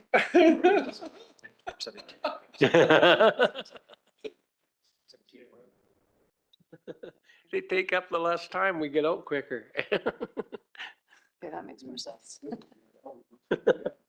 We'd be here till midnight. All right. Before I get into the mission statement, I just wanted to share with you all, I've been back for 8 months now. And I've been really observing our workplaces and our people very closely, been going around, and I can say with absolute confidence that we have really good people. And it's not just exempt. We have great employees that are QP union members, and we have members of IAFF that just do amazing work as well. And as for our CAO, I think we're really lucky to have him. He has brought safety and confidence back to Cranbrook staff. And I think that can't be underestimated, how far we've come along since my first tenure here. With that, the mission statement: to provide the city with human resources services aligned with the city's strategic plan and best practices. Well, what the heck does that mean? It means to, and this is a little bit repetitive from my last presentation, is to continually develop our people, to build their competencies and leadership skills so that we build a workplace culture of safety, recognition, and accountability. And this all aligns back to the strategic plan, the council's strategic plan of service excellence. If we keep doing this, I feel we have a lot of challenges in front of us, but we have a solid foundation in our people. And again, if we continue to take care of them, I have full confidence that we're going to overcome these challenges. So with that, I'll get into the 2025 budget. So revenue is nil for 2024, 2025. I was tempted to put something in revenue, but my colleagues in HR would have choked me to death. But I think as we build competencies and start capturing the expertise of our staff, that's going to become marketable in the future. And I hope that, well, I more than hope, I have a vision that the expertise we have in this organization will be marketable, will be a center of excellence for not only the Kootenay region, but beyond. I believe that. As for expenses, 2024 to 2025, there's, as you can see, there's not too many differences, a change of $9,792. With that, I'll go to the next slide. So what are the significant changes? We have the reassignment of a 0.5 HR coordinator from 2024. That person is going to become 100% HR. So that's the change of $71,791. And then we also have the software, our UKG software contract. This is the annual subscription services. I think we've moved, we're moving some of this money out of the HR budget into a different cost center. I believe it's going to be in either finance or IT. I'm not too sure. Thank you. So the summary of the work plan for 2025 in HR is we're all going to lead. So the lead is actually the wrong word. HR is going to coordinate in setting clear and high organizational expectations for each and every single employee, from the CAO to the frontline employee. Everyone's going to have high expectations. And let's see, and let's go for it. Point number 2, we're going to develop a robust accountability and recognition system. Ensure smart goals and key performance indicators are in place for all employees. And I just want to say one thing about key performance indicators. It is not the end of the conversation, a performance conversation. It is the beginning. We're setting targets, but more importantly, we need to have communications, regular check-ins, and one-on-one conversations, and mid-year, year-end, quarterly conversations between supervisors and their staff in terms of why are we here, what's going well, what's not going well, what can we do to meet our targets.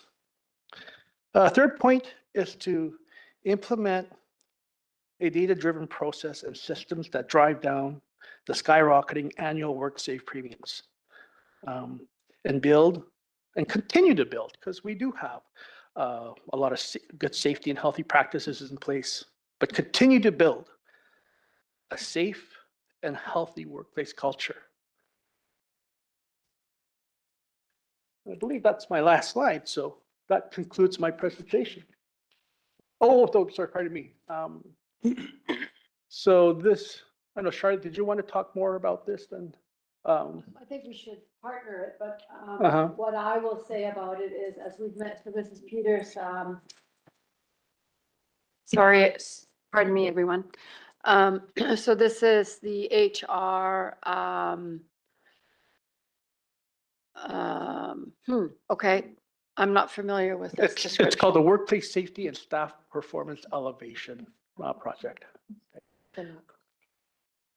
Yeah, so the basis for what I would have to contribute to this is that this is currently not funded.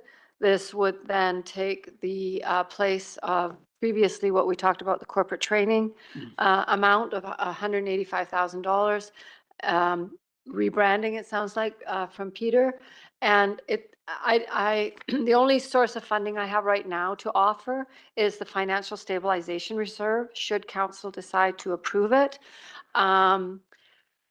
Peter and I discussed this, and we agreed that today is probably not the day to make this decision. So this is probably a project that should be deferred into January. So that's our recommendation, if council would agree to that. And then we can come back with some additional funding options. I won't know anything about our 2024 surplus for quite some time. But once we get a little bit deeper into the budget discussions, and we maybe take another look at our reserves and see where everything lands, and we can see whether or not the council is interested in looking at funding from, like I said, the Financial Stabilization Reserve. So Charlotte, the corporate training funding was never embedded in the 5-year plan. Is that correct? It came out of surplus. So is that? Yeah, so that's what we're dealing with. correct. So what we're saying is we're going to forego that if the surplus is there, and replace it with the workplace safety and staff performance elevation. Is that right? Somewhat, yes. So I think under Peter's leadership, the initiative is being rebranded and more focused. Yep. And it's the funding that's at issue here as far as finance is concerned. So I don't know that I would recommend we wait until we have a surplus number for you, because I think Peter probably needs some direction before that. But certainly, let's defer it into January. Yeah. And when we know a little bit better about where everything is sitting. I think January, we're going to have a real loose ballpark anyways, if there is going to be any, or right?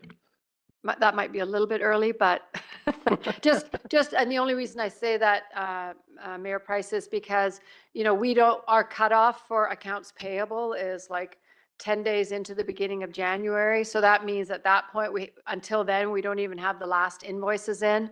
And that's a bit of a pipe dream, quite frankly, to assume that all the invoices are in by January 10th, because that never happens.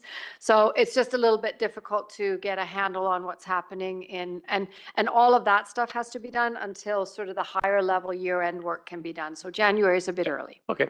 Councillor Peabody, you have a question? Yeah, thank you, Mayor.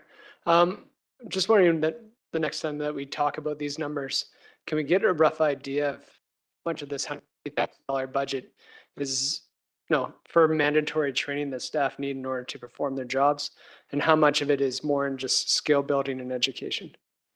So that's for the January meeting? Yeah.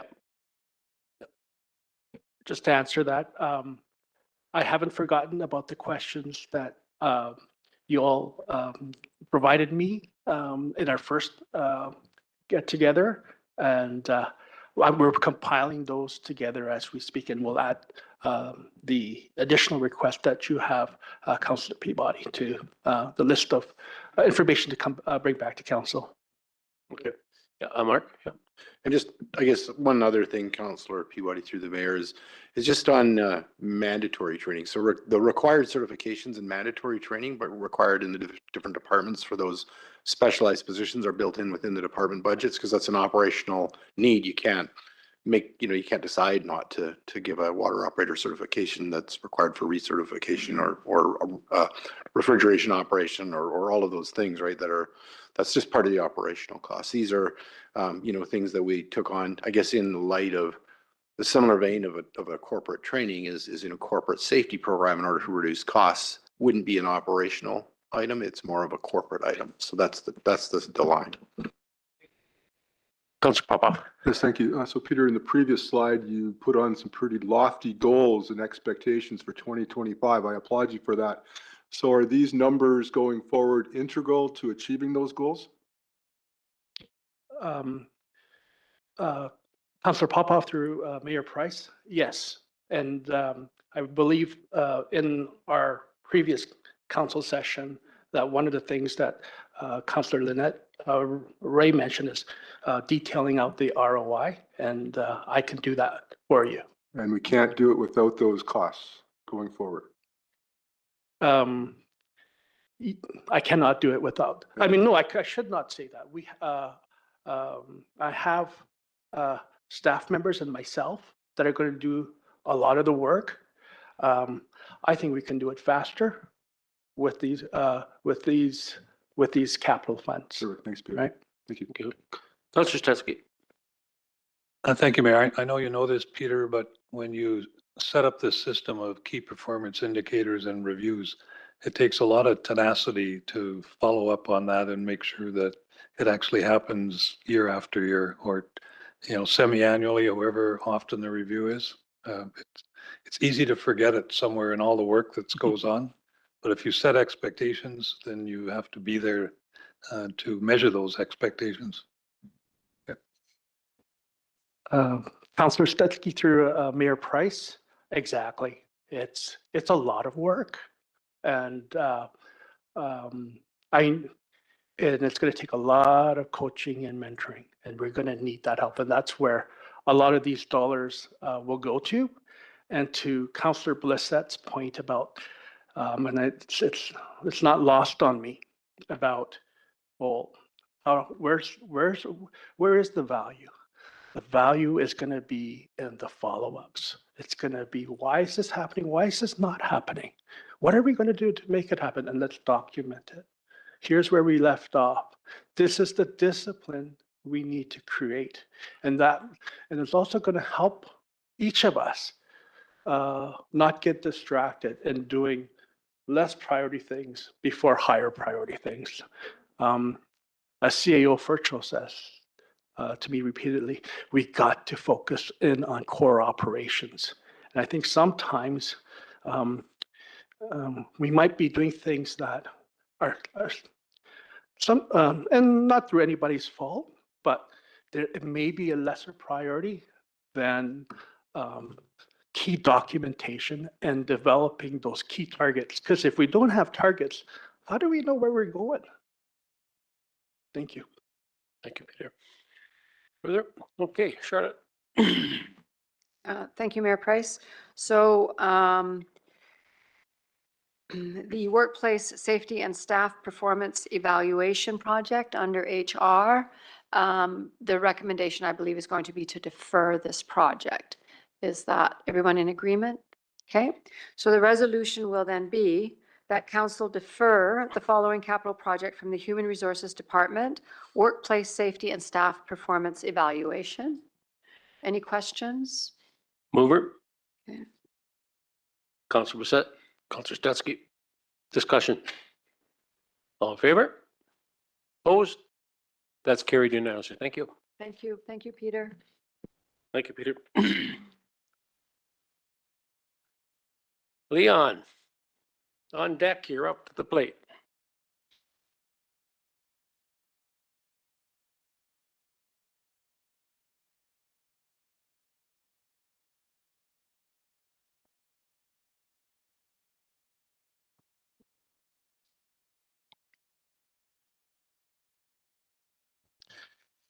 Good evening, Mayor and Council.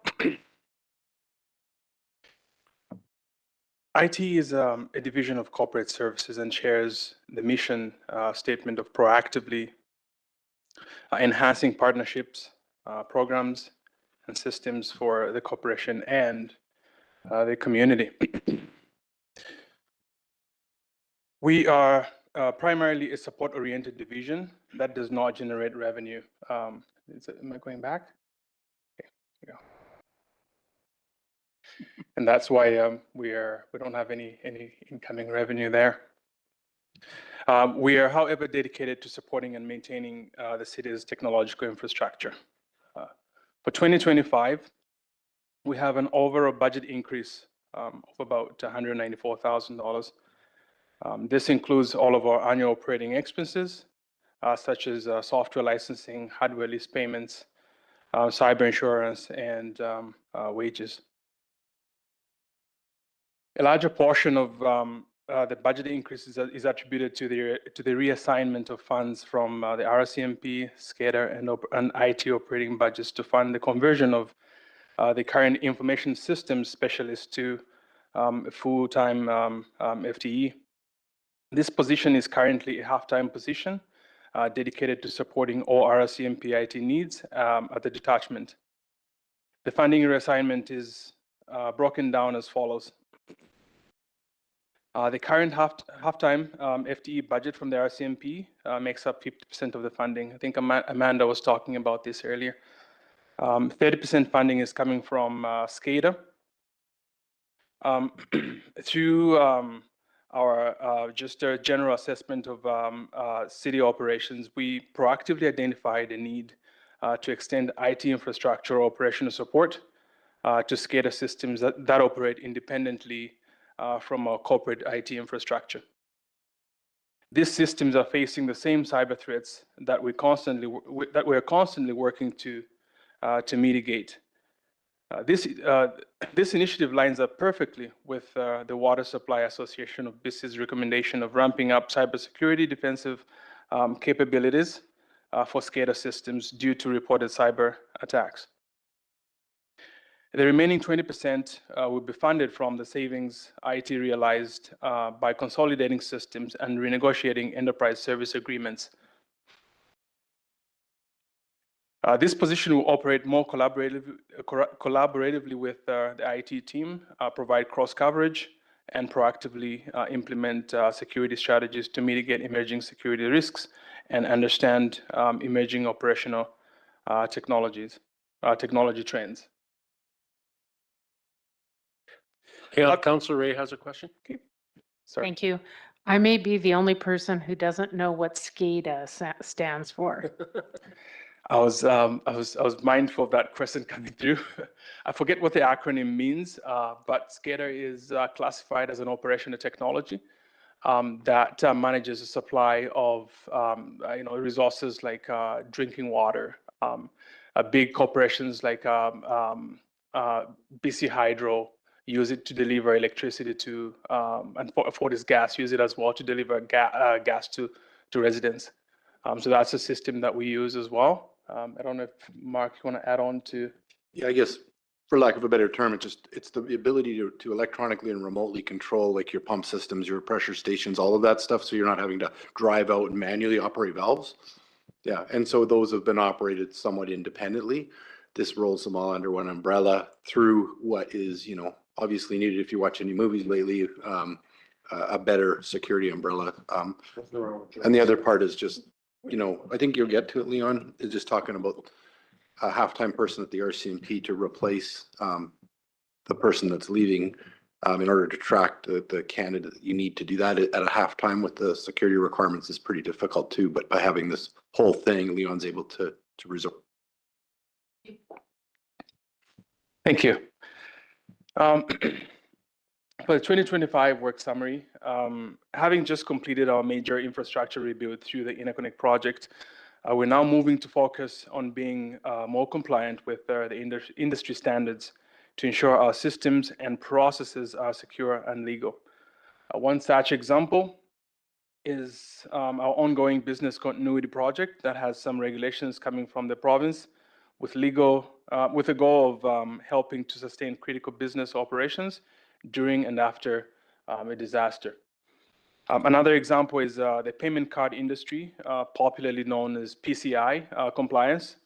So we're undergoing an assessment with the goal of ensuring we have the right security controls in place to help minimize the risk of data breaches, fraud, and identity theft to sensitive cardholder data, such as credit card numbers that come into our possession during business transactions. And lastly, but not the least, we are also continuing with our routine hardware replacement. Over the next couple of years, we'll have, the routine replacement of a couple of our servers. That's listed as ITE 0015 on the slides. Thank you. You're welcome. Any questions? Councillor Bissett, Councillor Graham. Thank you for your presentation. So the halftime FTE, is that a reshuffling or is that a new position? Because that would be taxes, I'm assuming, if it's a new position. It is just reshuffling of resources. Yes. So half of it is a reshuffling of resources from an existing RCMP position that's filled at halftime that is going to be someone leaving. And then the SCADA is through utilities and we operate the SCADA system. It's just, this is a better way of doing that. So it's a reshuffling. Yeah, this is just a reshuffle. Yeah. Councillor Graham, then Councillor Stetsky. Yeah, thank you. I have huge concerns with the amount of work that is going to be put on IT with the body worn cameras that RCMP are going to be dealing with. And have you been briefed? Like, are we prepared for what we need to do to store data? Is it cloud-based? Do we have to buy, storage banks for this? What does it look like? Who edits it? I think, when you have potentially 26 officers with 26 cameras out there at all the times, are we equipped to handle what is going to be coming at us? Have we been briefed on that at all? No, I have not. Mark? So I guess, Councillor Graham, you're bang on with your concern. So at the initial outlay of the body worn camera program, that is handled centrally through RCMP. But what the future holds, like we have with everything else, it's a legitimate fear.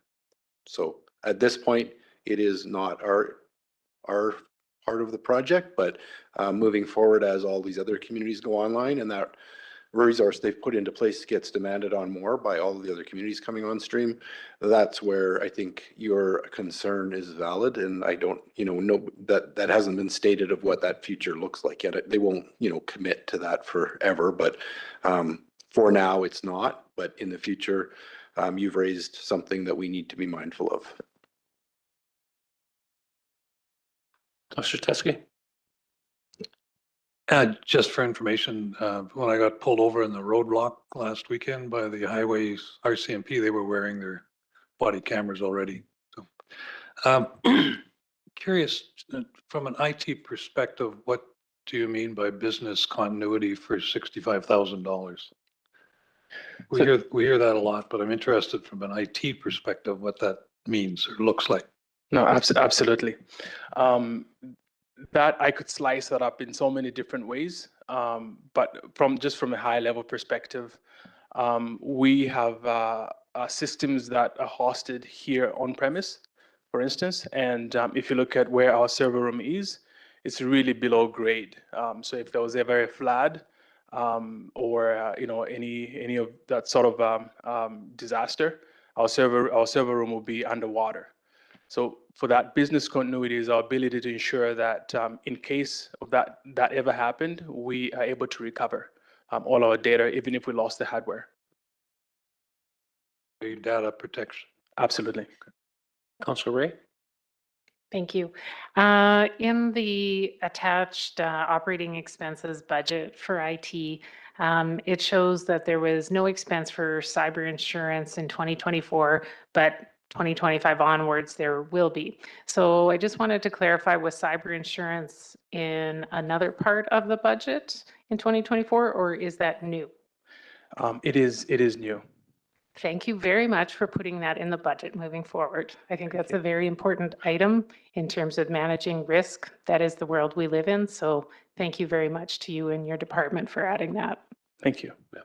Yeah, and looking at the business continuity, I believe the Emergency Disaster Management Act is making that mandatory this year for all municipalities to have something in place. So that ties into that. So that is basically, a regulatory issue we have to respond to. So good on that, Leon, for catching that. And I just want to point out one other thing, I think we're at a point in this corporation where we have complete confidence in our IT. We're still not, like trying to catch up. I think we've caught up. We spent years, behind and trying to catch up. And I'm looking and there'd be the surprises coming every 2 years.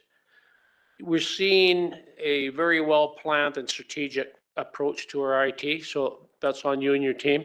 Thank you very much. It makes a huge difference. That everybody in the organization has complete confidence. And when you look at how the budget comes through, there's no big surprise. There's a lot of big cost issues in here. I guess one question I got, because of cost, a lot of the stuff is going to the cloud. And I'm looking, where was I here? We got software licensing and contracts. It's $250,000 a year. Is that part of the cloud? Is that our fees for cloud storage and that in there? And then what do you see in the next few years with the demand for the cloud and say a percentage cost that we're going to see that go up in the next few years? The Mayor, all the operating costs are included in that, and that includes our data storage in the cloud. Coincidentally enough, I had a meeting with one of our key partners in providing these services today, and we're just talking about the future. We're talking about a solution called, SASE, which we already have implemented, but there's already improvements on that ensures that we can run our entire infrastructure in the cloud.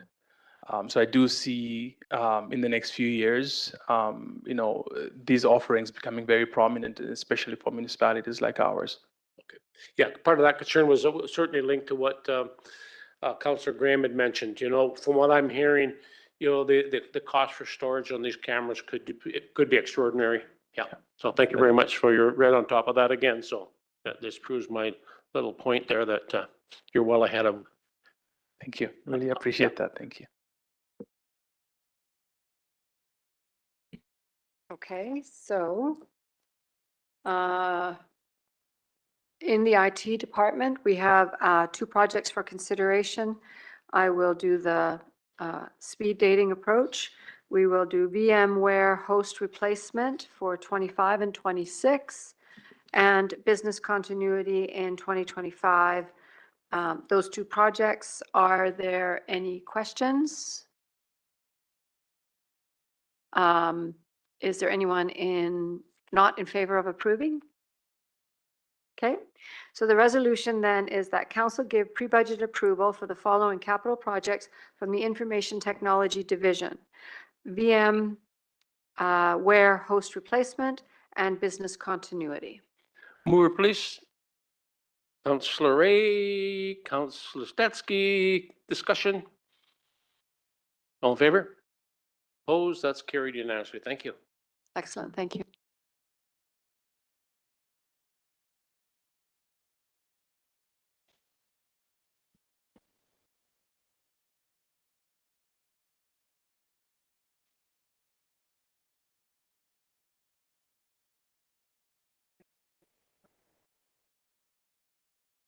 I think we just about caught up with the time. Not bad.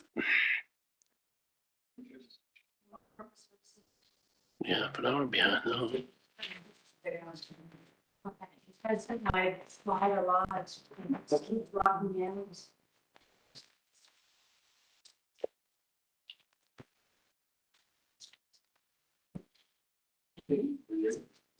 Ready?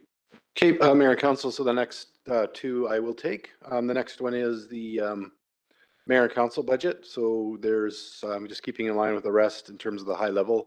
You can see the revenue and expenses, and the net change is negligible here because we've had a little bit of reduction in some expenses because of the training budget, because we had brought in training for, if you remember, with governance training this year that were not next year, and a slight increase in a couple of other accounts, but nothing. At the end of the day, it's a $2,000 difference. So not really anything in the detail for this one.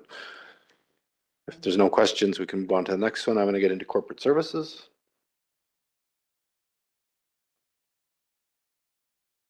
We're seeing how fast Ross can go here.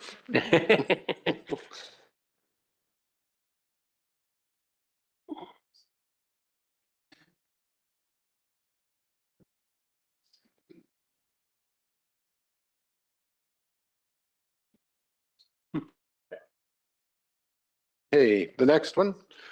Are we up? Corporate services? Yep. Okay, there we go. So I guess I'm just going to, I'm going to freak everybody. I'm going to go off script here for 1 second. So I just think, you know, what's important to note here is the corporate services department. So when I arrived in Cranbrook in 2020, one of the items on the budget, like when in the budget discussions, they talk about reducing some of the management staff. And we do look at that in terms of our corporate structure every way we can. So in 2020, one of the items on the budget proposal was a director of corporate services.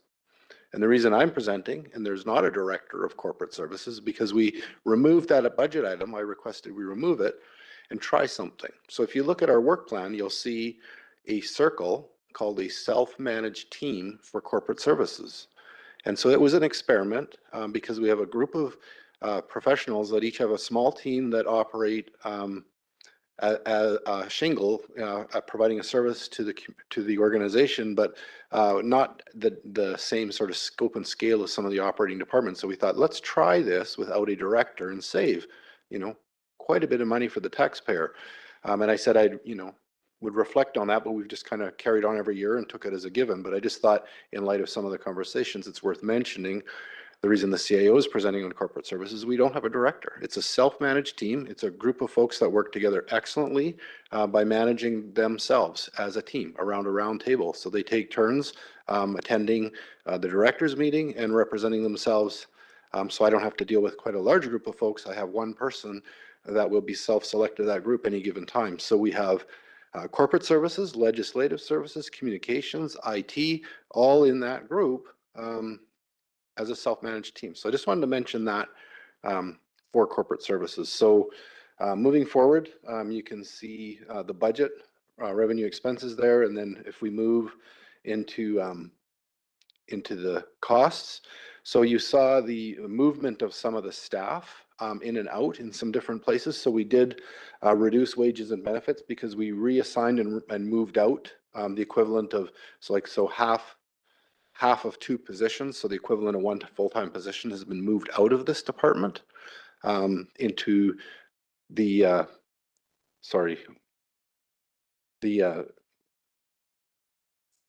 finance and HR, sorry. Trying to read the slide way over there. So, and then the additional money that we've wanted to put in is just in anticipation of some litigations that are coming in the new year from legal actions against the city, not anything staffing related. That is on the operational side. And then I've got Chris here to talk a little bit about the communication strategy, if you want to just give a quick update on that. Yeah, thank you, Mark. So yeah, the communication strategy is an annual thing. Most of you around the table have seen it. It's just a guide, a strategy. We put together a bit of an action plan for my office on how we're going to sort of roll out media and public information over the course of the year. So that's just an annual thing. And the second piece, which is new, is a corporate public engagement plan. This is going to be set up as a guiding document and framework for all departments. So we're seeing a lot more projects and things coming in where consultants are involved and having some public engagement included with it. What has been happening, you know, sometimes my office is coming in a little late, but what we're trying to do with this is make this discussion sort of at the beginning, my office being involved in the messaging and the branding so that it's consistent with what we're doing. And I can bring sort of that knowledge of the I guess, the local audience is part of that discussion, just so that whatever we're putting out in the media, we're out in the public through engagement is consistent to how people like to get the information here locally. So that's what that is. And then the final piece is around the daycare new build grant application through Tina's office. That grant application has been submitted to the Childcare BC New Spaces Fund. And if that is approved, the corporate services through Tina's office will be looking after the project management.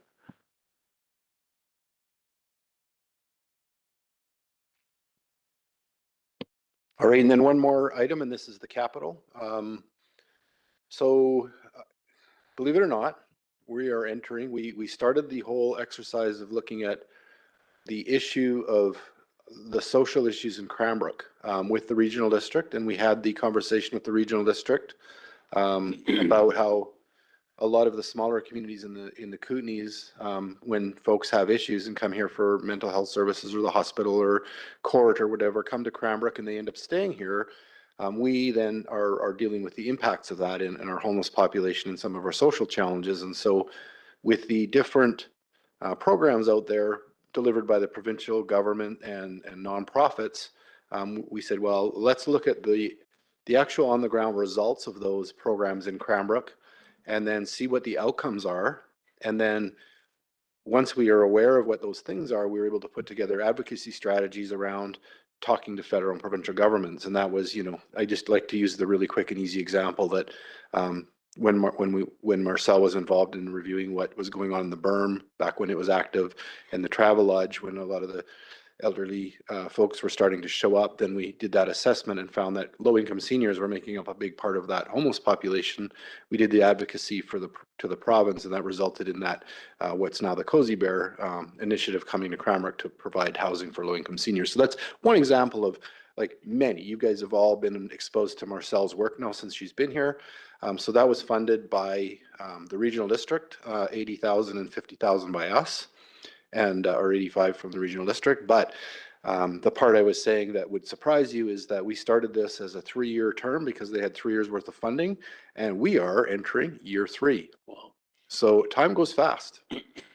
And so this year, I'm going to ask council for the support to move forward with this year, but I'm also going to be, when Marcel is doing her presentation to the regional district about what she's accomplished over the last 3 years, also adding in there potentially what she could continue to do when she talks about this project with the regional district, because they had a pot of money that was exhausted at the end of 3 years. So they're going to have to restart that conversation at the regional district. And then also look at what that position does for the city of Cranbrook and if we want to do that. So that's an exercise that's coming at the end of this year. I just want to give you the heads up that 3 years went by quite quickly. And here we are. So that's the item here. It's the $50,000 city contribution to continue that position for this year. Mark, if I could just comment on that real quick, at the chamber luncheon today, I sat at a table with the manager of the food bank and I'm not sure what his title is, but the major of the Salvation Army. And both of them, as soon as I sat down, said, we got to compliment you on the city on something. Hiring Marcel, man, what a stroke of genius. They said, the difference she's made in the community, the average person doesn't see it, but they work with all these users, the nonprofits, the support agencies and everything else. They said they would not be where they are today, with the level of services out there. And the coordination she's done is absolutely incredible. So they couldn't say enough about it. So I will be, talking to Marcel about that, mentioning to her. But boy, that come right out of the blue. And you know what? They were so sincere when they said it. So, when people from those agencies are speaking about it and they see it, obviously, you know what? There's huge value in this community. So we've certainly done something right. Yeah. Councillor Popov, Councillor Set. Yes, thank you. So Mark, the 50,000 reserves from the city, is that contingent upon us getting the 85 from the RDEK grant? Mayor Price, through Councillor Popoff, just so you're aware, we did sign a multi-year agreement with them and we renew it annually based on the report being received and of the activities. But we have signed the paperwork to carry on. So we do have. This is secured in perpetuity. No, it's only secured for one more year. So that's what I'm asking. You're asking, so this 50 is for the last of the 3 years? That's correct. Okay, very good. Thank you. Just a thought before we move it on. Our conversations with the regional district, on paying their share, I thought they went really well. And I truly think they're looking for ways. Maybe we could look at full recovery from the regional district for that position and more. Just a food for thought there. I mean, that might fit with what they can do because they're really limited, where they can pull funding from, but just maybe note that, Mark. Okay, so Mayor Price, just so I'm clear, this might be one of those things that they gave us the 85, and this might be something that they might additionally fund in order to reduce the tax levy for this year. The only thing is that this is a 50,000 out of reserve, so I'd have to defer to Charlotte if that would be, because we're not doing anything into the future, so it's a one-time cost. But it does reduce the cost to the city. So I am not concerned about deferring this one into the new year for having that conversation. No. And maybe we can, because we have the 85,000 from them, so that gets Marcel quite far into the season. And then you and I can address this topic with the RD. So this one could be on the defer list, absolutely. Yep, perfect. Councillor Bissett, Councillor Stetsky. So that is something that you and I have to be prepared to discuss at the regional district during budget times. It's amazing. Today we had things less than $10,000 we didn't talk about. At the regional district, they can argue for an hour over $6,000. So I'm just saying we have to be prepared to bring a case on continuing this, because there is pushback there all the time. Yeah. And some of them think because there's a couple people in their towns that they don't, that they're also bearing the burden and that. So we just need to make sure that we're prepared to discuss that with information, and your information from the social people is important, and we have to be prepared for that. Get letters of support for sure. Yeah. Councillor Stetsky.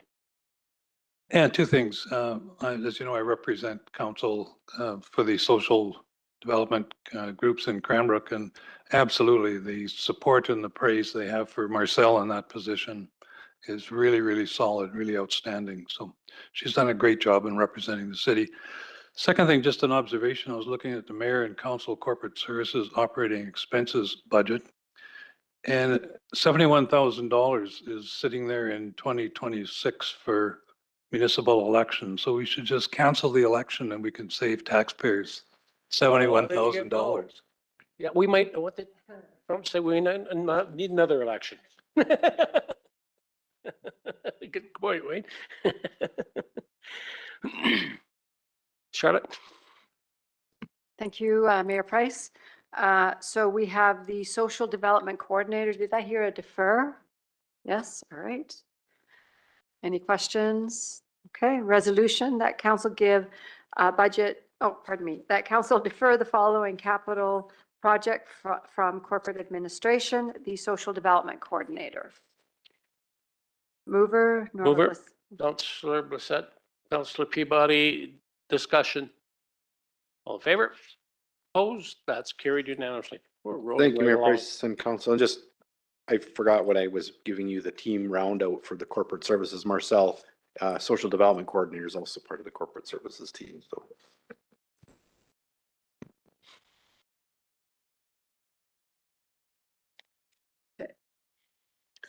So I'm waiting for a number.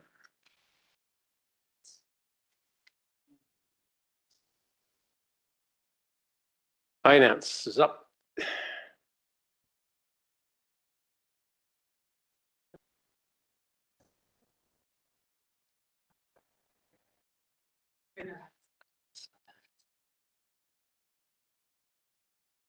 I can't wait to read any of this. Yeah. So there. Yeah. And I thought I did so well. One.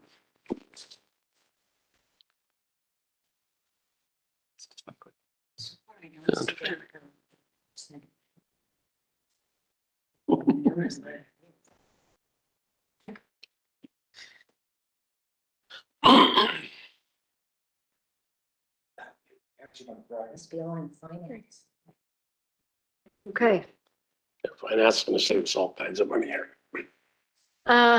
Okay, I think I have some work to do on my mission statement. I think it might be a little long, but shocking, it's mine. It's all relative. Words matter. With a focus on outstanding performance in areas of financial planning, management and reporting, accountability and customer service, the Finance Department supports council, individual departments and residents of the city by providing sound strategic financial planning, accurate and timely financial information, and always searching for ways to improve service to our customers. Wow, that's one sentence. I know, and I had lots of commas, and so it works, I think. I think some English teacher might cringe, but so the 2025 budget with 2024 budget comparatives. Under revenue in 25, we are budgeting $50,500, which represents a decline of $6,000. And in expenses, we are netting an increase from $1,676,131 to $1,758,858, netting the change of $82,727. So the significant changes in revenue, the reduction in revenue is related to tax certificates. So we have adjusted our 2025 budget down to align with actual 2024 results. The expenses, so interest on tax prepayments, that reduces our expenses by $160,000. That was a bylaw that was brought forward on Monday. Of course, the minute prime lending rate falls below 3%, we would have paid nothing. So, but certainly when prime goes up, it's become a fairly significant cost item. Wages and benefits, an increase of $164,000. And that is as a result of the anticipated 3%, or the contracted 3% inflationary adjustments, and the new pension and benefits position funding moved from corporate services and engineering. So this is a reallocation of existing funds. If council remembers, we had a discussion last year about having some significant risk around payroll, having one payroll clerk.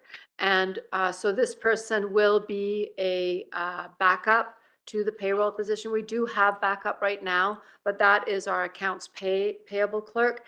And her position is already so busy that it is not sustainable should we end up being down with our primary payroll person. Of course, payroll is not the only thing this person is going to be doing. They're going to be doing the administrative side of the pension and benefit program. And we also see them very involved in the new UKG program, supporting staff, doing some onboarding training, that sort of thing, doing some auditing within the system. And then the other increase is the software contract, also a reallocation. As I mentioned earlier, previously 100% of it was funded under the HR cost center, and we've allocated the cost now between HR and finance. In terms of our work plan for 2025, the much anticipated completion of the transition of the union payroll to UKG. We are much further along on an EFT vendor payment initiative than we had anticipated because of the postal strike.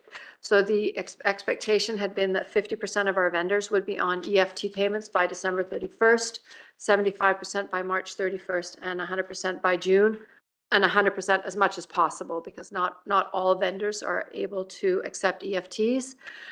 We are anticipating that there savings, of course, to result from that, postage, paper, staff time, those types of costs will be decline, pardon me, and also free up a desk that is currently overwhelmed, quite frankly. And then we have a number of policies that we want to get to in 2025. Much of this policy work has been sitting ready, waiting to be done for quite some time. So we're hoping that with the completion of the union payroll initiative, that we can move to some of these policies. Yeah. Councillor Ray. Councillor Stetsky. Just a quick question, comment in terms of risk. Given our current situation with kind of one key person doing payroll, if something were to happen and that person weren't available, as a short-term emergency measure, are there any professional payroll contracting services that the city would be able to use? I'm just wanting to make sure that we have a backup plan for this key risk. Councillor Ray through to Mayor, or pardon me, yeah, Councillor Ray through Mayor Price. It's extremely challenging to have that sort of backup.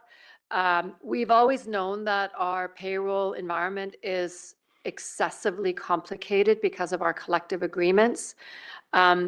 If the only thing we learn out of the UKG project is just how complicated it is, that would be, not a good thing, but that would be confirmation for us that our assumptions have been correct. It is extremely complex. We have been dealing with people who have been onboarding clients onto their payroll platform, regularly, and they are completely befuddled by our collective agreement, and it is so intricate. So the answer to that is no. There is no. Charlene can run it. Yeah, Charlene can run it. Yeah, Charlene's the backup.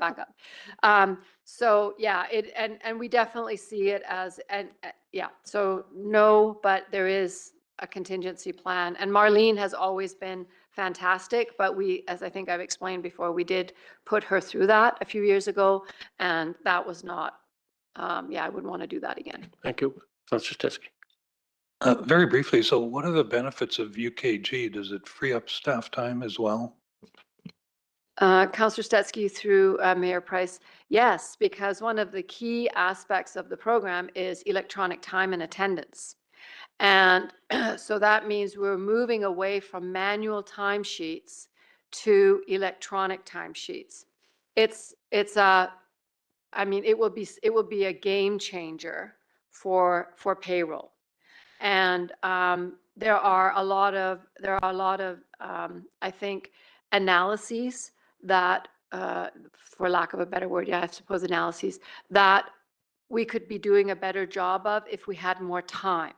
So the payroll clerk being freed up is, and with the addition of, so with the payroll clerk being freed up by the electronic time and attendance, and then being supported by this person, this new benefits person, again, those things combined are just going to be a game changer for that department. Charlene, I would say for the last year and a half for sure, probably has spent 50% of her time managing and overseeing payroll. And that is not her role. So never mind payroll analysis, all the other analysis that should be happening have had to take a back seat because there just isn't enough time. So yes, it will be a game changer for that department. So Charlotte, I'm ecstatic that they were finally, we're doing this. So if you get that approval tonight, have we got something to post here immediately getting the approval tonight and taking care of this, as we do with our engineering contracts and such? Are we ready to put that out? Mayor Price, so yes. Okay. Because we're reallocating existing funds. It's not new funding. So delicately, this is not a request. This is information we're providing you with. Yeah. Respectfully.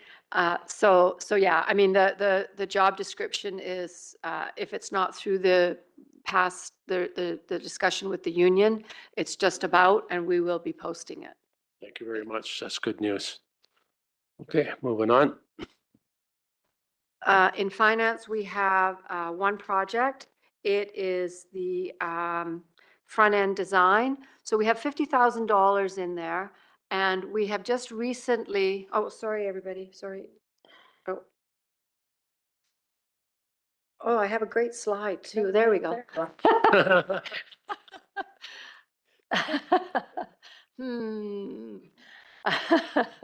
I'm the one up in the triangle. That was how it felt last night, at least. Really great news. The primary concern out there for security for the front end has been that little pony door. So lots of other issues we've talked about. I think we've talked about raising where the front end staff sit and all kinds of other things.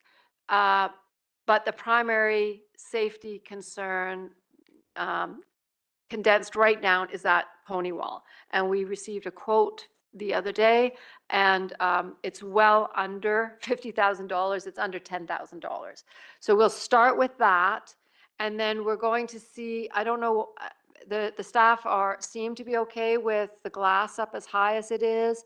We're just going to keep, it'll be an iterative process, I think, to find a solution that staff are comfortable with, that provides airflow, et cetera, et cetera. But that door is a big deal, will be a big deal. And yeah, so we're going to move on that right away as soon as we can. Okay, so yeah, so finance front end redesign. Any opposition to approving? No? All right, so the resolution will be that council give budget pre-approval for the following capital project from the finance department, finance front end redesign. Mover? Councillor Stutzky, Councillor Ray. Discussion. Councillor Graham. It's unfortunate that we're having to go this way with the way things are going in society of people coming in and accosting front end staff, you know, it's necessary, but it's unfortunate that we're having to get here. Agree. Yeah. We agree. But there was a time in the 70s when the piece of tape there that Les Nessman used to have in WKRP worked, doesn't work anymore. Yeah. All in favor? Opposed? Thank you. I just would like Carried. to, on what Councillor Graham has just said, I would just like to commend our front end staff. They are fantastic. Under often very, very difficult situations, they handle staff professionally and with grace and with compassion. And yeah, we're just very fortunate to have those folks out front. So. Yep.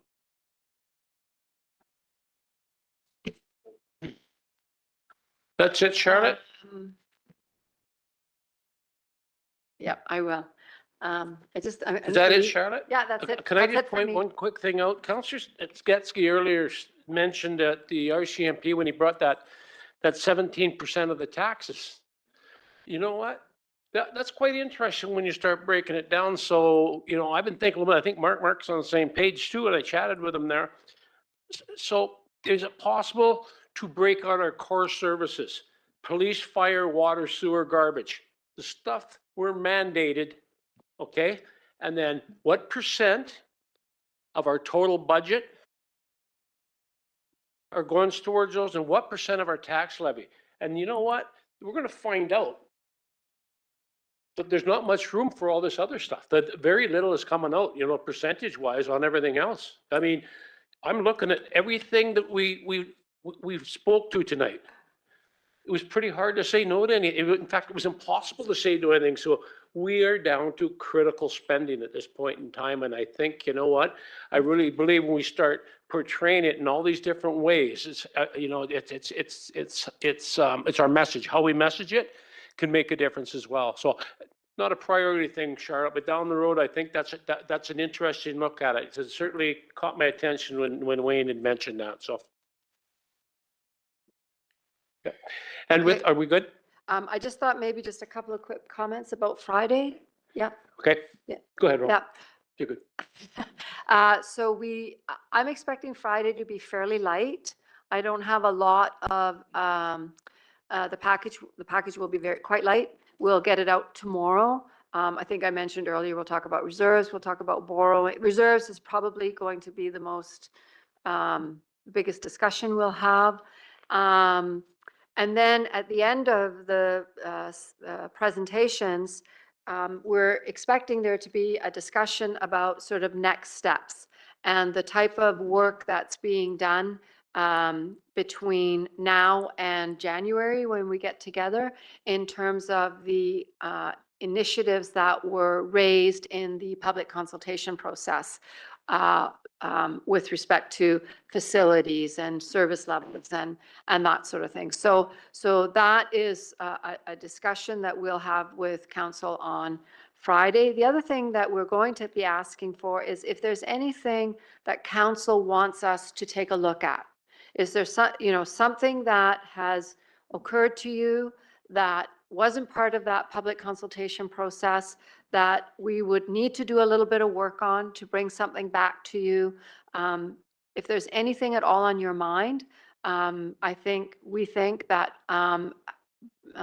putting that out there on Friday would be great. We'd appreciate it. And then that would give us some time to do some research until we meet again in January.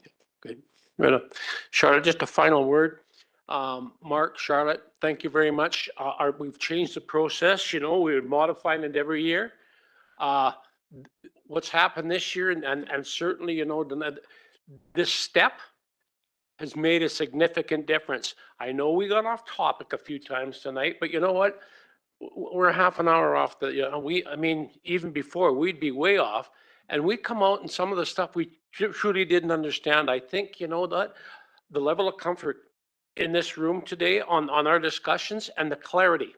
I think there's real clarity that I haven't seen, with councillors coming out of the room.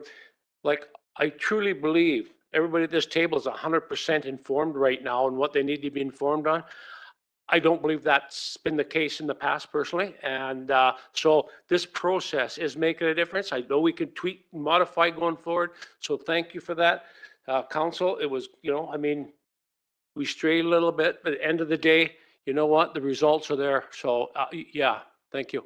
Thanks to council. The level of engagement was great. And I just want to say that not only have we tackled what was usually 2 days of operational budget discussions in kind of one day and then a light day Friday, we've also got most of the work done for the capital, which is usually another day or two in the new year. So that's almost done. We've got very few items for capital in the new year. So it's a lot of work done today. So thank you. Yeah.